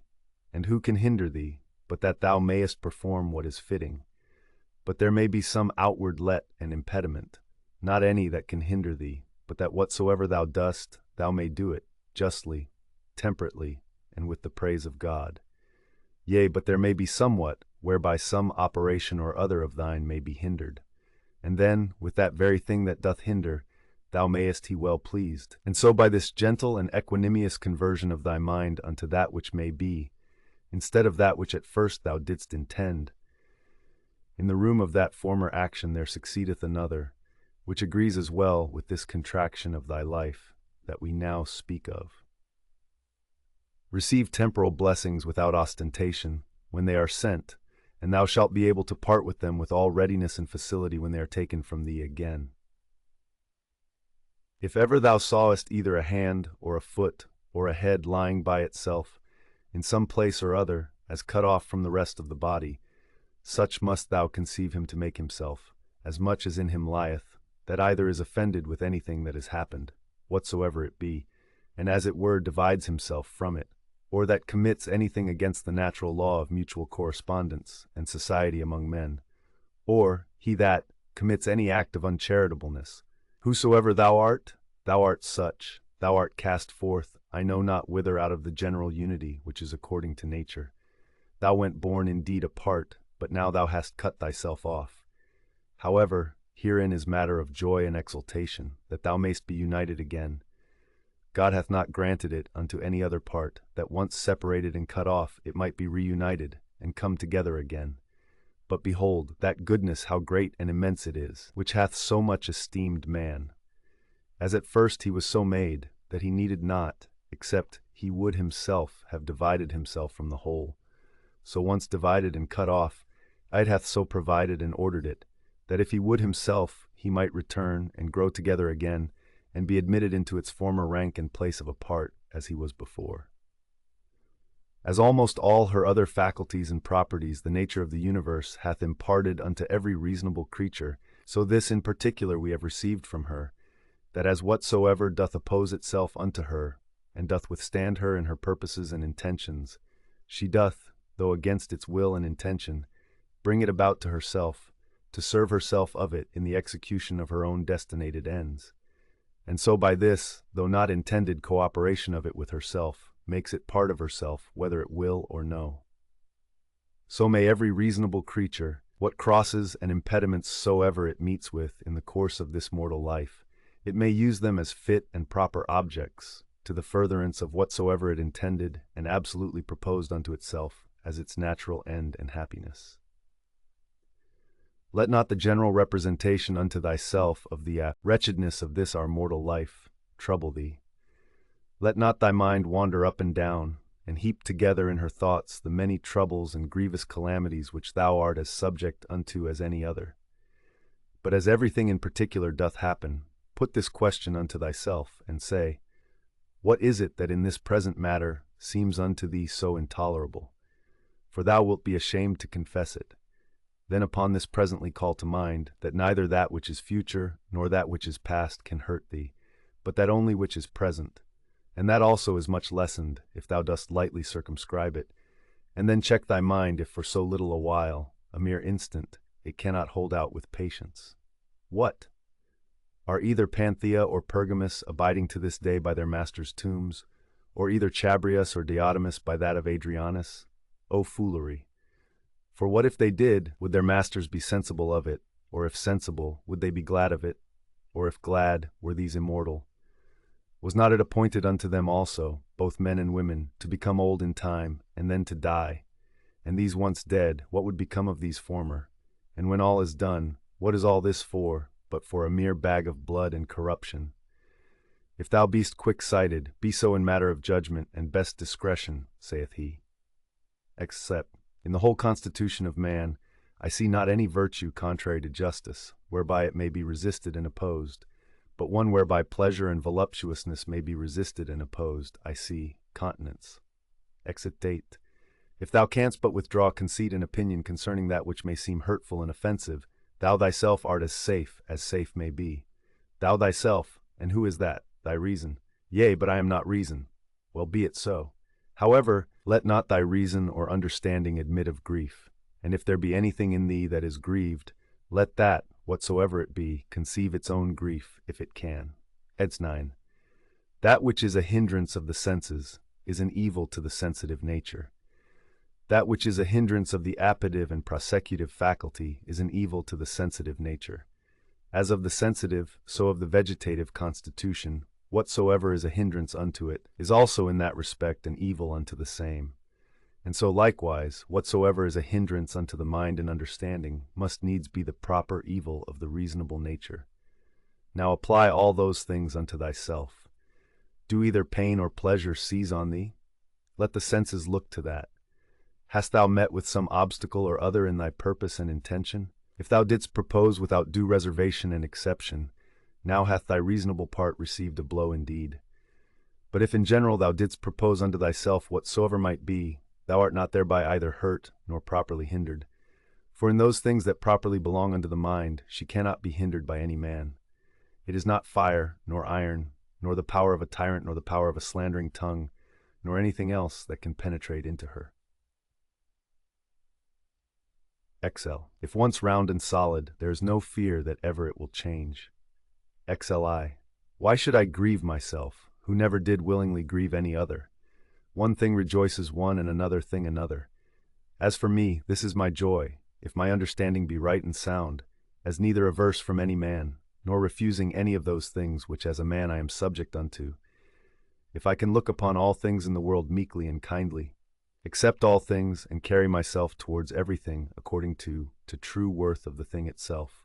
Exlathin. This time that is now present, bestow thou upon thyself. They that rather hunt for fame after death, do not consider that those men that shall be hereafter will be even such as these whom now they can so hardly bear with, and besides they also will be mortal men. But to consider the thing in itself, if so many with so many voices shall make such and such a sound, or shall have such and such an opinion concerning thee, what is it to thee? Ecthert. Take me and throw me where thou wilt, I am indifferent. For there also I shall have that spirit which is within me propitious, that is well pleased and fully contented both in that constant disposition and with those particular actions which to its own proper constitution are suitable and agreeable. Ecforth. Is this then a thing of that worth, that for it my soul should suffer and become worse than it was, as either basely dejected, or disordinately affected, or confounded within itself, or terrified? What can there be that thou shouldest so much esteem? Exelfoth. Nothing can happen unto thee, which is not incidental unto thee, as thou art a man. As nothing can happen either to an ox, a vine, or to a stone, which is not incidental unto them, unto every one in his own kind. If therefore nothing can happen unto anything, which is not both usual and natural, why art thou displeased? Sure the common nature of all would not bring anything upon any that were intolerable. If therefore it be a thing external that causes thy grief, know that it is not that properly that doth cause it, but thine own conceit and opinion concerning the thing, which thou mayest rid thyself of when thou wilt. But if it be somewhat that is amiss in thine own disposition, that doth grieve thee, mayest thou not rectify thy moral tenets and opinions? But if it grieve thee, that thou doest not perform that which seemeth unto thee right and just, why dost not thou choose rather to perform it than to grieve? But somewhat that is stronger than thyself doth hinder thee. Let it not grieve thee then, if it be not thy fault that the thing is not performed. Yea, but it is a thing of that nature, as that thy life is not worth the while, except it may be performed. If it be so, upon condition that thou be kindly and lovingly disposed towards all men, thou mayest be gone. For even then, as much as at any time, art thou in a very good estate of performance, when thou dost die in charity with those that are an obstacle unto thy performance. X6. Remember that thy mind is of that nature, as that it becometh altogether unconquerable. When once recollected in herself, she seeks no other content than this, that she cannot be forced. Yea, though it so fall out, that it be even against reason itself, that it cloth bandy, how much less when by the help of reason she is able to judge of things with discretion.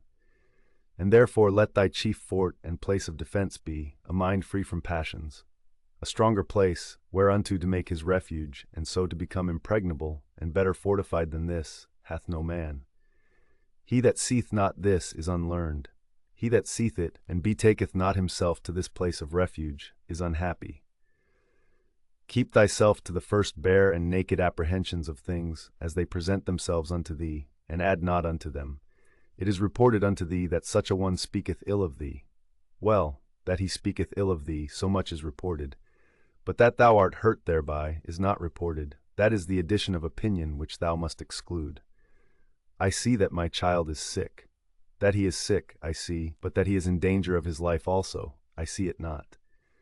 Thus thou must use to keep thyself to the first motions and apprehensions of things, as they present themselves outwardly, and add not unto them from within thyself through mere conceit and opinion. Or rather add unto them, hut as one that understandeth the true nature of all things that happen in the world. Exelth 8. Is the cucumber bitter? Set it away. Brambles are in the way? Avoid them. Let this suffice. Add not presently speaking unto thyself, what serve these things for in the world? For this, one that is acquainted with the mysteries of nature will laugh at thee for it, as a carpenter would or a shoemaker, if meeting in either of their shops with some shavings or small remnants of their work, thou shouldest blame them for it. And yet those men, it is not for want of a place where to throw them that they keep them in their shops for a while. But the nature of the universe hath no such outplace. but herein doth consist the wonder of her art and skill, that she having once circumscribed herself within some certain bounds and limits, whatsoever is within her that seems either corrupted or old or unprofitable, she can change it into herself, and of these very things can make new things, so that she needeth not to seek elsewhere out of herself either for a new supply of matter and substance, or for a place where to throw out whatsoever is irrecoverably putrid and corrupt. Thus she, as for place, so for matter and art, is herself sufficient unto herself. X. Not to be slack and negligent, or loose and wanton in thy actions, nor contentious and troublesome in thy conversation, nor to rove and wander in thy fancies and imaginations, not basely to contract thy soul, nor boisterously to sally out with it, or furiously to launch out as it were, nor ever to want employment. L. They kill me, they cut my flesh, they persecute my person with curses. What then? May not thy mind for all this continue pure, prudent, temperate, just, as a fountain of sweet and clear water, though she be cursed by some stander by, yet do her springs nevertheless still run as sweet and clear as before. Yea, though either dirt or dung be thrown in, yet is it no sooner thrown than dispersed and she cleared. She cannot be dyed or infected by it. What then must I do, that I may have within myself an overflowing fountain, and not a well? Beget thyself by continual pains and endeavors to true liberty with charity, and true simplicity and modesty. L.E. He that knoweth not what the world is, knoweth not where he himself is. And he that knoweth not what the world was made for, cannot possibly know either what are the qualities, or what is the nature of the world. Now he that in either of these is to seek, for what he himself was made, is ignorant also. What then dost thou think of that man, who proposeth unto himself, as a matter of great moment, the noise and applause of men, who both where they are and what they are themselves, are altogether ignorant? Dost thou desire to be commended of that man, who thrice in 1 hour perchance doth himself curse himself? Dost thou desire to please him who pleaseth not himself? Or dost thou think that he pleaseth himself, who doth use to repent himself almost of everything that he doth? Not only now henceforth to have a common breath, or to hold correspondency of breath with that air that compasseth us about, but to have a common mind, or to hold correspondency of mind also with that rational substance which compasseth all things. For that also is of itself, and of its own nature, if a man can but draw it in as he should, everywhere diffused, and passeth through all things, no less than the air doth if a man can but suck it in. Lyrid. Wickedness in general doth not hurt the world. Particular wickedness doth not hurt any other. Only unto him it is hurtful, whosoever he be that offends, unto whom in great favor and mercy it is granted, that whensoever he himself shall but first desire it, he may be presently delivered of it. Unto my free will, my neighbor's free will, whoever he be, as his life or his bode, is altogether indifferent. For though we are all made one for another, yet have our minds and understandings, each of them their own proper and limited jurisdiction. For else another man's wickedness might be my evil which God would not have, that it might not be in another man's power to make me unhappy, which nothing now can do but mine own wickedness. Live. The sun seemeth to be shed abroad, and indeed it is diffused but not effused, for that diffusion of it is a tasis or an extension, for therefore are the beams of it called ktines from the word ektinisthe, to be stretched out and extended.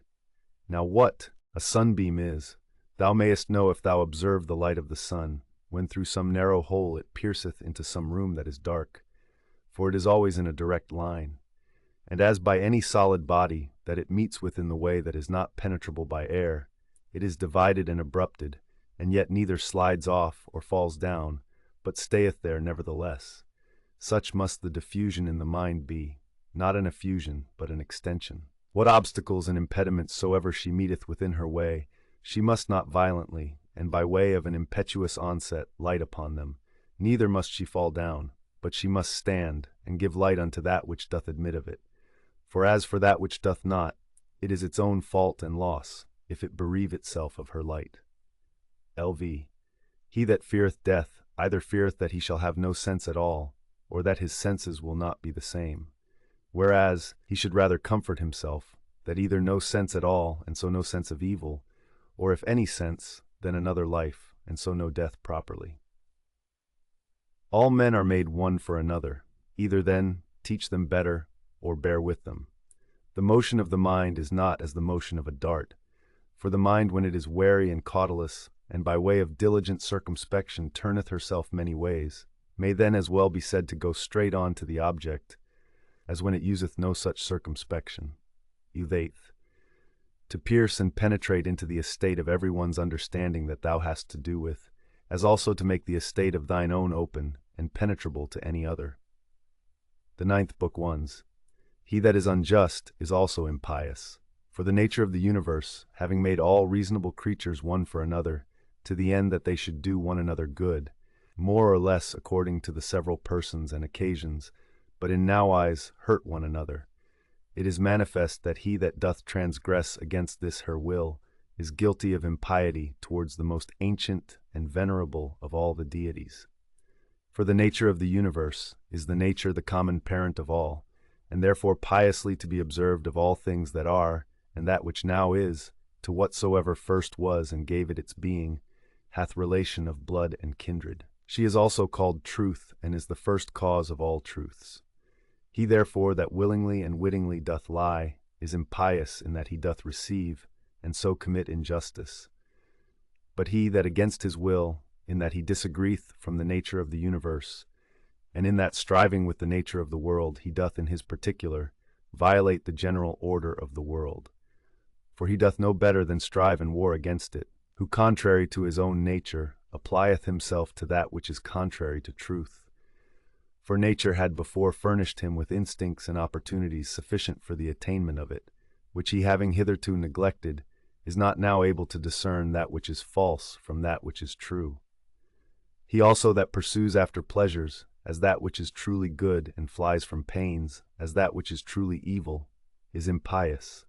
For such a one must of necessity oftentimes accuse that common nature, as distributing many things both unto the evil and unto the good, not according to the deserts of either, as unto the bad oftentimes pleasures, and the causes of pleasures, so unto the good pains and the occasions of pains. Again, he that feareth pains and crosses in this world, feareth some of those things which some time or other must needs happen in the world, and that we have already showed to be impious. And he that pursueth after pleasures will not spare to compass his desires, to do that which is unjust, and that is manifestly impious. Now those things which unto nature are equally indifferent, for she had not created both pain and pleasure, if both had not been unto her equally indifferent.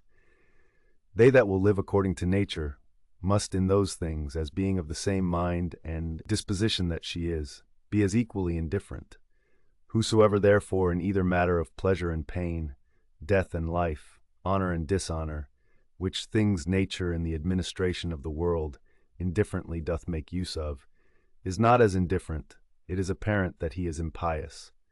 When I say that common nature doth indifferently make use of them, my meaning is, that they happen indifferently in the ordinary course of things, which by a necessary consequence, whether as principal or accessory, come to pass in the world, according to that first and ancient deliberation of Providence, by which she from some certain beginning did resolve upon the creation of such a world, conceiving then in her womb as it were some certain rational generative seeds and faculties of things future, whether subjects, changes, successions, both such, and just so many.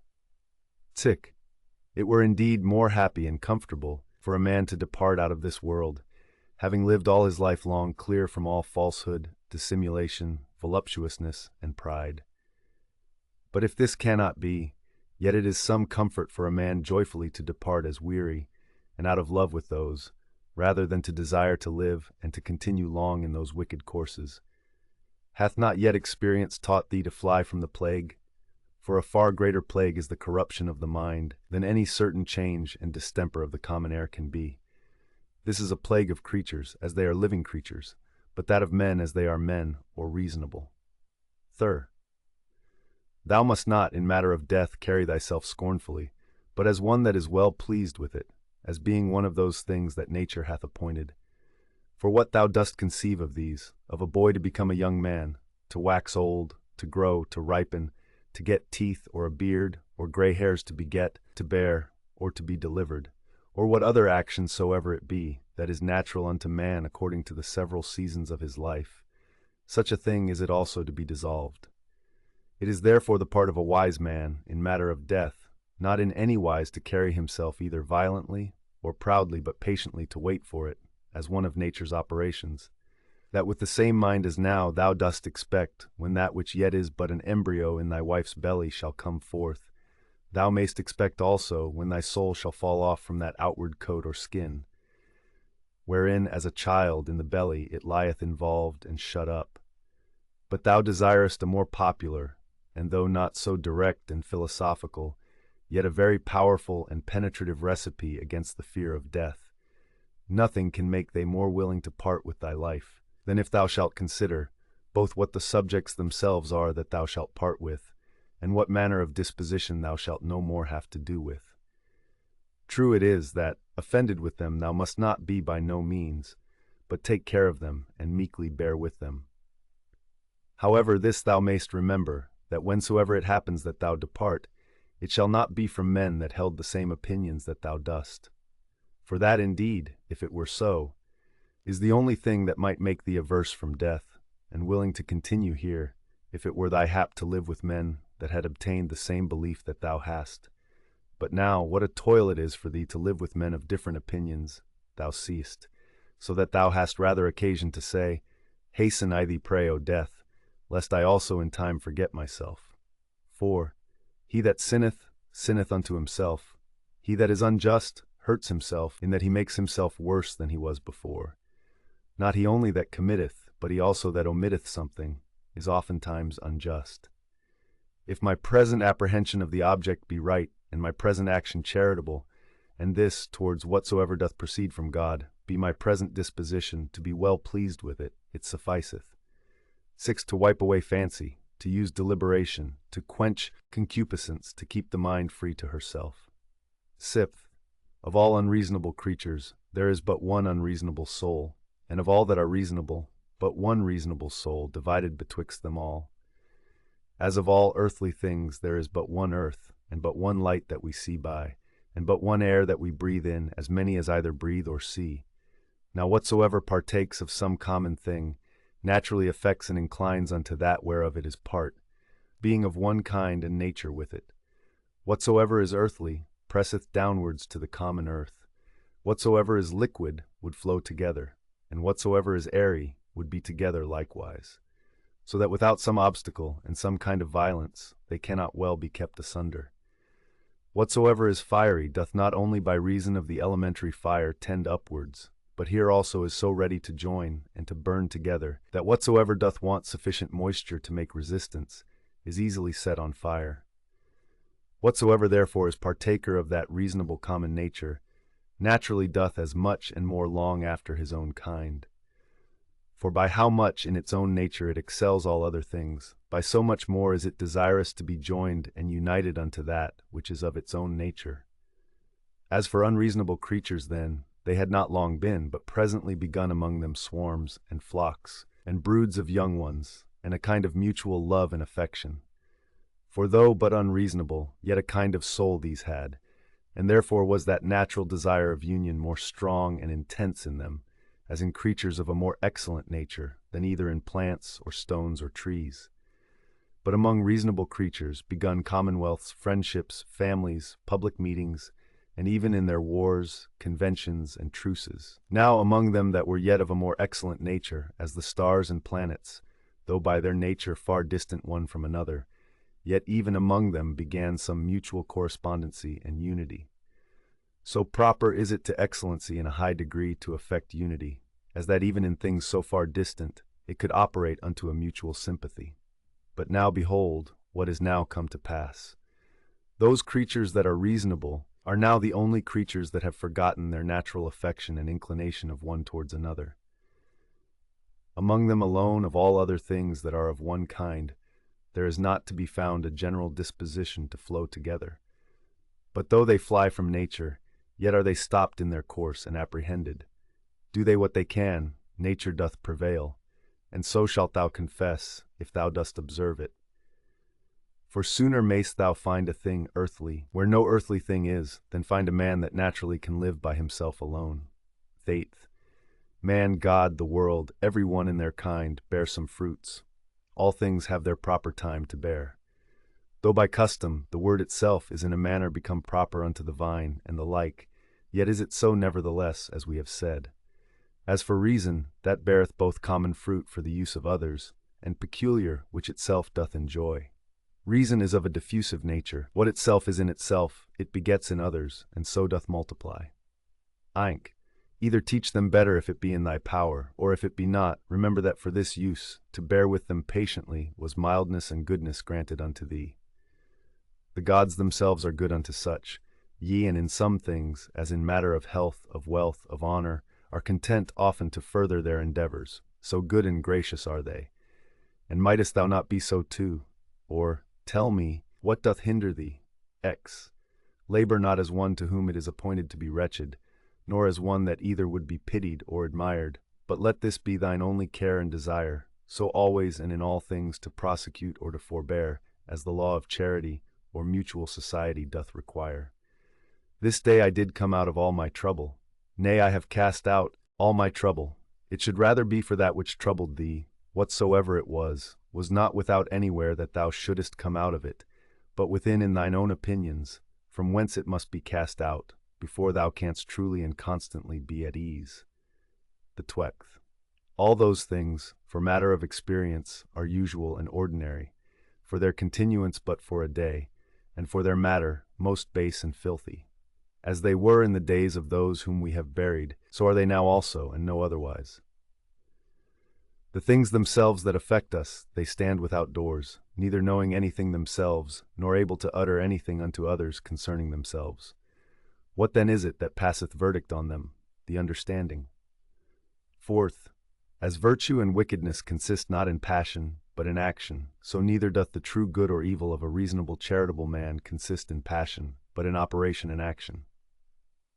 To the stone that is cast up, when it comes down it is no hurt unto it, as neither benefit when it doth ascend. 6th. Sift their minds and understandings, and behold what men they be, whom thou dost stand in fear of what they shall judge of thee, what they themselves judge of themselves. All things that are in the world are always in the estate of alteration. Thou also art in a perpetual change, yea, and under corruption too in some part, and so is the whole world. It is not thine, but another man's sin. Why should it trouble thee? Let him look to it, whose sin it is. 9th. Of an operation and of a purpose there is an ending, or of an action and of a purpose we say commonly, that it is at an end. From opinion also there is an absolute cessation, which is as it were the death of it. In all this there is no hurt. Apply this now to a man's age, as first a child, then a youth, then a young man, then an old man. Every change from one age to another is a kind of death. And all this while here, no matter of grief yet. Pass now unto that life first, that which thou livedst under thy grandfather, then under thy mother, then under thy father. And thus, when through the whole course of thy life hitherto thou hast found and observed many alterations, many changes, many kinds of endings and cessations, put this question to thyself: what matter of grief or sorrow dost thou find in any of these? Or what dost thou suffer through any of these? If in none of these, then neither in the ending and consummation of thy whole life, which is also but a cessation and change. X. As occasion shall require, either to thine own understanding, or to that of the universe, or to his whom thou hast now to do with, let thy refuge be with all speed. To thine own, that it resolve upon nothing against justice. To that of the universe, that thou mayest remember, part of whom thou art. Of his, that thou mayest consider whether in the estate of ignorance or of knowledge. And then also must thou call to mind that he is thy kinsman. As thou thyself, whoever thou art, were made for the perfection and consummation, being a member of it, of a common society, so must every action of thine tend to the perfection and consummation of a life that is truly sociable. What action soever of thine, therefore, that either immediately or afar off hath not reference to the common good, that is an exorbitant and disorderly action, yea, it is seditious, as one among the people who from such and such a consent and unity should factiously divide and separate himself. children's anger, mere babels, wretched souls bearing up dead bodies, that they may not have their fall so soon, even as it is in that common dirge song. Go to the quality of the cause from which the effect doth proceed. Behold it by itself bare and naked, separated from all that is material. Then consider the utmost bounds of time that that cause, thus and thus qualified, can subsist and abide. Fourth, infinite are the troubles and miseries that thou hast already been put to by reason of this only, because that for all happiness it did not suffice thee, or that thou didst not account it sufficient happiness, that thy understanding did operate according to its natural constitution. Fourth, when any shall either impeach thee with false accusations, or hatefully reproach thee, or shall use any such carriage towards thee, get thee presently to their minds and understandings, and look in them, and behold what manner of men they be. Thou shalt see that there is no such occasion why it should trouble thee, what such as they are think of thee. Yet must thou love them still, for by nature they are thy friends. And the gods themselves, in those things that they seek from them as matters of great moment, are well content, all manner of ways, as by dreams and oracles, to help them as well as others. 6. Up and down, from one age to another, go the ordinary things of the world, being still the same. And either of everything in particular before it come to pass, the mind of the universe doth consider with itself and deliberate, and if so, then submit for shame unto the determination of such an excellent understanding. Or once for all it did resolve upon all things in general. And since that whatsoever happens, happens by a necessary consequence, and all things indivisibly in a manner and inseparably hold one of another. In sum, either there is a God, and then all is well, or if all things go by chance and fortune, yet mayest thou use thine own providence in those things that concern thee properly, and then art thou well. 7. Within a while the earth shall cover us all, and then she herself shall have her change.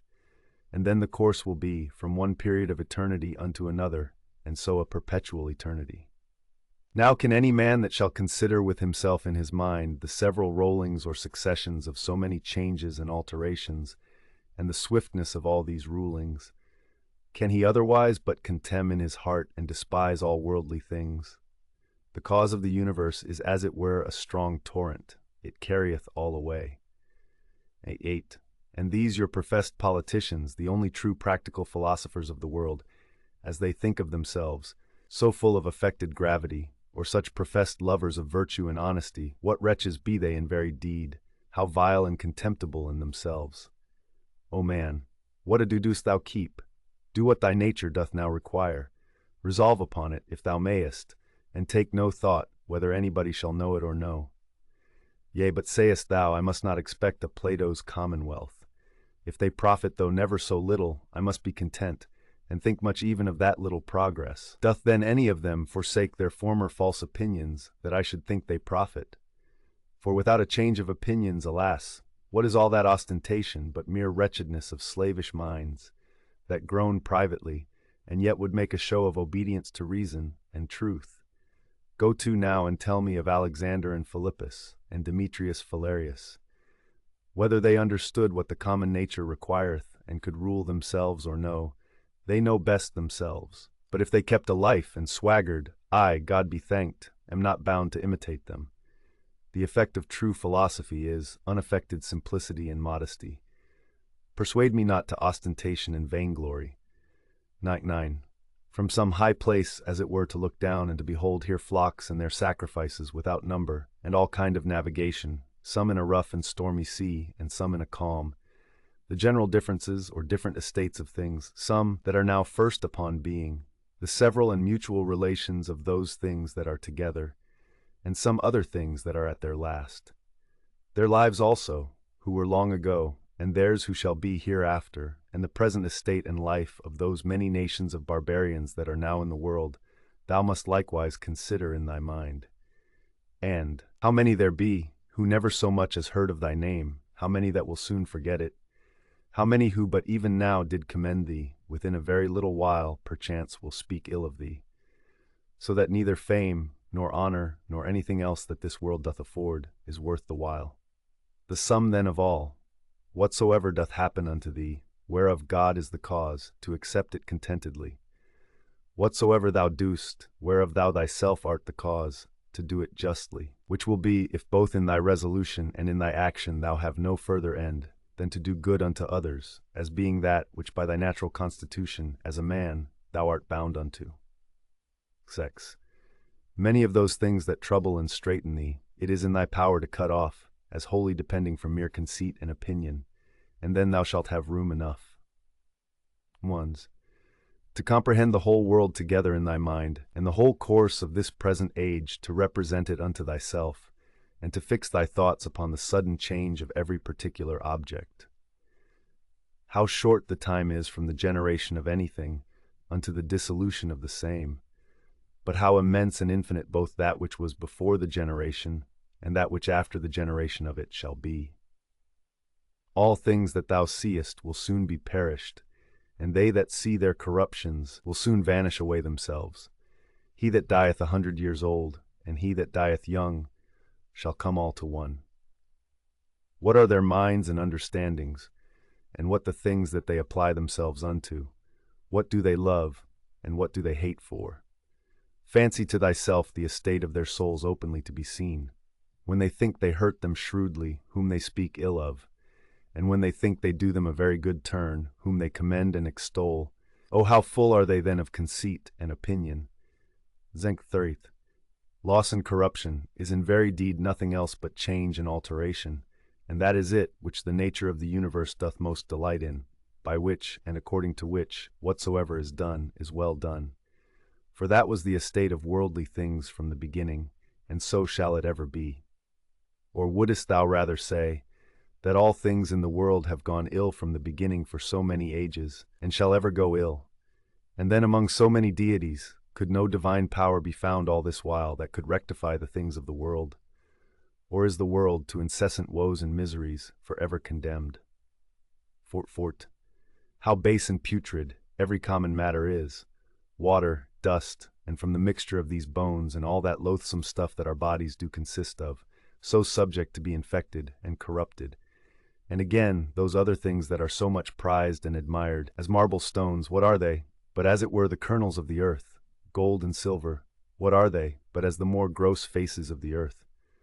Thy most royal apparel for matter, it is but as it were the hair of a silly sheep, and for color, the very blood of a shellfish. Of this nature are all other things.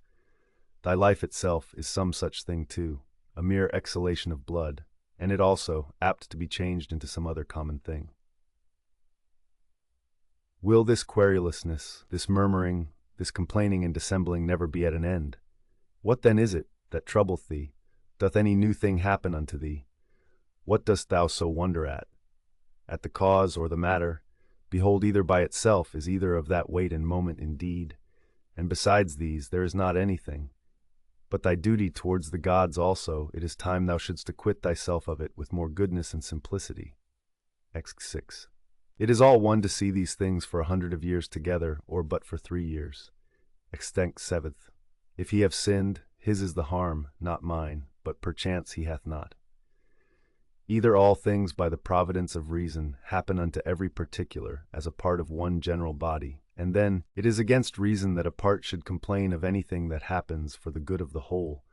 Or if, according to Epicurus, atoms be the cause of all things, and that life be nothing else but an accidentary confusion of things, and death nothing else but a mere dispersion and so of all other things, what dost thou trouble thyself for?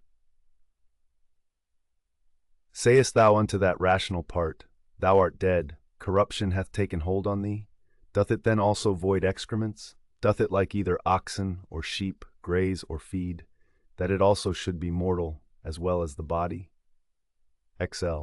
Either the gods can do nothing for us at all, or they can still and allay all the distractions and distempers of thy mind. If they can do nothing, why dost thou pray? If they can, why wouldst not thou rather pray, that they will grant unto thee, that thou mayst neither fear nor lust after any of those worldly things which cause these distractions and distempers of it? Why not rather, that thou mayst not at either their absence or presence be grieved and discontented?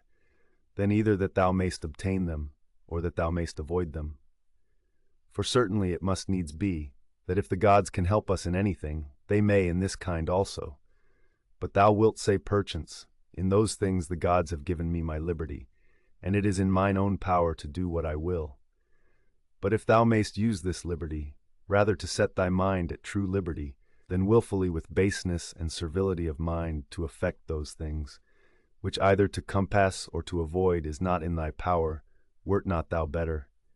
And as for the gods, who hath told thee, that they may not help us up even in those things that they have put in our own power, whether it be so or no, thou shalt soon perceive, if thou wilt but try thyself and pray.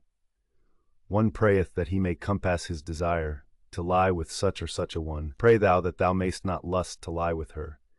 Another, how he may be rid of such a one. Pray thou that thou mayst so patiently bear with him, as that thou have no such need to be rid of him. Another, that he may not lose his child. Pray thou that thou mayst not fear to lose him.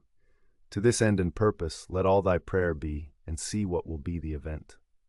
Exali, in my sickness, saith Epicurus of himself, my discourses were not concerning the nature of my disease, neither was that, to them that came to visit me, the subject of my talk, but in the consideration and contemplation of that, which was of a special weight and moment, was all my time bestowed and spent, and among others in this very thing, how my mind, by a natural and unavoidable sympathy partaking in some sort with the present indisposition of my body, might nevertheless keep herself free from trouble, and in present possession of her own proper happiness. Neither did I leave the ordering of my body to the physicians altogether to do with me what they would, as though I expected any great matter from them, or as though I thought it a matter of such great consequence, by their means to recover my health. For my present estate, methought, liked me very well, and gave me good content. Whether therefore in sickness, if thou chanced to sicken, or in what other kind of extremity soever, endeavor thou also to be in thy mind so affected, as he doth report of himself, not to depart from thy philosophy for anything that can befall thee, nor to give ear to the discourses of silly people and mere naturalists. Exlasif. It is common to all trades and professions to mind and intend that only, which now they are about, and the instrument whereby they work. Third. When at any time thou art offended with any one's impudency, put presently this question to thyself. What? Is it then possible that there should not be any impudent men in the world? Certainly it is not possible. Desire not then that which is impossible. For this one, thou must think, whosoever he be, is one of those impudent ones that the world cannot be without. So of the subtile and crafty, so of the perfidious, so of every one that offendeth, must thou ever be ready to reason with thyself. For whilst in general thou dost thus reason with thyself, that the kind of them must needs be in the world, thou wilt be the better able to use meekness towards every particular. This also thou shalt find of very good use, upon every such occasion, presently to consider with thyself, what proper virtue nature hath furnished man with, against such a vice, or to encounter with a disposition vicious in this kind. As for example, against the unthankful, it hath given goodness and meekness as an antidote, and so against another vicious in another kind some other peculiar faculty. And generally, is it not in thy power to instruct him better, that is in an error? For whosoever sinneth doth in that decline from his purposed end, and is certainly deceived. And again, what art thou the worse for his sin? For thou shalt not find that any one of these, against whom thou art incensed, hath in very deed done anything whereby thy mind, the only true subject of thy hurt and evil, can be made worse than it was. And what a matter of either grief or wonder is this, if he that is unlearned do the deeds of one that is unlearned? Should not thou rather blame thyself, who, when upon very good grounds of reason, thou mightst have thought it very probable that such a thing would by such a one be committed, didst not only not foresee it, but moreover dost wonder at it, that such a thing should be? But then especially, when thou dost find fault with either an unthankful or a false man, must thou reflect upon thyself. For without all question, thou thyself art much in fault, if either of one that were of such a disposition, thou didst expect that he should be true unto thee. Or when unto any thou didst a good turn, thou didst not there bound thy thoughts as one that had obtained his end, nor didst not think that from the action itself thou hadst received a full reward of the good that thou hadst done. For what wouldst thou have more? Unto him that is a man, thou hast done a good turn. doth not that suffice thee? What thy nature required, that hast thou done. Must thou be rewarded for it? As if either the eye for that it seeth, or the feet that they go, should require satisfaction. For as these being by nature appointed for such an use, can challenge no more than that they may work according to their natural constitution, so man being born to do good unto others whensoever he doth a real good unto any by helping them out of error, or though but in middle things, as in matter of wealth, life, preferment, and the like, doth help to further their desires, he doth that for which he was made, and therefore can require no more. The 10th Book Oz. O my soul, the time I trust will be, when thou shalt be good, simple, single, more open and visible, than that body by which it is enclosed. Thou wilt one day be sensible of their happiness, whose end is love, and their affections dead to all worldly things. Thou shalt one day be full, and in want of no external thing, not seeking pleasure from anything, either living or insensible, that this world can afford, neither wanting time for the continuation of thy pleasure, nor place and opportunity, nor the favor either of the weather or of men. When thou shalt have content in thy present estate, and all things present shall add to thy content, when thou shalt persuade thyself that thou hast all things, all for thy good, and all by the providence of the gods, and of things future also shalt be as confident, that all will do well, as tending to the maintenance and preservation in some sort of his perfect welfare and happiness, who is perfection of life, of goodness and beauty, who begets all things, and containeth all things in himself, and in himself doth recollect all things from all places that are dissolved, that of them he may beget others again like unto them. Such one day shall be thy disposition, that thou shalt be able, both in regard of the gods and in regard of men, so to fit and order thy conversation, as neither to complain of them at any time for anything that they do, nor to do anything thyself for which thou mayest justly be condemned. As one who is altogether governed by nature, let it be thy care to observe what it is that thy nature in general doth require. That done, if thou find not that thy nature, as thou art a living sensible creature, will be the worse for it, thou mayest proceed. Next then thou must examine what thy nature as thou art a living sensible creature doth require, and that, whatsoever it be, thou mayest admit of and do it, if thy nature as thou art a reasonable living creature will not be the worse for it. Now whatsoever is reasonable is also sociable. Keep thyself to these rules, and trouble not thyself about idle things. Third, whatsoever doth happen unto thee, thou art naturally by thy natural constitution either able or not able to bear. If thou beest able, be not offended, but bear it according to thy natural constitution, or as nature hath enabled thee. If thou beest not able, be not offended, for it will soon make an end of thee, and itself, whatsoever it be, at the same time end with thee. But remember, that whatsoever by the strength of opinion, grounded upon a certain apprehension of both true profit and duty, thou canst conceive tolerable, that thou art able to bear that by thy natural constitution. Before, him that offends, to teach with love and meekness, and to show him his error. But if thou canst not, then to blame thyself, or rather not thyself neither, if thy will and endeavors have not been wanting. Whatsoever it be that happens unto thee, it is that which from all time was appointed unto thee. For by the same coherence of causes, by which thy substance from all eternity was appointed to be, was also whatsoever should happen unto it, destinated and appointed. Either with Epicurus we must fondly imagine the atoms to be the cause of all things, or we must needs grant a nature. Let this then be thy first ground, that thou art part of that universe which is governed by nature. Then secondly, that to those parts that are of the same kind and nature as thou art, thou hast relation of kindred. For of these, if I shall always be mindful, first as I am a part, I shall never be displeased with anything that falls to my particular share of the common chances of the world. For nothing that is behoveful unto the whole can be truly hurtful to that which is part of it. For this being the common privilege of all natures, that they contain nothing in themselves that is hurtful unto them. It cannot be that the nature of the universe, whose privilege beyond other particular natures is that she cannot against her will by any higher external cause be constrained, should beget anything and cherish it in her bosom that should tend to her own hurt and prejudice. As then I bear in mind that I am a part of such an universe, I shall not be displeased with anything that happens.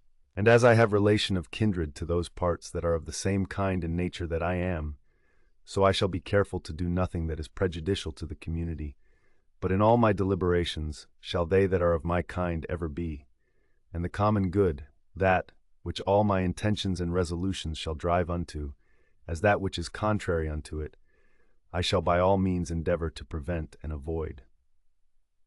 These things once so fixed and concluded, as thou wouldst think him a happy citizen, whose constant study and practice were for the good and benefit of his fellow citizens, and the carriage of the city such towards him, that he were well pleased with it, so must it needs be with thee, that thou shalt live a happy life. Vicemt. All parts of the world, all things I mean that are contained within the whole world, must of necessity, at some time or other, come to corruption. Alteration, I should say, to speak truly and properly, but that I may be the better understood, I am content at this time to use that more common word. Now say I, if so be that this be both hurtful unto them, and yet unavoidable, would not, thinkest thou, the whole itself be in a sweet case, all the parts of it being subject to alteration, yea, and by their making itself fitted for corruption, as consisting of things different and contrary? And did nature then either of herself thus project and purpose the affliction and misery of her parts, and therefore of purpose so made them, not only that haply they might, but of necessity that they should fall into evil? Or did not she know what she did when she made them? For either of these two to say is equally absurd.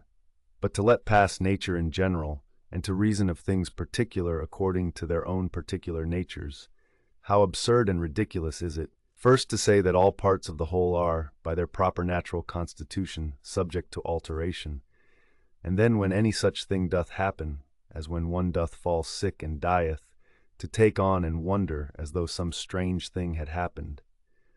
Though this besides might move not so grievously to take on when any such thing doth happen, that whatsoever is dissolved, it is dissolved into those things, whereof it was compounded.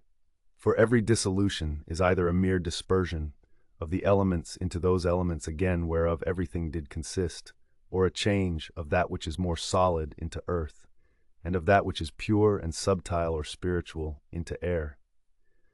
So that by this means nothing is lost, but all resumed again into those rational generative seeds of the universe, and this universe, either after a certain period of time to lie consumed by fire, or by continual changes to be renewed, and so forever to endure.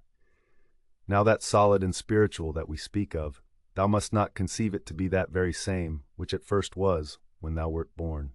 For alas, all this that now thou art in either kind, either for matter of substance or of life, hath but 2 or 3 days ago, partly from meats eaten, and partly from air breathed in, received all its influx, being the same then in no other respect than a running river, maintained by the perpetual influx and new supply of waters, is the same. That therefore which thou hast since received, not that which came from thy mother, is that which comes to change and corruption. But suppose that for the general substance, and more solid part of it, should still cleave unto thee never so close, yet what is that to the proper qualities and affections of it, by which persons are distinguished, which certainly are quite different? 8. Now that thou hast taken these names upon thee of good, modest, true, of emphron, symphron, hyperphron, take heed lest at any times, by doing anything that is contrary, thou be but improperly so called, and lose thy right to these appellations. Or if thou do, return unto them again with all possible speed. And remember that the word emphron notes unto thee an intent and intelligent consideration of every object that presents itself unto thee, without distraction. And the word symphron, a ready and contented acceptation of whatsoever by the appointment of the common nature happens unto thee. And the word hyperphron, a superextension, or a transcendent and outreaching disposition of thy mind, whereby it passeth by all bodily pains and pleasures, honor and credit, death and whatsoever is of the same nature, as matters of absolute indifferency, and in no wise to be stood upon by a wise man. These then, if inviolably thou shalt observe, and shalt not be ambitious to be so called by others, both thou thyself shalt become a new man, and thou shalt begin a new life.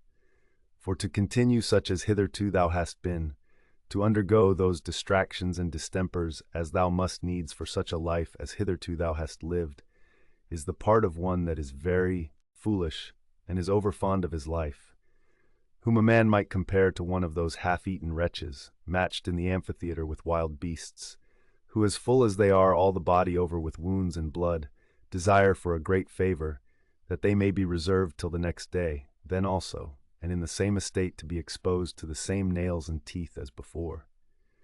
Away therefore, ship thyself, and from the troubles and distractions of thy former life convey thyself as it were unto these few names. And if thou canst abide in them, or be constant in the practice and possession of them, continue there as glad and joyful as one that were translated unto some such place of bliss and happiness as that which by Hesiod and Plato is called the Islands of the Blessed, by others called the Elysian Fields. And whensoever thou findest thyself, that thou art in danger of a relapse, and that thou art not able to master and overcome those difficulties and temptations that present themselves in thy present station, get thee into any private corner, where thou mayst be better able, or if that will not serve, forsake even thy life rather. But so that it be not in passion, but in a plain, voluntary, modest way, this being the only commendable action of thy whole life, that thus thou art departed, or this having been the main work and business of thy whole life, that thou mightest thus depart.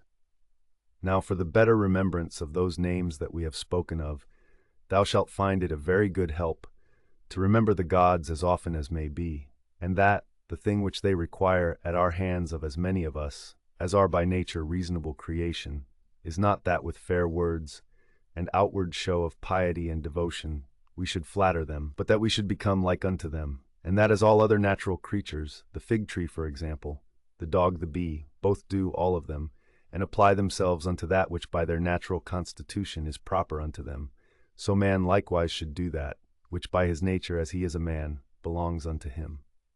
X. Toys and fooleries at home, wars abroad, sometimes terror, sometimes torpor or stupid sloth, this is thy daily slavery. By little and little, if thou doest not better look to it, those sacred dogmata will be blotted out of thy mind. How many things be there, which when as a mere naturalist thou hast barely considered of according to their nature, thou doest let pass without any further use, whereas thou shouldst in all things so join action and contemplation, that thou mightest both at the same time attend all present occasions, to perform everything duly and carefully, and yet so intend the contemplative part too, that no part of that delight and pleasure, which the contemplative knowledge of everything according to its true nature doth of itself afford, might be lost, or that the true and contemplative knowledge of everything according to its own nature might of itself, action being subject to many lets and impediments, afford unto thee sufficient pleasure and happiness, not apparent indeed, but not concealed. And when shalt thou attain to the happiness of true simplicity and unaffected gravity? When shalt thou rejoice in the certain knowledge of every particular object according to its true nature, as what the matter and substance of it is, what use it is for in the world, how long it can subsist, what things it doth consist of, who they be that are capable of it, and who they that can give it and take it away? X. As the spider, when it hath caught the fly that it hunted after, is not little proud, nor meanly conceited of herself, as he likewise that hath caught an hare, or hath taken a fish with his net, as another for the taking of a boar, and another of a bear, so may they be proud and applaud themselves for their valiant acts against the Sarmatai, or northern nations lately defeated.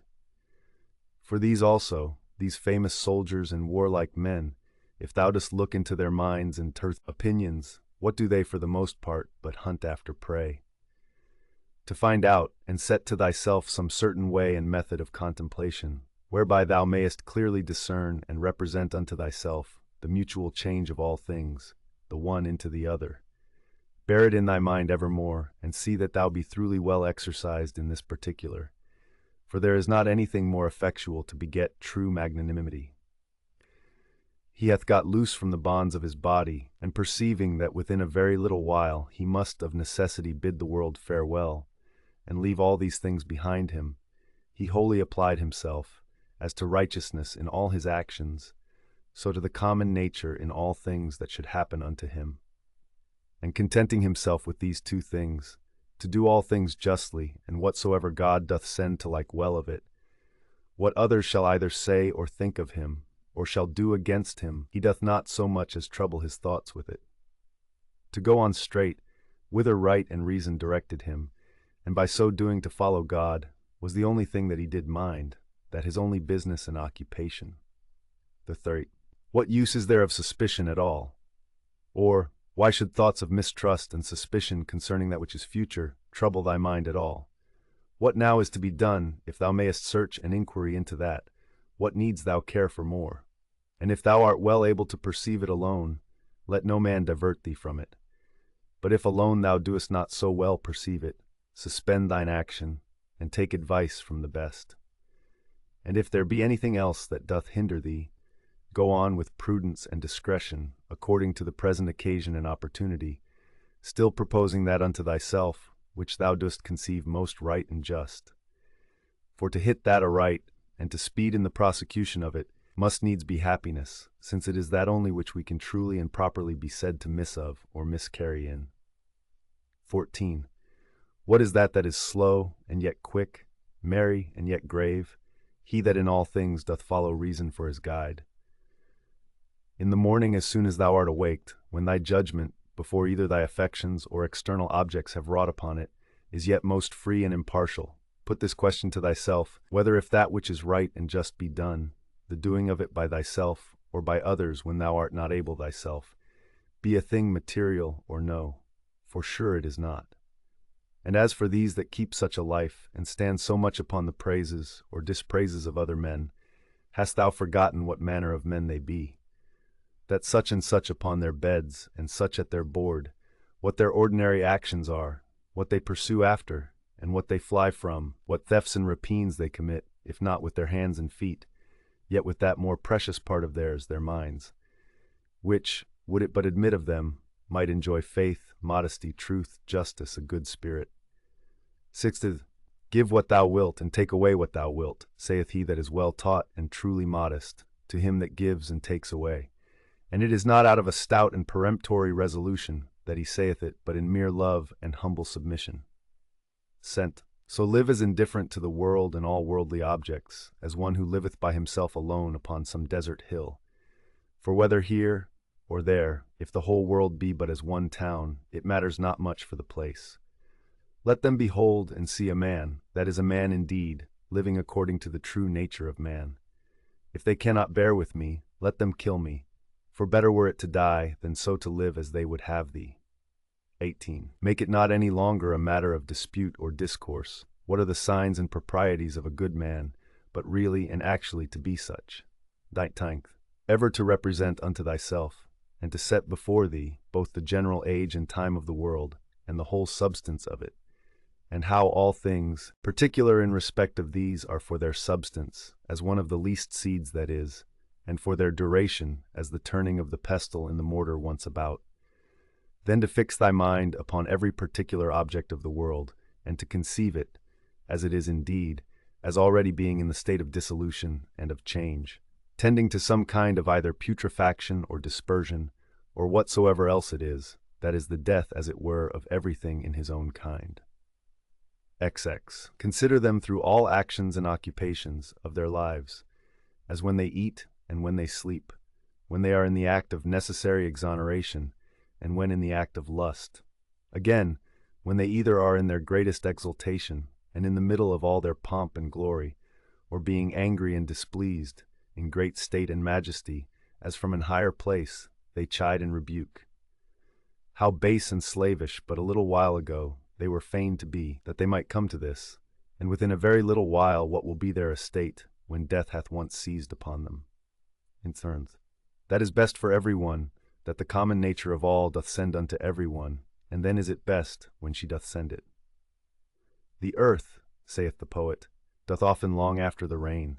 So is the glorious sky often as desirous to fall upon the earth, which argues a mutual kind of love between them. And so, say I, doth the world bear a certain affection of love to whatsoever shall come to pass, With thine affections shall mine concur, O world. The same, and no other, shall the object of my longing be, which is of thine. Now that the world doth love, it is true indeed, so is it as commonly said, and acknowledged leged, when, according to the Greek phrase, imitated by the Latins, of things that used to be, we say commonly that they love to be. And third, either thou dost continue in this kind of life, and that is it, which so long thou hast been used unto, and therefore tolerable, or thou doest retire, or leave the world, and that of thine own accord, and then thou hast thy mind, or thy life is cut off, and then mayst thou rejoice that thou hast ended thy charge. One of these must needs be. Be therefore of good comfort.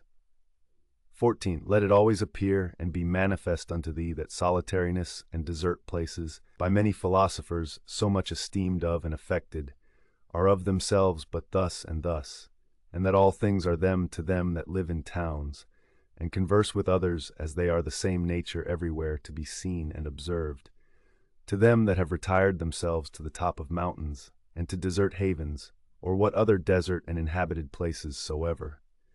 For anywhere it thou wilt mayest thou quickly find and apply that to thyself, which Plato saith of his philosopher, in a place, as private and retired, saith he, as if he were shut up and enclosed about in some shepherd's lodge on the top of a hill. There by thyself to put these questions to thyself, or to enter in these considerations. What is my chief and principal part, which hath power over the rest? What is now the present estate of it as I use it? And what is it that I employ it about? Is it now void of reason, aye or no? Is it free and separated, or so affixed, so congealed and grown together as it were with the flesh, that it is swayed by the motions and inclinations of it?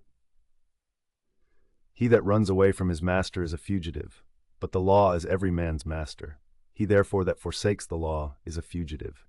So is he, whosoever he be, that is either sorry, angry, or afraid, or for anything that either hath been, is, or shall be by his appointment, who is the Lord and Governor of the universe. For he truly and properly is nomos, or the law, as the only mnemon, or distributor and dispenser of all things that happen unto any one in his lifetime. Whatsoever then is either sorry, angry, or afraid is a fugitive. From man is the seed, that once cast into the womb man hath no more to do with. Another cause succeedeth, and undertakes the work, and in time brings a child, that wonderful effect from such a beginning, to perfection. Again, man lets food down through his throat, and that once down, he hath no more to do with it. Another cause succeedeth, and distributeth this food into the senses, and the affections, into life, and into strength, and doth with it those other many and marvelous things that belong unto man. These things therefore that are so secretly and invisibly wrought and brought to pass, thou must use to behold and contemplate, and not the things themselves only, but the power also by which they are effected, that thou mayst behold it, though not with the eyes of the body, yet as plainly and visibly as thou canst see and discern the outward efficient cause of the depression and elevation of anything. 7th, ever to mind and consider with thyself how all things that now are have been heretofore much after the same sort, and after the same fashion that now they are, and so to think of those things which shall be hereafter also. Moreover, whole dramata and uniform scenes, or scenes that comprehend the lives and actions of men of one calling and profession, as many as either in thine own experience thou hast known, or by reading of ancient histories, as the whole court of Adrianus, the whole court of Antoninus Pius, the whole court of Philippus, that of Alexander, that of Crassus, to set them all before thine eyes. For thou shalt find that they are all but after one sort and fashion, only that the actors were others. 8. As a pig that cries and flings when his throat is cut, fancy to thyself every one to be that grieves for any worldly thing and takes on. Such a one is he also, who upon his bed alone doth bewail the miseries of this our mortal life. And remember this, that unto reasonable creatures only it is granted that they may willingly and freely submit unto Providence, but absolutely to submit is a necessity imposed upon all creatures equally. Whatsoever it is that thou goest about, consider of it by thyself, and ask thyself, what? Because I shall do this no more when I am dead, should therefore death seem grievous unto me. 6. When thou art offended with any man's transgression, presently reflect upon thyself, and consider what thou thyself art guilty of in the same kind. As that thou also perchance dost think it a happiness either to be rich, or to live in pleasure, or to be praised and commended, and so of the rest in particular. For this if thou shalt call to mind, thou shalt soon forget thine anger, especially when at the same time this also shall concur in thy thoughts, that he was constrained by his error and ignorance so to do. For how can he choose, as long as he is of that opinion? Do thou therefore, if thou canst, take away that from him, that forceth him to do as he doth. Immerse. When thou seest Satiro, think of Socraticus and Eutyches, or Hymen, and when Euphrates, think of Eutychio and Sylvanus, when Alciphron of Tropiophorus, when Xenophon of Crito or Severus. And when thou dost look upon thyself, fancy unto thyself some one or other of the Caesars, and so for every one, some one or other that hath been for estate and profession answerable unto him. Then let this come to thy mind at the same time, and where now are they all? Nowhere or anywhere. For so shalt thou at all time be able to perceive how all worldly things are but as the smoke that vanisheth away, or, indeed, mere nothing. Especially when thou shalt call to mind this also, that whatsoever is once changed shall never be again as long as the world endureth. And thou then, how long shalt thou endure? And why doth it not suffice thee, if virtuously, and as becometh thee, thou mayest pass that portion of time, how little soever it be that is allotted unto thee? What a subject, and what a course of life is it, that thou dost so much desire to be rid of? For all these things, what are they, but fit objects for an understanding, that beholdeth everything according to its true nature, to exercise itself upon? Be patient, therefore, until that, as a strong stomach that turns all things into his own nature, and as a great fire that turneth in flame and light, whatsoever thou doest cast into it, thou have made these things also familiar, and as it were natural unto thee. Let it not be in any man's power to say truly of thee that thou art not truly simple, or sincere and open, or not good. Let him be deceived whosoever he be that shall have any such opinion of thee. For all this doth depend of thee. For who is it that should hinder thee from being either truly simple or good? Do thou only resolve rather not to live than not to be such. For indeed neither doth it stand with reason that he should live that is not such. What then is it that may upon this present occasion, according to best reason and discretion, either be said or done? For whatsoever it be, it is in thy power either to do it or to say it, and therefore seek not any pretenses, as though thou wert hindered. Thou wilt never cease groaning and complaining until such time as that, what pleasure is unto the voluptuous, be unto thee, to do in everything that presents itself, whatsoever may be done conformably and agreeably to the proper constitution of man, or to man as he is a man. For thou must account that pleasure, whatsoever it be, that thou mayest do according to thine own nature, and to do this, every place will fit thee.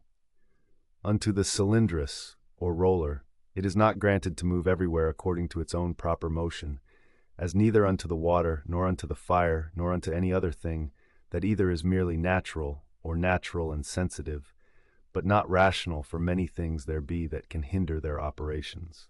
But of the mind and understanding this is the proper privilege, that according to its own nature, and as it will itself, it can pass through every obstacle that it finds, and keep straight on forwards. Setting therefore before thine eyes this happiness and felicity of thy mind, whereby it is able to pass through all things, and is capable of all motions, whether as the fire upwards, or as the stone downwards, or as the cylindrus through that which is sloping. Content thyself with it, and seek not after any other thing. For all other kind of hindrances that are not hindrances of thy mind, either they are proper to the body, or merely proceed from the opinion, reason not making that resistance that it should, but basely and cowardly suffering itself to be foiled, and of themselves can neither wound, nor do any hurt at all. Else must he of necessity, whosoever he be that meets with any of them, become worse than he was before. For so is it in all other subjects, that is thought hurtful unto them, whereby they are made worse. But here contrariwise man, if he make that good use of them that he should, is rather the better and the more praiseworthy for any of those kind of hindrances than otherwise. But generally remember that nothing can hurt a natural citizen, that is not hurtful unto the city itself, nor anything hurt the city that is not hurtful unto the law itself. But none of these casualties or external hindrances do hurt the law itself, or are contrary to that course of justice and equity by which public societies are maintained. Neither therefore do they hurt either city or citizen. As he that is bitten by a mad dog is afraid of everything almost that he seeth, so unto him whom the dogmata have once bitten, or in whom true knowledge hath made an impression, everything almost that he sees or reads, be it never so short or ordinary, doth afford a good memento, to put him out of all grief and fear, as that of the poet. The winds blow upon the trees, and their leaves fall upon the ground. Then do the trees begin to bud again, and by the springtime they put forth new branches. So is the generation of men. Some come into the world, and others go out of it.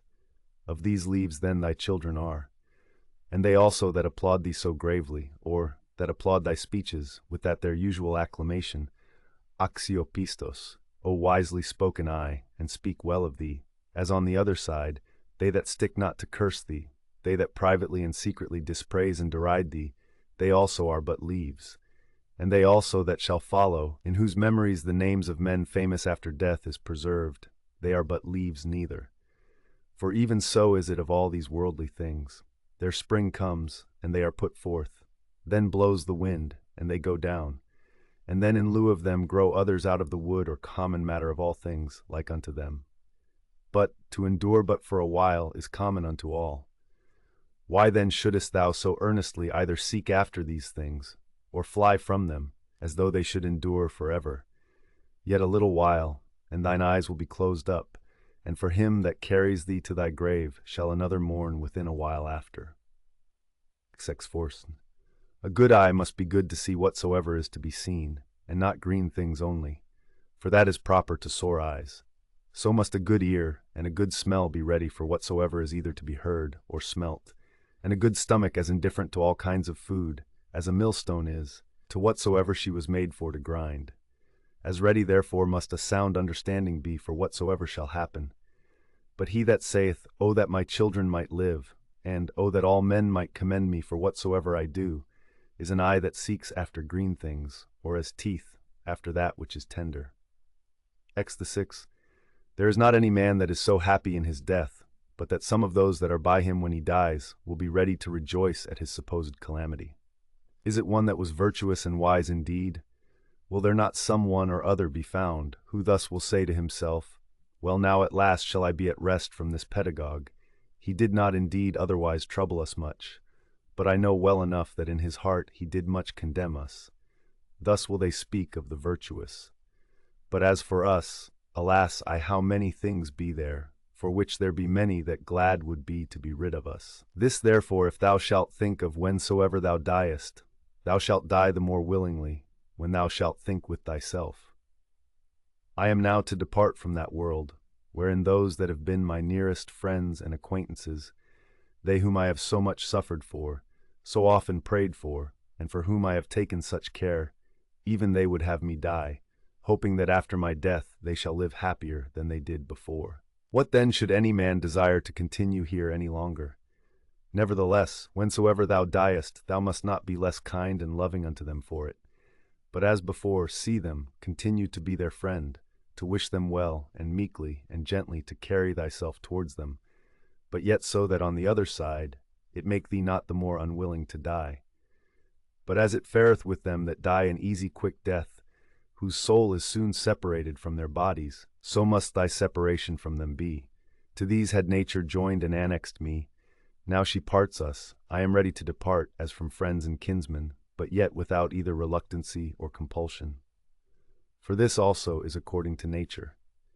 Use thyself, as often as thou seest any man do anything, presently, if it be possible, to say unto thyself, What is this man's end in this his action? But begin this course with thyself first of all, and diligently examine thyself concerning whatsoever thou doest.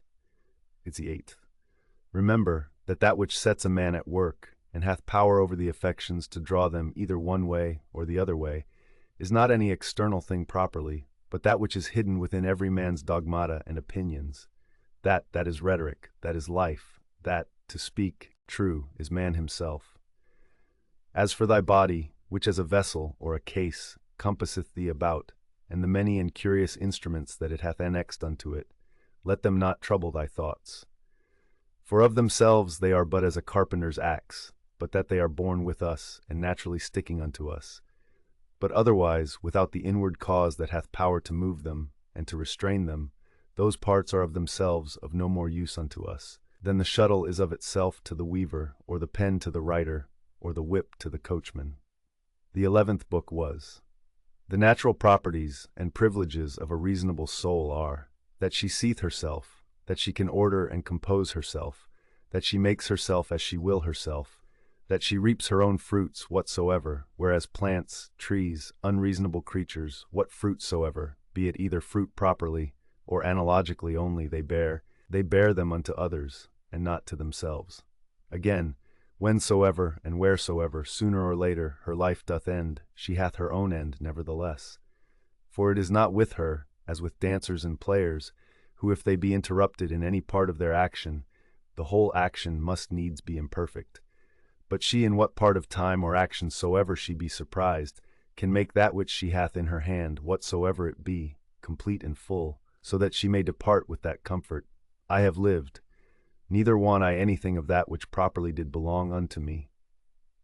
Again, she compasseth the whole world, and penetrateth into the vanity, and mere outside, wanting substance and solidity of it, and stretcheth herself unto the infiniteness of eternity, and the revolution or restoration of all things after a certain period of time, to the same state and place as before, she fetcheth about, and doth comprehend in herself, and considers withal, and sees clearly this, that neither they that shall follow us shall see any new thing that we have not seen, nor they that went before, anything more than we, but that he that is once come to 40, if he have any wit at all, can in a manner, for that they are all of one kind, see all things, both past and future.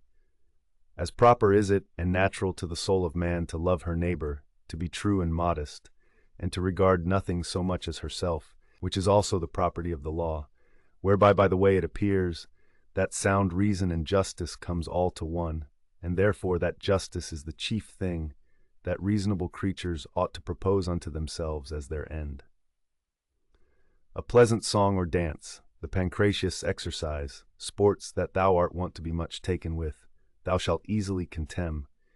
If the harmonious voice thou shalt divide into so many particular sounds whereof it doth consist, and of every one in particular, shall ask thyself, whether this or that sound is it, that doth so conquer thee, for thou wilt be ashamed of it. And so for shame, if accordingly thou shalt consider it, every particular motion and posture by itself, and so for the wrestler's exercise too. Generally then, whatsoever it be, besides virtue, and those things that proceed from virtue that thou art subject to be much affected with, remember presently thus to divide it, and by this kind of division, in each particular to attain unto the contempt of the whole. This thou must transfer and apply to thy whole life also. Third, that soul which is ever ready, even now presently, if need be, from the body, whether by way of extinction or dispersion, or continuation in another place and a state to be separated, how blessed and happy is it! But this readiness of it must proceed, not from an obstinate and peremptory resolution of the mind, violently and passionately set upon opposition, as Christians are wont, but from a peculiar judgment, with discretion and gravity, so that others may be persuaded also and drawn to the like example, but without any noise and passionate exclamations. Have I done anything charitably, then am I benefited by it. See that this upon all occasions may present itself unto thy mind, and never cease to think of it. What is thy profession? To be good. And how should this be well brought to pass, but by certain theorems and doctrines, some concerning the nature of the universe, and some concerning the proper and particular constitution of man. Tragedies were at first brought in and instituted, to put men in mind of worldly chances and casualties, that these things in the ordinary course of nature did so happen, that men that were much pleased and delighted by such accidents upon this stage, would not by the same things in a greater stage be grieved and afflicted. For here you see what is the end of all such things, and that even they that cry out so mournfully to sit thereon must bear them for all their cries and exclamations, as well as others. And in very truth, many good things are spoken by these poets, as that, for example, is an excellent passage. But if so be that I and my 2 children be neglected by the gods, they have some reason even for that, and Segur. And again, it will but little avail thee to storm and rage against the things themselves, etc. Again, to reap one's life as a ripe ear of corn, and whatsoever else is to be found in them, that is of the same kind. After the tragedy, the ancient comedy was brought in, which had the liberty to inveigh against personal vices, being therefore through this her freedom and liberty of speech of very good use and effect, to restrain men from pride and arrogancy, to which end it was that Diogenes took also the same liberty. After these, what were either the middle or new comedy admitted for, but merely, or for the most part at least, for the delight and pleasure of curious and excellent imitation. It will steal away, look to it, and Segur. Why, no man denies, but that these also have some good things whereof that may be one. But the whole drift and foundation of that kind of dramatical poetry, what is it else but as we have said? Sis, how clearly doth it appear unto thee that no other course of thy life could fit a true philosopher's practice better than this very course that thou art now already in. Seventh, a branch cut off from the continuity of that which was next unto it must needs be cut off from the whole tree. So a man that is divided from another man is divided from the whole society. A branch is cut off by another, but he that hates and is averse cuts himself off from his neighbor, and knows not that at the same time he divides himself from the whole body or corporation. But herein is the gift and mercy of God, the author of this society, in that, once cut off, we may grow together and become part of the whole again. But if this happen often, the misery is that the further a man is run in this division, the harder he is to be reunited and restored again. And however the branch which, once cut of afterwards, was grafted in, gardeners can tell you is not like that which sprouted together at first, and still continued in the unity of the body. 8. To grow together like fellow branches in matter of good correspondence and affection, but not in matter of opinions. They that shall oppose thee in thy right courses, as it is not in their power to divert thee from thy good action, so neither let it be to divert thee from thy good affection towards them. But be it thy care to keep thyself constant in both in a right judgment and action, and in true meekness towards them, that either shall do their endeavor to hinder thee, or at least will be displeased with thee for what thou hast done. For to fail in either in the one to give over for fear, or in the other to forsake thy natural affection towards him, who by nature is both thy friend and thy kinsman, is equally base, and much savoring of the disposition of a cowardly fugitive soldier. It is not possible that any nature should be inferior unto art, since that all arts imitate nature. If this be so, that the most perfect and general nature of all natures should in her operation come short of the skill of arts, is most improbable. Now common is it to all arts to make that which is worse for the better's sake, much more than doth the common nature do the same. Hence is the first ground of justice. From justice all other virtues have their existence. For justice cannot be preserved if either we settle our minds and affections upon worldly things, or be apt to be deceived, or rash and inconstant. The things themselves, which either to get or to avoid thou art put to so much trouble, come not unto thee themselves, but thou in a manner goest unto them. Let then thine own judgment and opinion concerning those things be at rest. And as for the things themselves, they stand still and quiet, without any noise or stir at all, and so shall all pursuing and flying cease. Then is the soul as Empedocles doth liken it, like unto a sphere or globe, when she is all of one form and figure, when she neither greedily stretcheth out herself unto anything, nor basely contracts herself, or lies flat and dejected, but shineth all with light, whereby she does see and behold the true nature, both that of the universe and her own in particular. Will any contemn me? Let him look to that, upon what grounds he does it. My care shall be that I may never be found either doing or speaking anything that doth truly deserve contempt. Will any hate me? Let him look to that. I for my part will be kind and loving unto all, and even unto him that hates me, whomsoever he be, will I be ready to show his error, not by way of exprobation or ostentation of my patience, but ingenuously and meekly, such as was that famous Phocion, if so be that he did not dissemble. For it is inwardly that these things must be, that the gods who look inwardly and not upon the outward appearance may behold a man truly free from all indignation and grief. For what hurt can it be unto thee whatsoever any man else doth, as long as thou mayest do that which is proper and suitable to thine own nature? Wilt not thou, a man wholly appointed to be both what, and as the common good shall require, accept of that which is now seasonable to the nature of the universe? 30. They contemn one another, and yet they seek to please one another, and whilst they seek to surpass one another in worldly pomp and greatness, they most debase and prostitute themselves in their better part one to another. How rotten and insincere is he that saith, I am resolved to carry myself hereafter towards you with all ingenuity and simplicity. O man, what dost thou mean? What needs this profession of thine?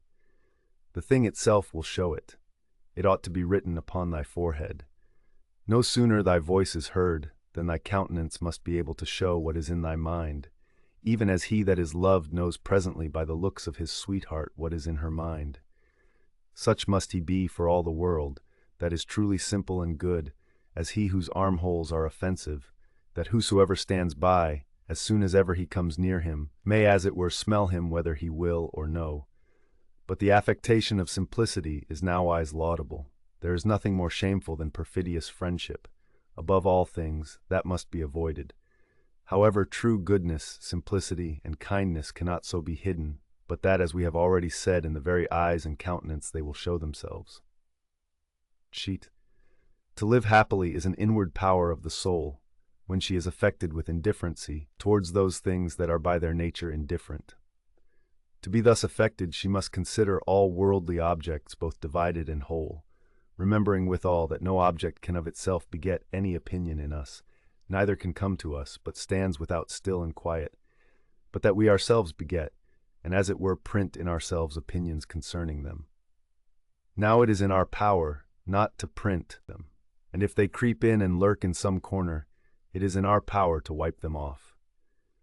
Remembering, moreover, that this care and circumspection of thine is to continue but for a while, and then thy life will be at an end. And what should hinder, but that thou mayest do well with all these things? For if they be according to nature, rejoice in them, and let them be pleasing and acceptable unto thee. But if they be against nature, seek thou that which is according to thine own nature, and whether it be for thy credit or no, use all possible speed for the attainment of it. For no man ought to be blamed for seeking his own good and happiness. 6th, of everything thou must consider from whence it came, of what things it doth consist, and into what it will be changed, what will be the nature of it, or what it will be like unto when it is changed, and that it can suffer no hurt by this change. And as for other men's either foolishness or wickedness, that it may not trouble and grieve thee. First, generally thus, what reference have I unto these, and that we are all born for one another's good? Then more particularly after another consideration, as a ram is first in a flock of sheep, and a bull in a herd of cattle, so am I born to rule over them. Begin yet higher, even from this. If atoms be not the beginning of all things, than which to believe nothing can be more absurd, then must we needs grant that there is a nature that doth govern the universe. If such a nature, then are all worse things made for the better's sake, and all better for one another's sake. Secondly, what manner of men they be, at board and upon their beds, and so forth. But above all things, how they are forced by their opinions that they hold to do what they do, and even those things that they do, with what pride and self-conceit they do them. Thirdly, that if they do these things rightly, thou hast no reason to be grieved. But if not rightly, it must needs be that they do them against their wills, and through mere ignorance. For as, according to Plato's opinion, no soul doth willingly err, so by consequent neither doth it anything otherwise than it ought, but against her will. Therefore are they grieved, whensoever they hear themselves charged, either of injustice, or unconscionableness, or covetousness, or in general, of any injurious kind of dealing towards their neighbors. Fourthly, that thou thyself dost transgress in many things, and art even such another as they are. And though perchance thou dost forbear the very act of some sins, yet hast thou in thyself an habitual disposition to them, but that either through fear or vainglory or some such other ambitious foolish respect thou art restrained. Fifthly, that whether they have sinned or no, thou dost not understand perfectly.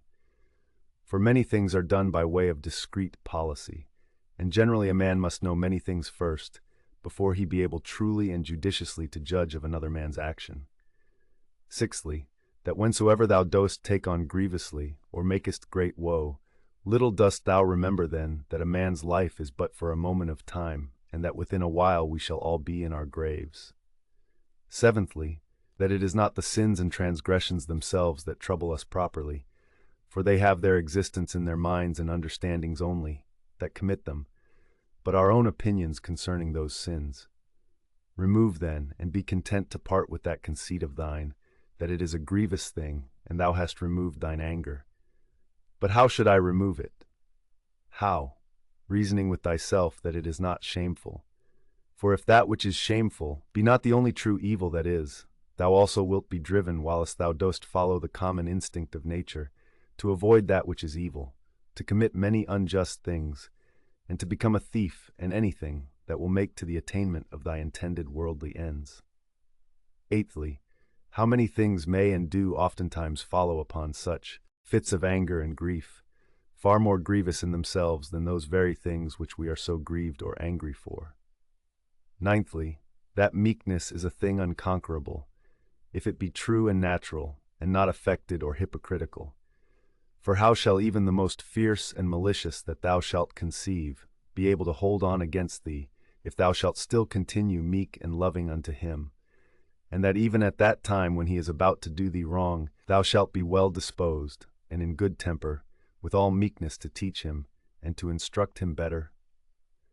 As for example, we were not born for this, to hurt and annoy one another. It will be thy hurt, not mine, my son, and so to show him forcibly and fully that it is so in very deed, and that neither bees do it one to another, nor any other creatures that are naturally sociable. But this thou must do, not scoffingly, not by way of exprobation, but tenderly without any harshness of words. Neither must thou do it by way of exercise or ostentation, that they that are by and hear thee may admire thee, but so always that nobody be privy to it, but himself alone, yea, though there be more present at the same time. These 9 particular heads, as so many gifts from the Muses, see that thou remember well, and begin one day whilst thou art yet alive, to be a man indeed. But on the other side thou must take heed, as much to flatter them, as to be angry with them, for both are equally uncharitable and equally hurtful. And in thy passions, take it presently to thy consideration, that to be angry is not the part of a man, but that to be meek and gentle, as it savours of more humanity, so of more manhood. That in this there is strength and nerves, or vigor and fortitude, whereof anger and indignation is altogether void. For the nearer everything is unto unpassionateness, the nearer it is unto power. And as grief doth proceed from weakness, so doth anger. For both he that is angry and that grieveth, have received a wound, and cowardly have as it were yielded themselves unto their affections. If thou wilt have a 10th also, receive this 10th gift from Hercules, the guide and leader of the Muses. That is a madman's part, to look that there should be no wicked men in the world, because it is impossible. Now for a man to brook well enough that there should be wicked men in the world, but not to endure that any should transgress against himself, is against all equity, and indeed tyrannical. 17th. 4 several dispositions or inclinations there be of the mind and understanding, which to be aware of thou must carefully observe, and whensoever thou dost discover them, thou must rectify them, saying to thyself concerning every one of them, this imagination is not necessary, this is uncharitable, this thou shalt speak as another man's slave or instrument, than which nothing can be more senseless and absurd. For the 4th thou shalt sharply check and upbraid thyself, for that thou dost suffer that more divine part in thee, to become subject and obnoxious to that more ignoble part of thy body, and the gross lusts and concupiscences thereof. 8. What portion soever, either of air or fire there be in thee, although by nature it tend upwards, submitting nevertheless to the ordinance of the universe, it abides here below in this mixed body. So whatsoever is in thee, either earthy or humid, although by nature it tend downwards, Yet is it against its nature both raised upwards and standing or consistent. So obedient are even the elements themselves to the universe, abiding patiently wheresoever, though against their nature they are placed, until the sound as it were of their retreat and separation. Is it not a grievous thing, then, that thy reasonable part only should be disobedient, and should not endure to keep its place? Yea, though it be nothing enjoined that is contrary unto it, but that only which is according to its nature. For we cannot say of it, when it is disobedient, as we say of the fire or air, that it tends upwards towards its proper element, for then goes it the quite contrary way. For the motion of the mind to any injustice or incontinency, or to sorrow, or to fear, is nothing else but a separation from nature. Also, when the mind is grieved for anything that is happened by the divine providence, then doth it likewise forsake its own place. For it was ordained unto holiness and godliness, which specially consist in an humble submission to God and his providence in all things, as well as unto justice, these also being part of those duties, which as naturally sociable we are bound unto, and without which we cannot happily converse one with another, yea, and the very ground and fountain indeed of all just actions. 9. He that hath not one and the selfsame general end always as long as he liveth, cannot possibly be one and the selfsame man always. But this will not suffice, except thou add also what ought to be this general end. For as the general conceit and apprehension of all those things which upon no certain ground are by the greater part of men deemed good, cannot be uniform and agreeable, but that only which is limited and restrained by some certain proprieties and conditions, as of community, that nothing be conceived good which is not commonly and publicly good, so must the end also that we propose unto ourselves be common and sociable. For he that doth direct all his own private motions and purposes to that end, all his actions will be agreeable and uniform, and by that means will be still the same man. Execs, remember the fable of the country mouse and the city mouse, and the great fright and terror that this was put into. Socrates was wont to call the common conceits and opinions of men, the common bugbears of the world, the proper terror of silly children. Thwuth, the Lacedaemonians at their public spectacles were wont to appoint seats and forms for their strangers in the shadow. They themselves were content to sit anywhere. The third, what Socrates answered unto Perdiccas, why he did not come unto him, lest of all deaths I should die the worst kind of death, said he, that is, not able to requite the good that hath been done unto me. In the ancient mystical letters of the Ephesians, there was an item that a man should always have in his mind some one or other of the ancient worthies. The Pythagoreans were wont betimes in the morning the first thing they did, to look up unto the heavens, to put themselves in mind of them who constantly and invariably did perform their task, as also to put themselves in mind of orderliness or good order, and of purity, and of naked simplicity. For no star or planet hath any cover before it. 6. How Socrates looked, when he was fain to gird himself with a skin, Xanthippe his wife having taken away his clothes, and carried them abroad with her, and what he said to his fellows and friends who were ashamed, and out of respect to him, did retire themselves when they saw him thus decked. 7. In matter of writing or reading, thou must needs be taught before thou can do either, much more in matter of life. For thou art born a mere slave to thy senses and brutish affections, destitute, without teaching, of all true knowledge and sound reason. My heart smiled within me. They will accuse even virtue herself, with heinous and opprobrious words. 9. As they that long after figs in winter when they cannot be had, so are they that long after children before they be granted them. XX. As often as a father kisseth his child, he should say secretly with himself, said Epictetus, tomorrow perchance shall he die. But these words be ominous. No words ominous, said he, that signify anything that is natural. In very truth and deed, not more ominous than this, to cut down grapes when they are ripe. Green grapes, ripe grapes, dried grapes, or raisins, so many changes and mutations of one thing, not into that which was not absolutely, but rather so many several changes and mutations, not into that which hath no being at all, but into that which is not yet in being. XX Urans. Of the free will there is no thief or robber, out of Epictetus. Whose is this also, that we should find a certain art and method of assenting, and that we should always observe with great care and heed the inclinations of our minds, that they may always be with their due restraint and reservation, always charitable, and according to the true worth of every present object.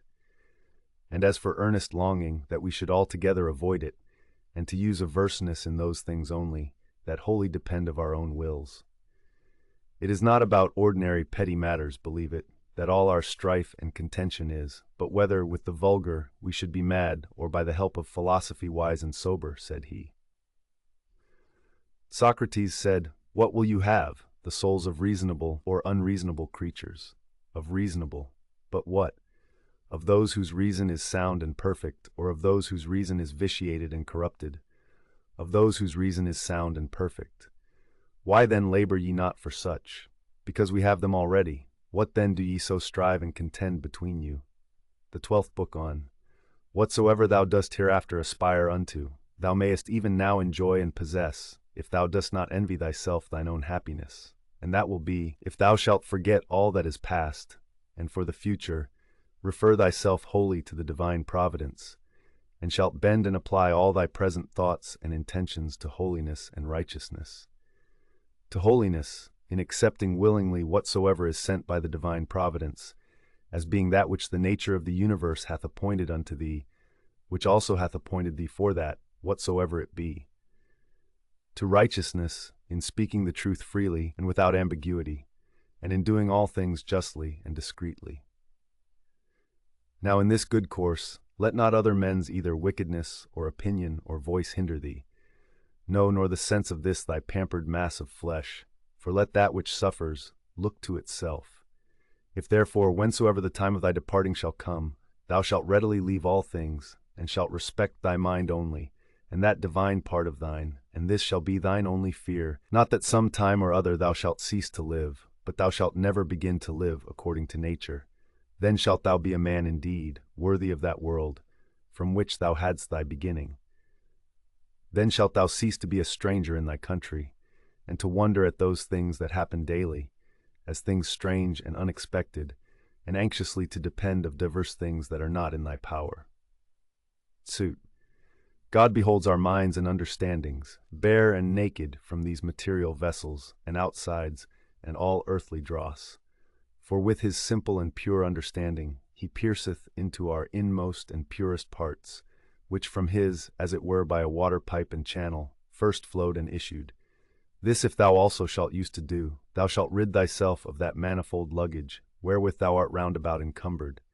For he that does regard neither his body, nor his clothing, nor his dwelling, nor any such external furniture, must needs gain unto himself great rest and ease. 3 things there be in all, which thou doest consist of, thy body, thy life, and thy mind. Of these the 2 former are so far forth thine, as that thou art bound to take care for them. But the 3rd alone is that which is properly thine. If then thou shalt separate from thyself, that is from thy mind, whatsoever other men either do or say, or whatsoever thou thyself hast heretofore either done or said, and all troublesome thoughts concerning the future, and whatsoever, as either belonging to thy body or life, is without the jurisdiction of thine own will, and whatsoever in the ordinary course of human chances and accidents doth happen unto thee, so that thy mind, keeping herself loose and free from all outward coincidental entanglements, always in a readiness to depart, shall live by herself, and to herself, doing that which is just, accepting whatsoever doth happen, and speaking the truth always. If, I say, thou shalt separate from thy mind whatsoever by sympathy might adhere unto it, and all time both past and future, and shalt make thyself in all points and respects, like unto Empedocles his allegorical sphere, all round and circular, etc., and shalt think of no longer life than that which is now present, then shalt thou be truly able to pass the remainder of thy days without troubles and distractions, nobly and generously disposed, and in good favor and correspondency with that spirit which is within thee. 3rd, I have often wondered how it should come to pass that every man loving himself best should more regard other men's opinions concerning himself than his own. For if any god or grave master standing by should command any of us to think nothing by himself but what he should presently speak out, no man were able to endure it, though but for one day. Thus do we fear more what our neighbors will think of us than what we ourselves. 4. How come it to pass that the gods, having ordered all other things so well and so lovingly, should be overseen in this one only thing, that whereas then hath been some very good men that have made many covenants as it were with God, and by many holy actions and outward services contracted a kind of familiarity with him, that these men, when once they are dead, should never be restored to life, but be extinct forever? But this thou mayest be sure of, that this, if it be so indeed, would never have been so ordered by the gods, had it been fit otherwise. For certainly it was possible, had it been more just so, and had it been according to nature, the nature of the universe would easily have borne it. But now, because it is not so, if so be that it be not so indeed, be therefore confident that it was not fit it should be so, for thou seest thyself, that now seeking after this matter, how freely thou dost argue and contest with God. But were not the gods both just and good in the highest degree, thou durst not thus reason with them. Now if just and good, it could not be that in the creation of the world they should either unjustly or unreasonably oversee anything. Use thyself even unto those things that thou doest at first despair of. For the left hand we see, which for the most part lieth idle because not used, yet doth it hold the bridle with more strength than the right, because it hath been used unto it. 6. Let these be the objects of thy ordinary meditation, to consider what manner of men both for soul and body we ought to be, whensoever death shall surprise us, the shortness of this our mortal life, the immense vastness of the time that hath been before, and will he after us, the frailty of every worldly material object, all these things to consider, and behold clearly in themselves, all disguisement of external outside being removed and taken away. Again, to consider the efficient causes of all things, the proper ends and references of all actions, what pain is in itself, what pleasure, what death, what fame or honor, how every man is the true and proper ground of his own rest and tranquility, and that no man can truly be hindered by any other, that all is but conceit and opinion. As for the use of thy dogmata, thou must carry thyself in the practice of them, rather like unto a pancreastus, or one that at the same time both fights and wrestles with hands and feet, than a gladiator. For this, if he lose his sword that he fights with, he is gone, whereas the other hath still his hand free, which he may easily turn and manage at his will. 7. All worldly things thou must behold and consider, dividing them into matter, form, and reference, or their proper end. 8. How happy is man in this his power that hath been granted unto him, that he needs not do anything but what God shall approve, and that he may embrace contentedly whatsoever God doth send unto him. Ix. Whatsoever doth happen in the ordinary course and consequence of natural events, neither the gods, for it is not possible that they either wittingly or unwittingly should do anything amiss, nor men, for it is through ignorance and therefore against their wills that they do anything amiss, must be accused. None then must be accused. X. How ridiculous and strange is he that wonders at anything that happens in this life in the ordinary course of nature. Either fate, and that either an absolute necessity, an unavoidable decree, or a placable and flexible providence, or all is a mere casual confusion, void of all order and government. If an absolute and unavoidable necessity, why dost thou resist? If a placable and exorable providence, make thyself worthy of the divine help and assistance. If all be a mere confusion without any moderator or governor, then hast thou reason to congratulate thyself, that in such a general flood of confusion thou thyself hast obtained a reasonable faculty, whereby thou mayest govern thine own life and actions.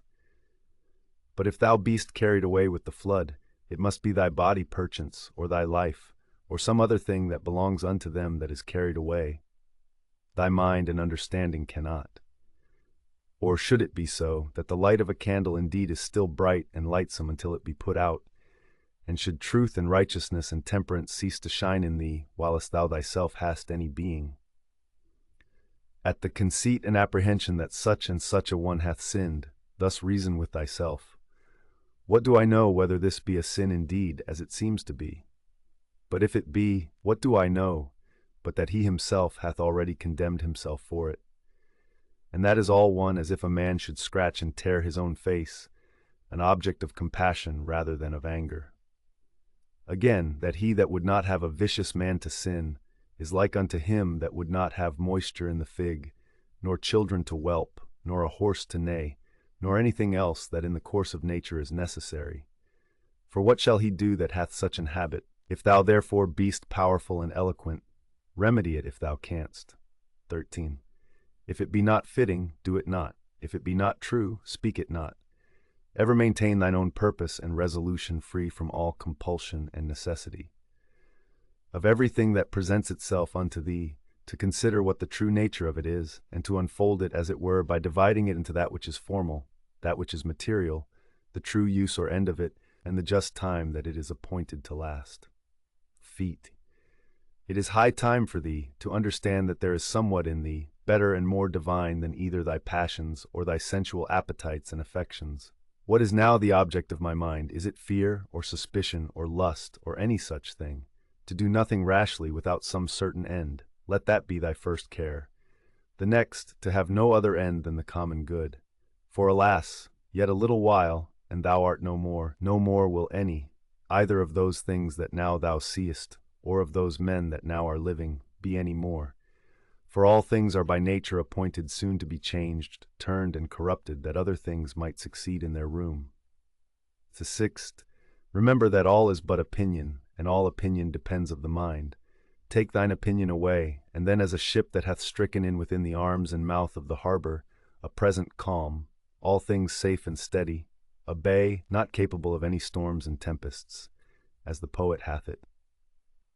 No operation whatsoever he, ceasing for a while, can be truly said to suffer any evil, because it is at an end.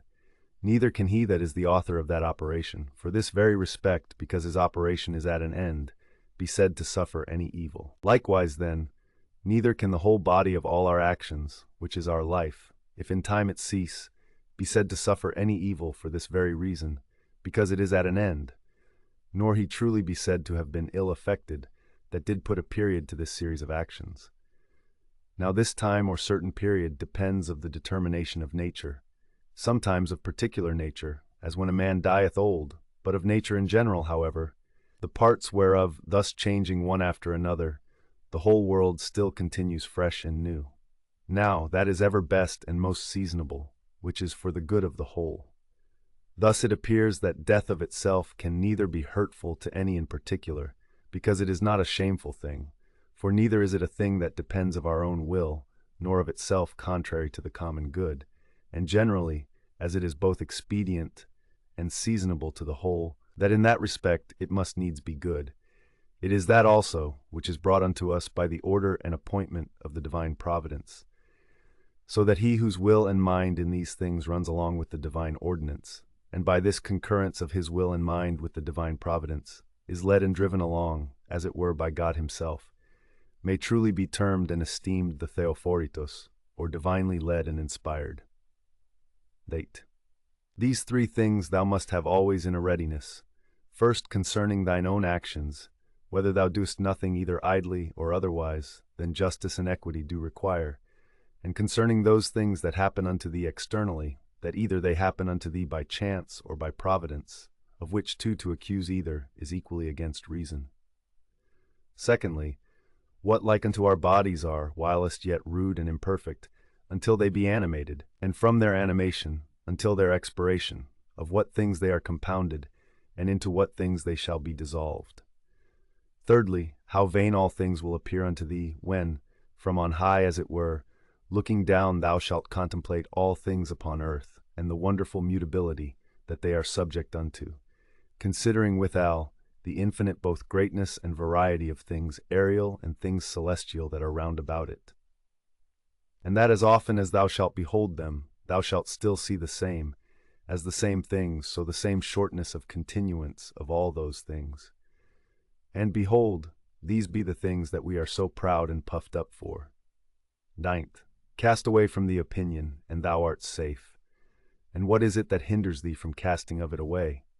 When thou art grieved at anything, hast thou forgotten that all things happen according to the nature of the universe, and that him only it concerns, who is in fault, and moreover, that what is now done is that which from ever hath been done in the world, and will ever be done, and is now done everywhere. How nearly all men are allied one to another by a kindred not of blood, nor of seed, but of the same mind.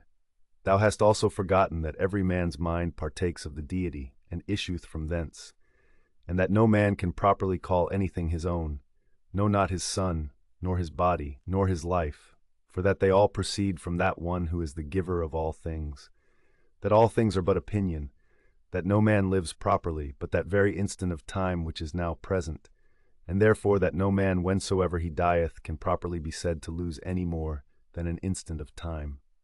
XX. Let thy thoughts ever run upon them, who once for some one thing or other were moved with extraordinary indignation, who were once in the highest pitch of either honor or calamity, or mutual hatred and enmity, or of any other fortune or condition whatsoever.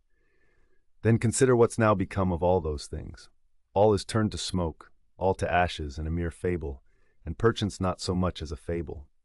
As also whatsoever is of this nature, as Fabius Catulinus in the field, Lucius Lupus, and Stertinius at Baia Tiberius at Capreae and Velius Rufus, and all such examples of vehement prosecution in worldly matters, let these also run in thy mind at the same time, and how vile every object of such earnest and vehement prosecution is, and how much more agreeable to true philosophy it is for a man to carry himself in every matter that offers itself, justly and moderately, as one that followeth the gods with all simplicity. For a man to be proud and high-conceited, that he is not proud and high-conceited, is of all kind of pride and presumption the most intolerable. Thurnson. To them that ask thee, where hast thou seen the gods, or how knowest thou certainly that there be gods, that thou art so devout in their worship? I answer first of all, that even to the very eye, they are in some manner visible and apparent. Secondly, neither have I ever seen mine own soul, and yet I respect and honor it.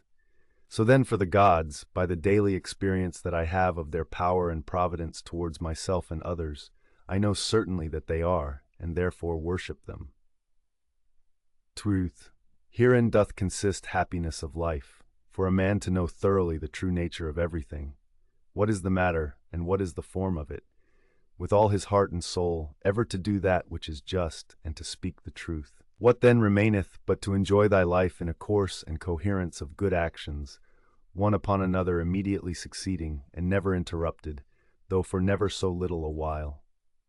The third.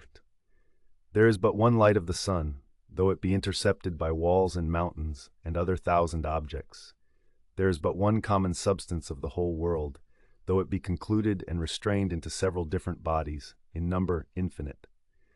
There is but one common soul, though divided into innumerable particular essences and natures. So is there but one common intellectual soul, though it seem to be divided. And as for all other parts of those generals which we have mentioned, as either sensitive souls or subjects, these of themselves, as naturally irrational, have no common mutual reference one unto another, though many of them contain a mind or reasonable faculty in them, whereby they are ruled and governed. But of every reasonable mind, this the particular nature, that it hath reference to whatsoever is of her own kind, and desireth to be united. Neither can this common affection, or mutual unity and correspondency, be here intercepted or divided, or confined to particulars as those other common things are. What dost thou desire? To live long. What? To enjoy the operations of a sensitive soul, or of the appetitive faculty? Or wouldst thou grow and then decrease again? Wouldst thou long be able to talk, to think, and reason with thyself? Which of all these seems unto thee a worthy object of thy desire? Now if of all these thou dost find that they be but little worth in themselves, proceed on unto the last, which is, in all things to follow God and reason. But for a man to grieve that by death he shall be deprived of any of these things, is both against God and reason. Excellent. What a small portion of vast and infinite eternity it is, that is allowed unto every one of us, and how soon it vanisheth into the general age of the world, of the common substance, and of the common soul. Also what a small portion is allotted unto us, and in what a little clod of the whole earth, as it were, it is that thou dost crawl.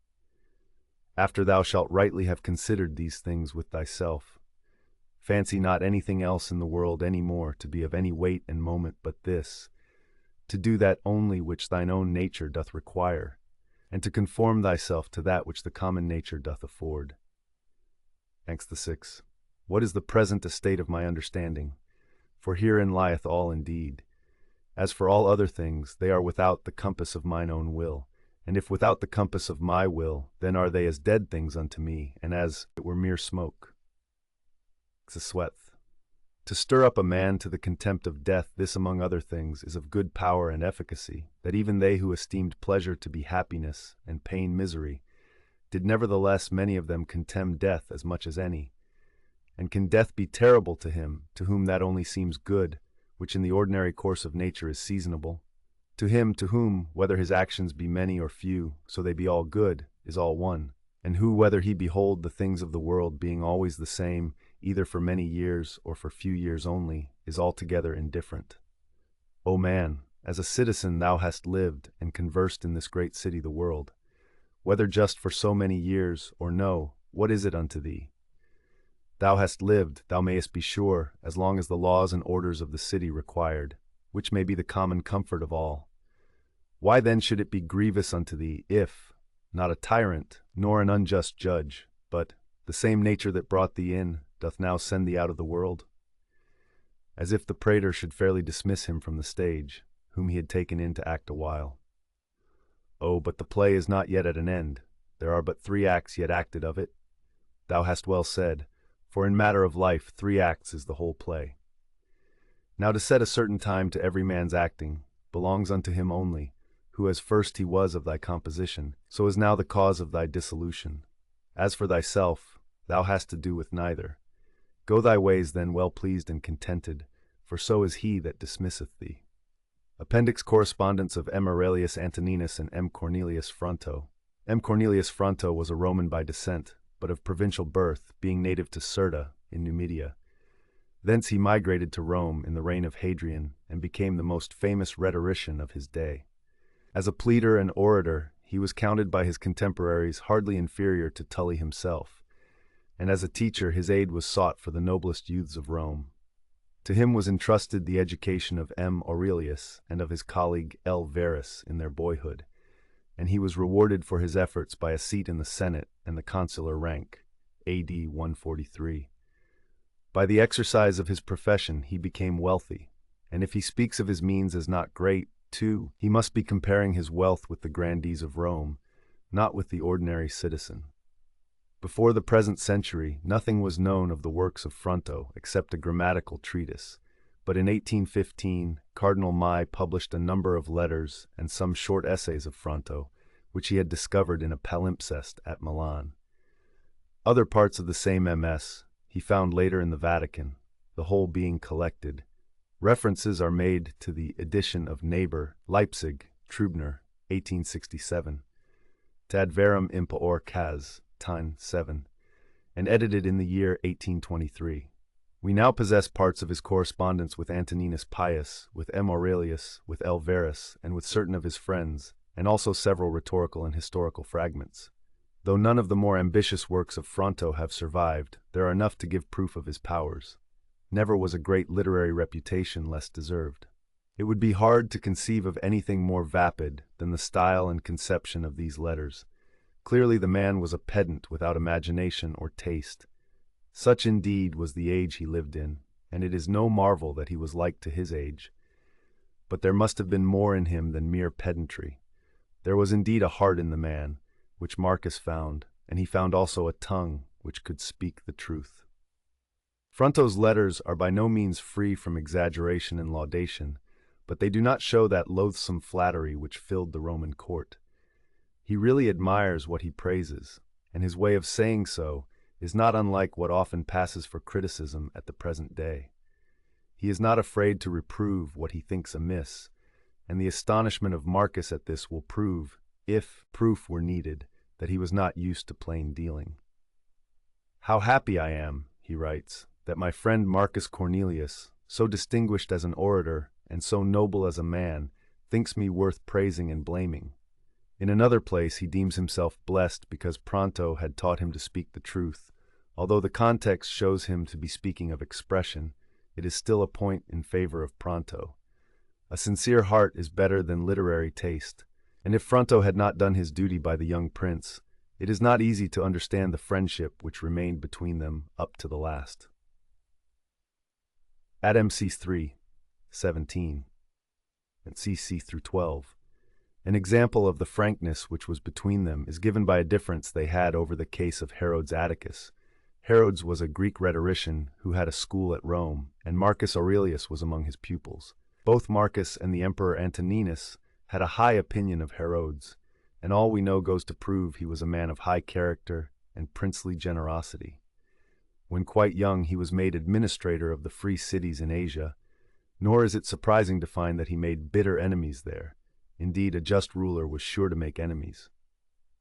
The end of it was that an Athenian deputation, headed by the orators Theodotus and Demostratus, made serious accusations against his honor. There is no need to discuss the merits of the case here. Suffice it to say, Herod succeeded in defending himself to the satisfaction of the emperor. Fronto appears to have taken the delegate's part and to have accepted a brief for the prosecution, urged to some extent by personal considerations, and in this cause Marcus Aurelius writes to Fronto as follows: Aurelius Caesar to his friend Fronto, greeting. I know you have often told me you were anxious to find how you might best please me. Now is the time. Now you can increase my love towards you, if it can be increased. A trial is at hand, in which people seem likely not only to hear your speech with pleasure, but to see your indignation with impatience. I see no one who dares give you a hint in the matter, for those who are less friendly prefer to see you act with some inconsistency, and those who are more friendly fear to seem too friendly to your opponent if they should dissuade you from your accusation. Then again, in case you have prepared something neat for the occasion, they cannot endure to rob you of your harangue by silencing you. Therefore, whether you think me a rash counselor or a bold boy or too kind to your opponent, not because I think it better, I will offer my counsel with some caution. But why have I said, offer my counsel? No, I demand it from you. I demand it boldly, and if I succeed, I promise to remain under your obligation. What?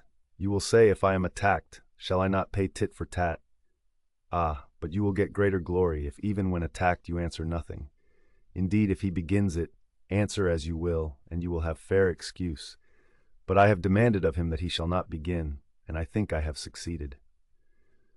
I love each of you according to your merits, and I know that Lai was educated in the house of P. Calvisius, my grandfather, and that I was educated by you. Therefore I am full of anxiety that this most disagreeable business shall be managed as honorably as possible. I trust you may approve my advice, for my intention you will approve. At least I prefer to write unwisely, rather than to be silent unkindly.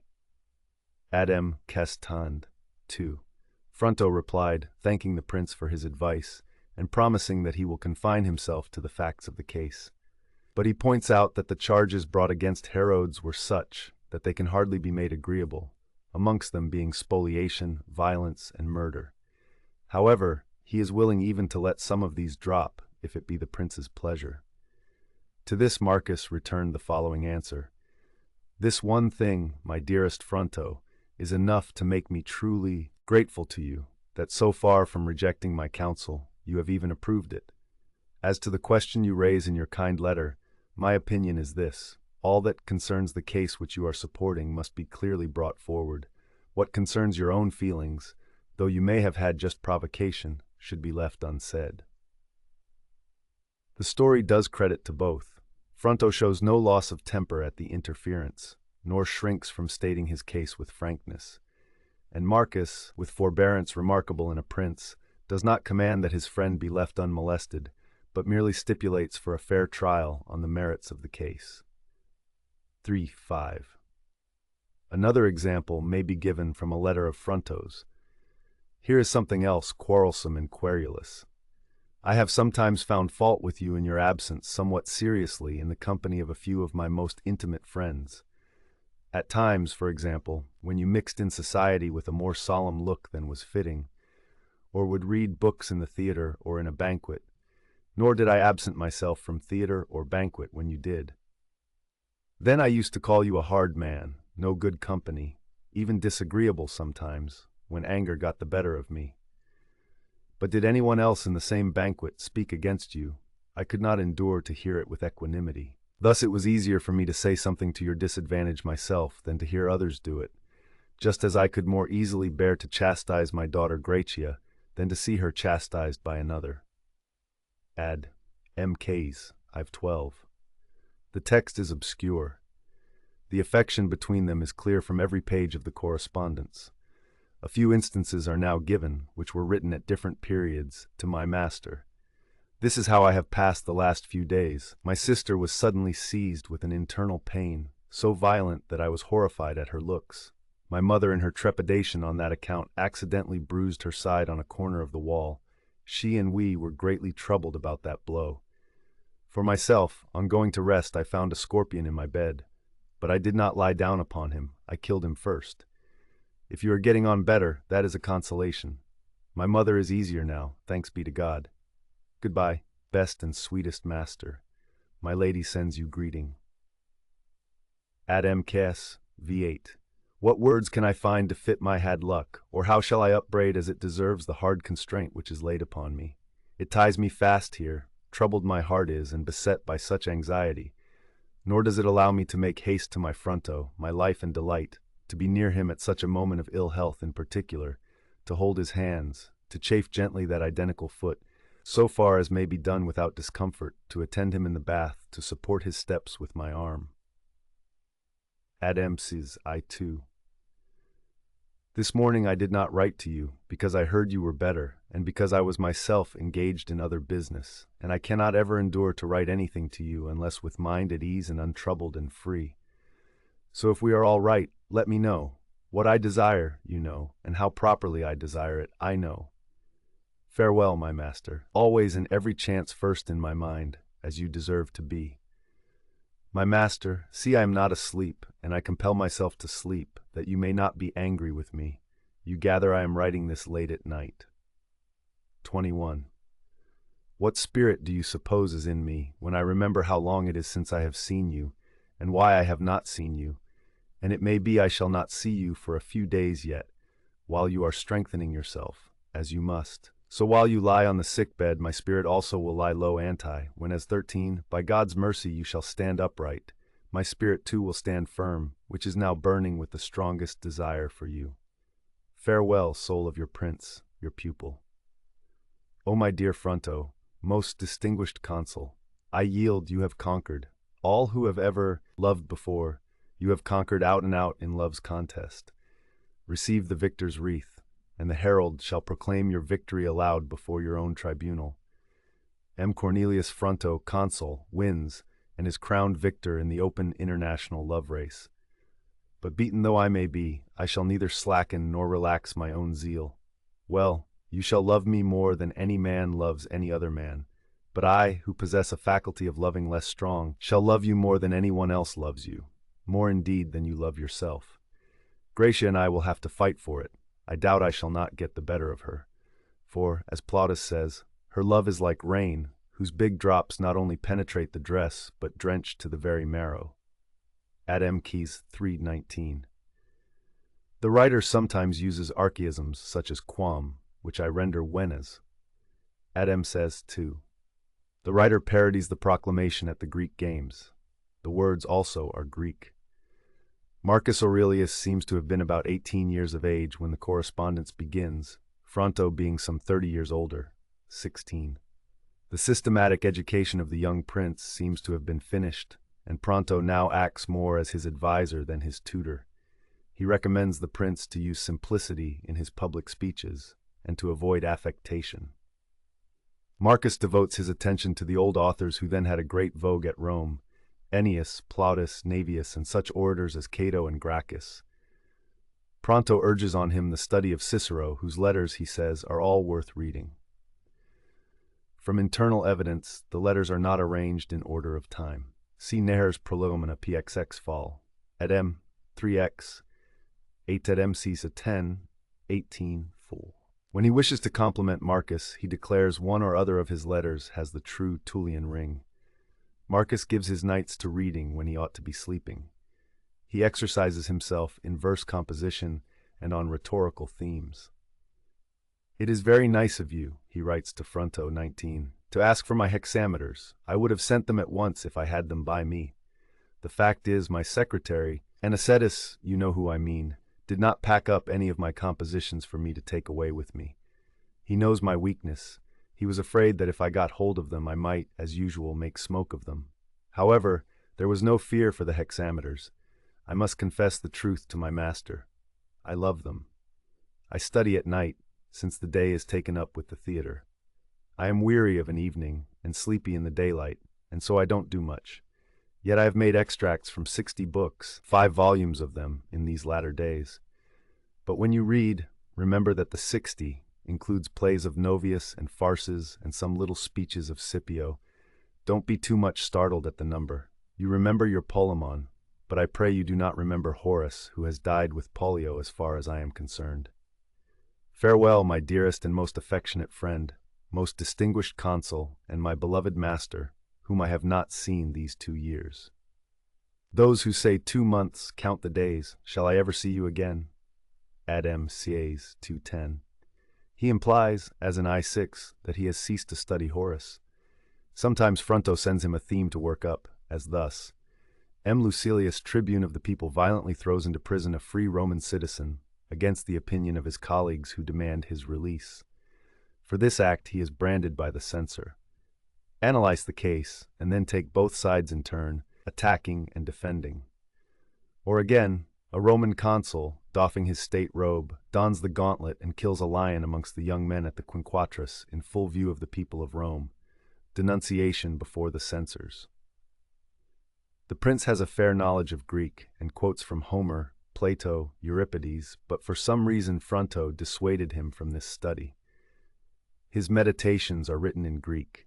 He continued his literary studies throughout his life, and after he became emperor, we still find him asking his advisor for copies of Cicero's letters, by which he hopes to improve his vocabulary. 24. Pronto helps him with a supply of similes, which, it seems, he did not think of readily. It is to be feared that the fount of Marcus's eloquence was pumped up by artificial means. Pollio was a grammarian who taught Marcus. Adem Sieyes, v. 27, v. 22. Ep. Gracche 6. Ad Anton. Imp. 2. 4. Some idea of his literary style may be gathered from the letter which follows. I heard Polemo declaim the other day to say something of things sublunary. If you ask what I thought of him, listen.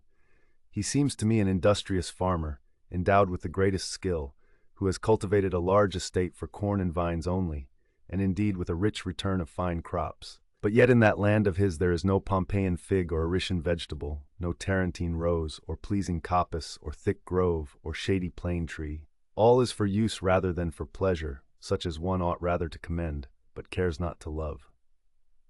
Adem Cas. 5. A pretty bold idea, is it not, and rash judgment to pass censure on a man of such reputation? But when as I remember that I am writing to you, I think I am less bold than you would have me. In that point I am wholly undecided. There's an unpremeditated hendecasyllable for you. So before I begin to poetize, I'll take an easy with you. Farewell, my heart's desire, your Verus's best beloved, most distinguished consul, master most sweet. Farewell, I ever pray, sweetest soul. What a letter do you think you have written me? I could make bold to say that never did she who bore me and nursed me write anything so delightful, so honey-sweet. And this does not come of your fine style and eloquence, otherwise not my mother only, but all who breathe. To the pupil, never was anything on earth so fine as his master's eloquence. On this theme Marcus fairly bubbles over with enthusiasm. Well, if the ancient Greeks ever wrote anything like this, let those who know decide it. For me, if I dare say so, I never read any invective of Cato's so fine as your Incomptum. Oh, if my lord could be sufficiently praised he would have been undoubtedly by you. This kind of thing is not done nowadays. It were easier to match Phidias, easier to match Apelles, easier in a word to match Demosthenes himself or Cato himself than to match this finished and perfect work. Never have I read anything more refined, anything more after the ancient type, anything more delicious, anything more Latin. O happy you, to be endowed with eloquence so great! O happy I, to be tinder the charge of such a master! O arguments! O arrangement! O elegance, O wit, O beauty, O words, O brilliancy, O subtlety, O grace, O treatment, O everything. Mischief take me, if you ought not to have a rod put in your hand one day, a diadem on your brow, a tribunal raised for you. Then the herald would summon us all. Why do I say us? Would summon all, those scholars and orators. One by one you would beckon them forward with your rod and admonish them. Hitherto I have had no fear of this admonition. Many things help me to enter within your school. I write this in the utmost haste, for when as I am sending you so kindly a letter from my Lord, what needs a longer letter of mine? Farewell, then, glory of Roman eloquence, boast of your friends, Magnifico, most delightful man, most distinguished consul, master most sweet. Edem Case, Tie, 3. The Emperor Antoninus Pius is spoken of as Dominus Meus. This sentence is written in Greek. Several of these words are Greek, and the meaning is not quite clear. After this you will take care not to tell so many fibs of me, especially in the Senate. A monstrous fine speech this is. Oh, if I could kiss your head at every heading of it! You have looked down on all with a vengeance.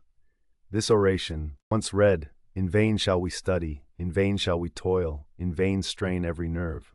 Farewell always, most sweet master. Sometimes Fronto descends from the heights of eloquence to offer practical advice, as when he suggests how Marcus should deal with his suite. It is more difficult, he admits, to keep courtiers in harmony than to tame lions with a lute, but if it is to be done, it must be by eradicating jealousy. Do not let your friends, says Fronto, envy each other, or think that what you give to another is filched from them. Adam Kaz, I've won. Keep away envy from your suite, and you will find your friends kindly and harmonious. Here and there we meet with allusions to his daily life, which we could wish to be more frequent. He goes to the theater or the law courts, or takes part in court ceremony, but his heart is always with his books. The vintage season, with its religious rites, was always spent by Antoninus Pius in the country. The following letters give sonic notion of a day's occupation at that time. 3:31, I-14, I-5-6. My dearest master, I am well. Today I studied from the 9th hour of the night to the 2nd hour of day, after taking food. I then put on my slippers, and from time 2nd to the 3rd hour had a most enjoyable walk up and down before my chamber. Then booted and cloaked for, so we were commanded to appear, I went to wait upon my lord the emperor. We went a-hunting, did doughty deeds, heard a rumor that boars had been caught, but there was nothing to see. However, we climbed a pretty steep hill, and in the afternoon returned home. I went straight to my books. Off with the boots, down with the cloak. I spent a couple of hours in bed. I read Cato's speech on the property of Pultra, and another in which he impeaches a tribune. Ho, ho! I hear you cry to your man, off with you as fast as you can, and bring me these speeches from the library of Apollo. No use to send, I have those books with me too. You must get round the Tiberian librarian, you will have to spend something on the matter, and when I return to town, I shall expect to go shares with him. Well, after reading these speeches, I wrote a wretched trifle, destined for drowning or burning. No, indeed my attempt at writing did not come off at all today. The composition of a hunter or a vintager, whose shouts are echoing through my chamber, hateful and wearisome as the law courts. What have I said? Yes, it was rightly said, for my master is an orator. I think I have caught cold, whether from walking in slippers or from writing badly, I do not know. I am always annoyed with phlegm, but today I seem to snivel more than usual. Well, I will pour oil on my head and go off to sleep. I don't mean to put one drop in my lamp today, so weary am I from riding and sneezing. Farewell, dearest and most beloved master, whom I miss, I may say, more than Rome itself. My beloved master, I am well. I slept a little more than usual for my slight cold, which seems to be well again. So I spent the time from the 11th hour of the night to the 3rd of the day, partly in reading in Cato's Agriculture, partly in writing, not quite so badly as yesterday indeed. Then, after waiting upon my father, I soothed my throat with honey water, ejecting it without swallowing. I might say gargle, but I won't, though I think the word is found in Novius and elsewhere. After attending to my throat, I went to my father and stood by his side as he sacrificed. Then to luncheon. What do you think I had to eat? A bit of bread so big, while I watched others gobbling boiled beans, onions, and fish full of roe. Then we set to work at gathering the grapes with plenty of sweat and shouting, and, as the quotation runs, a few high-hanging clusters did we leave survivors of the vintage. After the 6th hour, we returned home. I did a little work, and poor work at that. Then I had a long gossip with my dear mother sitting on the bed. My conversation was, "What do you think my friend Fronto is doing just now?" she said. "And what do you think of my friend Gracia?" My turn now, and what of our little Gracia, the sparrowkin? After this kind of talk and an argument as to which of you loved the other most, the gong sounded, the signal that my father had gone to the bath. We supped, after ablutions in the oil cellar. I mean, we supped after ablutions, not after ablutions in the oil cellar, and listened with enjoyment to the rustics' geebing. After returning, before turning on my side to snore, I do my task and give an account of the day to my delightful master, whom if I could long for a little more, I should not mind growing a trifle thinner. Farewell, Fronto, wherever you are, honey sweet, my darling, my delight. Why do I want you? I can love you while far away. Fronto's wife. Fronto's daughter, Danard. One anecdote puts Marcus before us in a new light. Ad M. Keys to 12. When my father returned home from the vineyards, I mounted my horse as usual and rode on ahead some little way. Well, there on the road was a herd of sheep, standing all crowded together as though the place were a desert, with 4 dogs and 2 shepherds, but nothing else.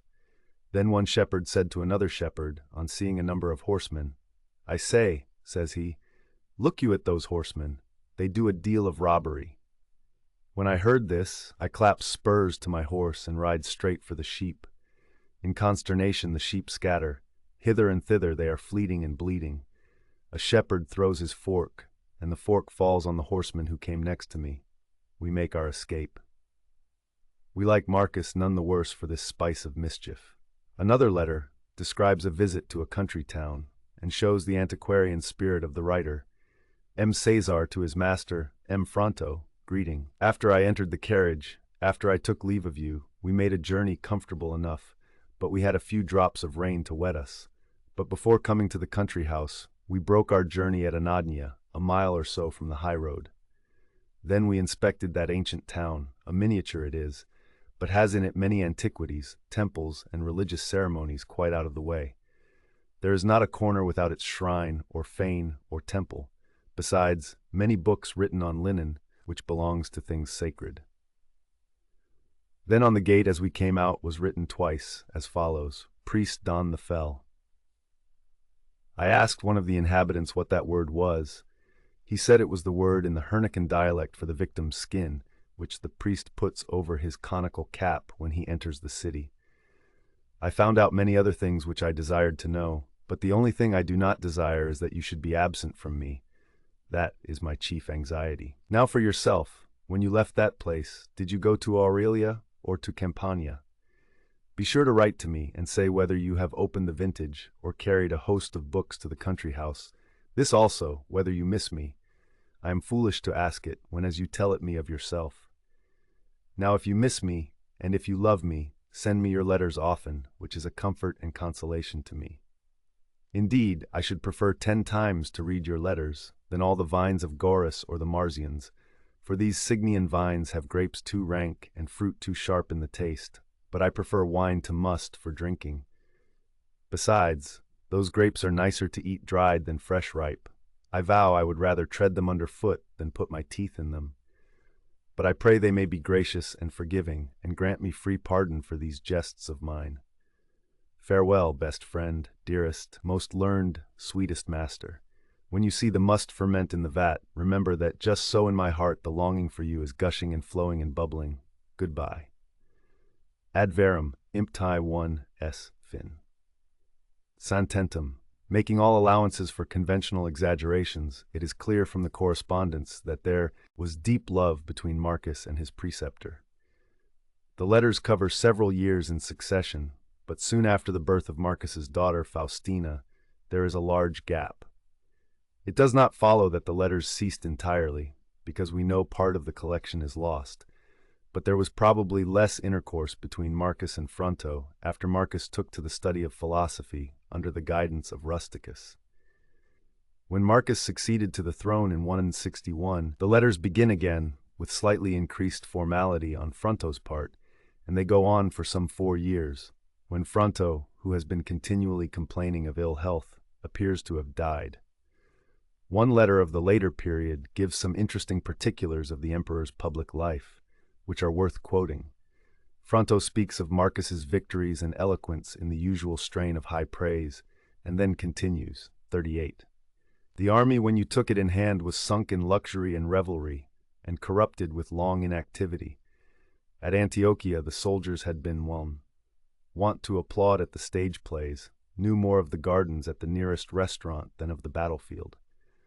Horses were hairy from lack of grooming, horsemen smooth, because their hairs had been pulled out by the roots.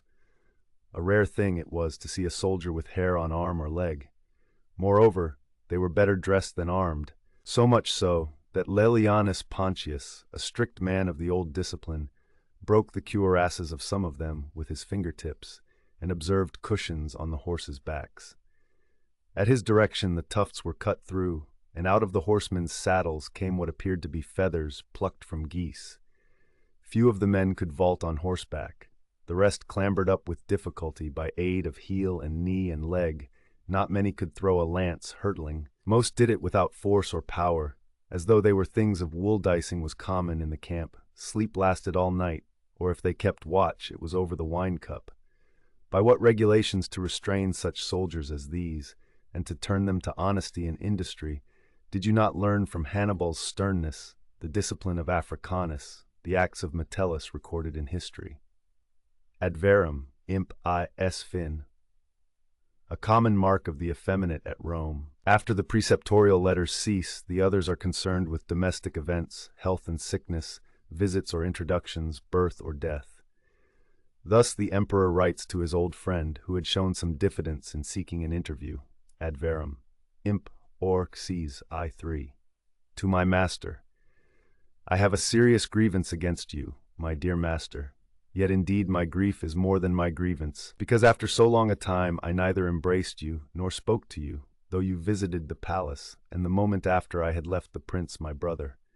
I reproached my brother severely for not recalling me, nor durst he deny the fault. Fronto again writes on one occasion, I have seen your daughter. It was like seeing you and Faustina in infancy, so much that is charming her face has taken from each of yours. Or again, at a later date, I have seen your chicks, most delightful sight that ever I saw in my life, so like you that nothing is more like than the likeness. By the mercy of heaven, they have a healthy color and strong lungs. One held a piece of white bread, like a little prince, the other a common piece, like a true philosopher's son. Ad ant. Impi. 3. Marcus, we know, was devoted to his children. They were delicate in health, in spite of Fronto's assurance, and only one son survived the father. We find echoes of this affection now and again in the letters. We have summer heat here still, writes Marcus, but since my little girls are pretty well, if I may say so, it is like the bracing climate of spring to us. When little Faustina came back from the valley of the shadow of death, her father at once writes to inform Fronto. The sympathy he asks he also gives, and as old age brings more and more infirmity, Marcus becomes even more solicitous for his beloved teacher. The poor old man suffered a heavy blow in the death of his grandson, on which Marcus writes, I have just heard of your misfortune. Feeling grieved as I do when one of your joints gives you pain, what do you think I feel, dear master, when you have pain of mind? The old man's reply, in spite of a certain self-consciousness, is full of pathos. He recounts with pride the events of a long and upright life, in which he has wronged no man, and lived in harmony with his friends and family. His affectations fall away from him, as the cry of pain is forced from his heart. Ad M. Case, v19 Iv. 11. Many such sorrows has fortune visited me with all my life long. To pass by my other afflictions, I have lost 5 children under the most pitiful conditions possible. For the 5 I lost one by one when each was my only child. suffering these blows of bereavement in such a manner that each child was born to one already bereaved. Thus I ever lost my children without solace, and got them amidst fresh grief. De Nepode a Missa 2. The letter continues with reflections on the nature of death, more to be rejoiced at than bewailed. The younger one dies, and an arraignment of Providence not without dignity, wrung from him as it were by this last culminating misfortune. It concludes with a summing up of his life in protest against the blow which has fallen on his gray head. Through my long life I have committed nothing which might bring dishonor or disgrace or shame. No deed of avarice or treachery have I done in all my days. Nay, but much generosity, much kindness, much truth and faithfulness have I shown, often at the risk of my own life. I have lived in amity with my good brother, whom I rejoice to see in possession of the highest office by your father's goodness, and by your friendship at peace and perfect rest. The offices which I have myself obtained I never strove for by any underhand means. I have cultivated my mind rather than my body. The pursuit of learning I have preferred to increasing my wealth. I preferred to be poor rather than bound by any man's obligation, even to want rather than to beg. I have never been extravagant in spending money. I have earned it sometimes because I must. I have scrupulously spoken the truth, and have been glad to hear it spoken to me.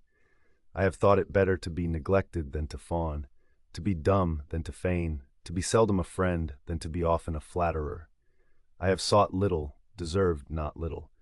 So far as I could, I have assisted each according to my means. I have given help readily to the deserving, fearlessly to the undeserving. No one, by proving to be ungrateful, has made me more slow to bestow promptly all benefits I could give, nor have I ever been harsh to ingratitude. A fragmentary passage follows, in which he appears to speak of his desire for a peaceful end, and the desolation of his house. I have suffered long and painful sickness, my beloved Marcus. Then I was visited by pitiful misfortunes. My wife I have lost, my grandson I have lost in Germany. Woe is me! I have lost my Decimanus. If I were made of iron at this time I could write no more. In the war against the Catti, it is noteworthy that in his Meditations, Marcus Aurelius mentions Fronto only once. All his literary studies, his oratory and criticism, such as it was, is forgotten, and says he, Fronto taught me not to expect natural affection from the highly born. Fronto really said more than this, that affection is not a Roman quality, nor has it a Latin name, 48. Roman or not Roman, Marcus found affection in Fronto, and if he outgrew his master's intellectual training, he never lost touch with the true heart of the man. It is that which Fronto's name brings up to his remembrance, not dissertations on compound verbs or fatuous criticisms of style. 47, Book 1, 8. Ad verum 2, 7 notes. This being neither a critical edition of the text nor an amended edition of Casaubon's translation, it has not been thought necessary to add full notes. Casaubon's own notes have been omitted, because for the most part they are discursive and not necessary to an understanding of what is written. In those which here follow, certain emendations of his are mentioned, which he proposes in his notes, and follows in the translation. In addition, 1 or 2 corrections are made where he has mistaken the Greek, and the translation might be misleading. Those which do not come under these 2 heads will explain themselves. The text itself has been prepared by a comparison of the editions of 1634 and 1635. It should be borne in mind that Casaubon's is often rather a paraphrase than a close translation, and it did not seem worthwhile to notice every variation or amplification of the original. In the original editions, all that Casaubon conceives as understood, but not expressed, is enclosed in square brackets. These brackets are here omitted, as they interfere with the comfort of the reader, and so have some of the alternative renderings suggested by the translator. In a few cases, Latin words in the text have been replaced by English. Numbers in brackets refer to the Tubner text of Stitch, but the divisions of the text are left unaltered. For some of the references identified, I am indebted to Mr. G. H. Rendell's Marcus Aurelius. Book 2, both to frequent for. Tomi, see Conjectures Tome. The text is probably right. I did not frequent public lectures and I was taught at home. Zith idiots, philosophers 9. The reading is doubtful, but the meaning seems to be, simple and unlearned men. The 12th, Claudius Maximus, 15. The reading of the Palatine MS, now lost, was Paracelsus Maximon, which C supposes to conceal the letter K as an abbreviation of Claudius. 3rd, patient hearing, he would not, 16. C translates his conjectural reading epimonon olin, on proapst stick suggests a reading with much the same sense. Epimonon all antoi strict and rigid dealing, 16. C translates ton pal ms, as though from tonas, in the sense of strain, rigor. The reading of other MSS preferable. 3rd, congiaries, 13. Dianamais, doles. 4th, cagetta, 17. The passage is certainly corrupt. C spies a reference to Croesus praying by the seashore in the Iliad, and supposes M. Aurelius to have done the like. None of the emendations suggested is satisfactory. At page 15th, Book 2 is usually reckoned to begin. Book 3, do soul, 6. If the received reading be right, it must be sarcastic, but there are several variants which show how unsatisfactory it is. C translates engar o bios acasti so par anti, which I do not understand. The sense required is, do not violence to thyself, for thou hast not long to use self-respect. Life is not V1, so long for each, and this life for thee is all but done. X, honor and credit do proceed. 12, the verb is dropped out of the text, but C has supplied one of the required meaning. Sens, consider, etc. This verb is not in the Greek, which means, and reason also shows, how man, etc. Book 4, Thos 18. This is probably not a proper name, but the text seems to be unsound. The meaning may be the good man ought. 6, oikonomion 16, is a practical benefit, a secondary end. Zex 9, for herein lieth all three. C translates his conjecture olin for ola. Book 4, Catorx 15, acts of rightness or straightness. Rohrer 28, or tragedian. Ed 1 has whoremonger, Ed 2 corrects to harlot, but omits to alter the word at its second occurrence. Ex thou hast them, 33, a quotation from Homer, Odyssey, Iv 690. One of the poet at dies, 197, Nix 36. The Greek appears to contain quotations from sources not known, and the translation is a paraphrase. One or two alterations are here made on the authority of the second edition. Book 13, affected and qualified, A4, exists, the power of cohesion shown in things inanimate, fuses, power of growth seen in plants and the like. Sifteth, wonder at them, 18, i.e. mankind. Chrysippus, 42, C refers to a passage of Plutarch De Communibus Notius, where Chrysippus is represented as saying that a coarse phrase may be vile in itself, yet have due place in a comedy as contributing to a certain effect. XL, man or men. There is no hiatus in the Greek, which means, whatever is beneficial for a man is so for other men also. Exit, there is no hiatus in the Greek. Book 7 C translates his conjecture memph for H. The Greek means straight or rectified, with a play on the literal and metaphorical meaning of ortos. Fortin endaimonia contains the word daimon in composition. The text is corrupt, but the words, or if it be but few, should be that is little enough. 3rd, Plato, Republic, VP 486a. It will, etc. Euripides Bellerophon, Frag 287 knock. Lives, et Euripides Hypsipyle, Frag 757. As long, etc. Aristophanes, Acarn, 66i. Plato, Apology, p28b. For thus, Apology, p28. F the 6th. But, O noble sir, et Slato, Gorgias, 512d. Sexa 7. And as for those parts, etc. Quotation from Euripides, Chrysippus, Frag 839 knock. With meats, etc. from Euripides Supplices 1110. Exinc 3rd. They both, i.e. life and wrestling. Says he, 63, Plato, quoted by Epictetus, R.I. 28, 2 and 22. Sept, how know we, etc. The Greek means, how know we whether Talages were not nobler in character than Sophocles? The allusion is unknown. 17, frost, the word is written by Casaubon as a proper name, Pagus. The hardihood of Socrates was famous. See Plato, Symposium p. 220. Book Kenks Twuth. The Greek means, paltry breath bearing up corpses so that the tale of dead man's land is clearer. Tuoit. The poet, 21. Euripides, Frag 898 knock. Compare Aeschylus, Danides, Frag 44. 14. Plato, 23. Theaetetus, p. 174, d. Fort. The poet, 34. Homer, Iliad, vi 147. Fort. Wood, a translation of all matter. Rhetoric, 38. Rather the gift of speech, or perhaps the decree of the reasoning faculty. Book the 7th v. 6. Oedipus utters this cry after discovering that he has fulfilled his awful doom. He was exposed on Cithaeron as an infant to die, and the cry implies that he wishes he had died there. Sophocles, Oedipus Tyrannus, 1391. V. New Comedy, etc. C. has here strayed from the Greek rather widely. Translate, and understand to what end the New Comedy was adopted, which by small degrees degenerated into a mere show of skill and mimicry. C. writes Commedia Vetus, Media, Nova. Phocion, 13. When about to be put to death, he charged his son to bear no malice against the Athenians. My heart, etc. 31. From Homer, Odyssey X 413. They will, from Hesiod, Operette Dies, 184.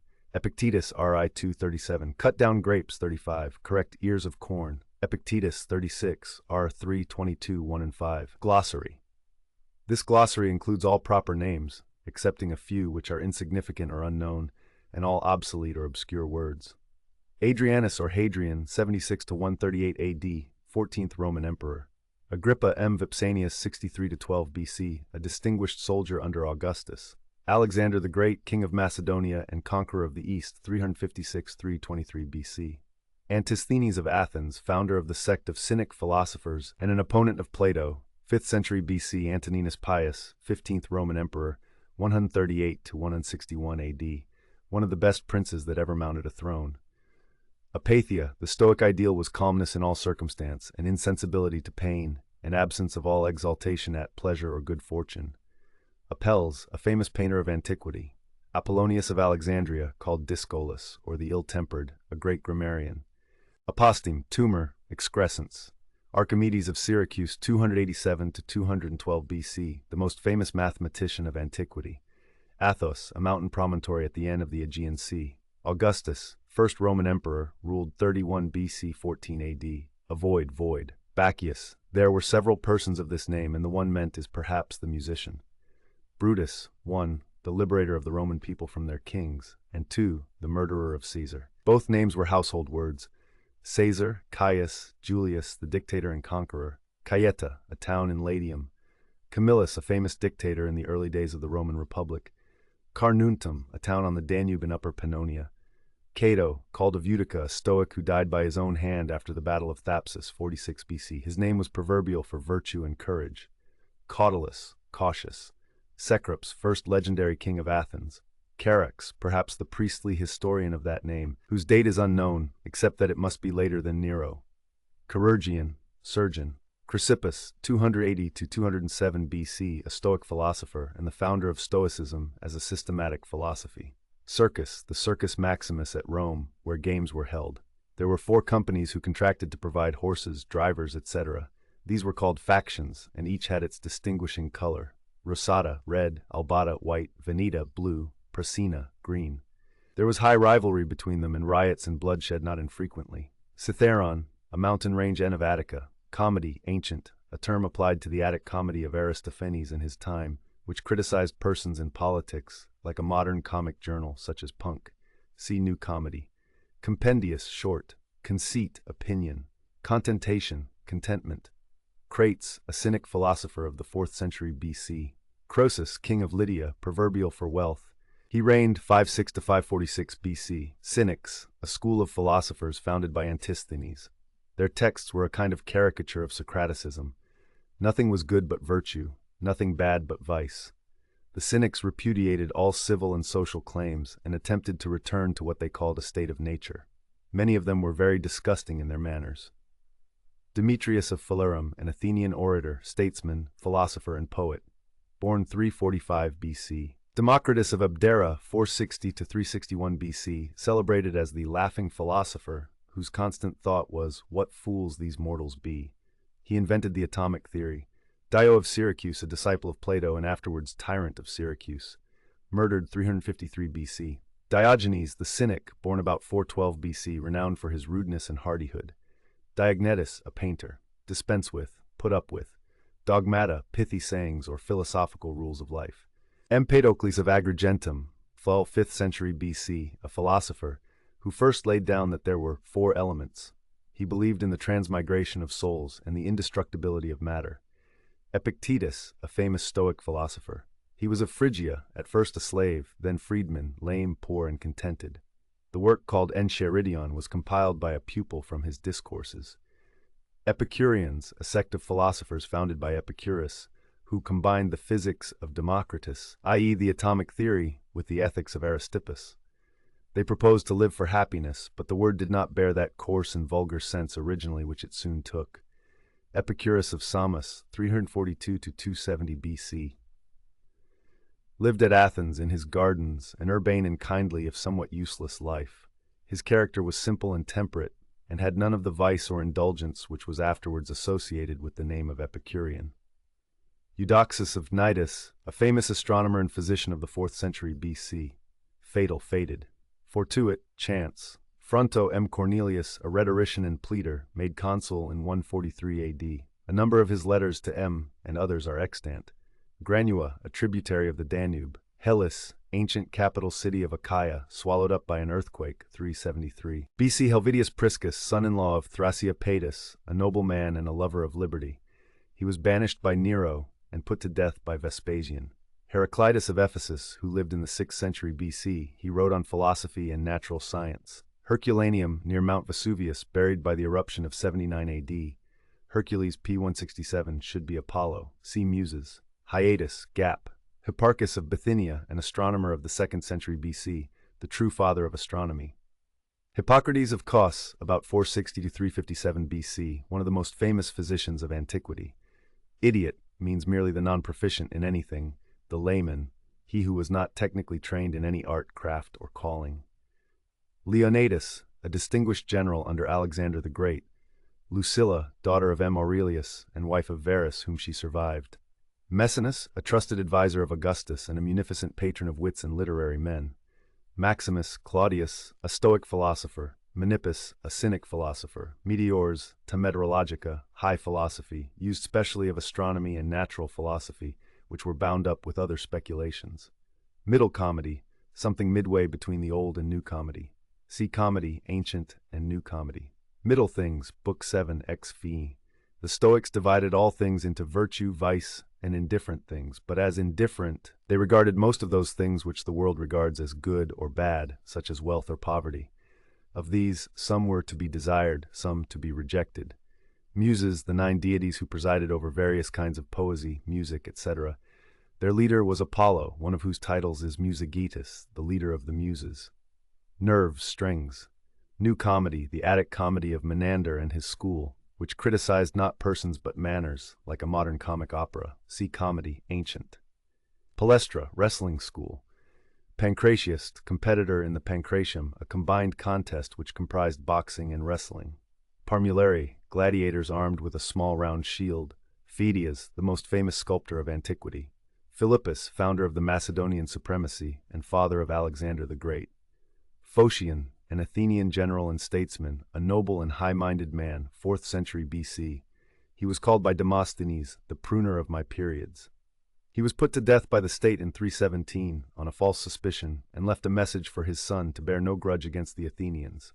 Pine, torment. Plato of Athens, 429 to 347 BC. He used the dialectic method invented by his master Socrates. He was, perhaps, as much poet as philosopher.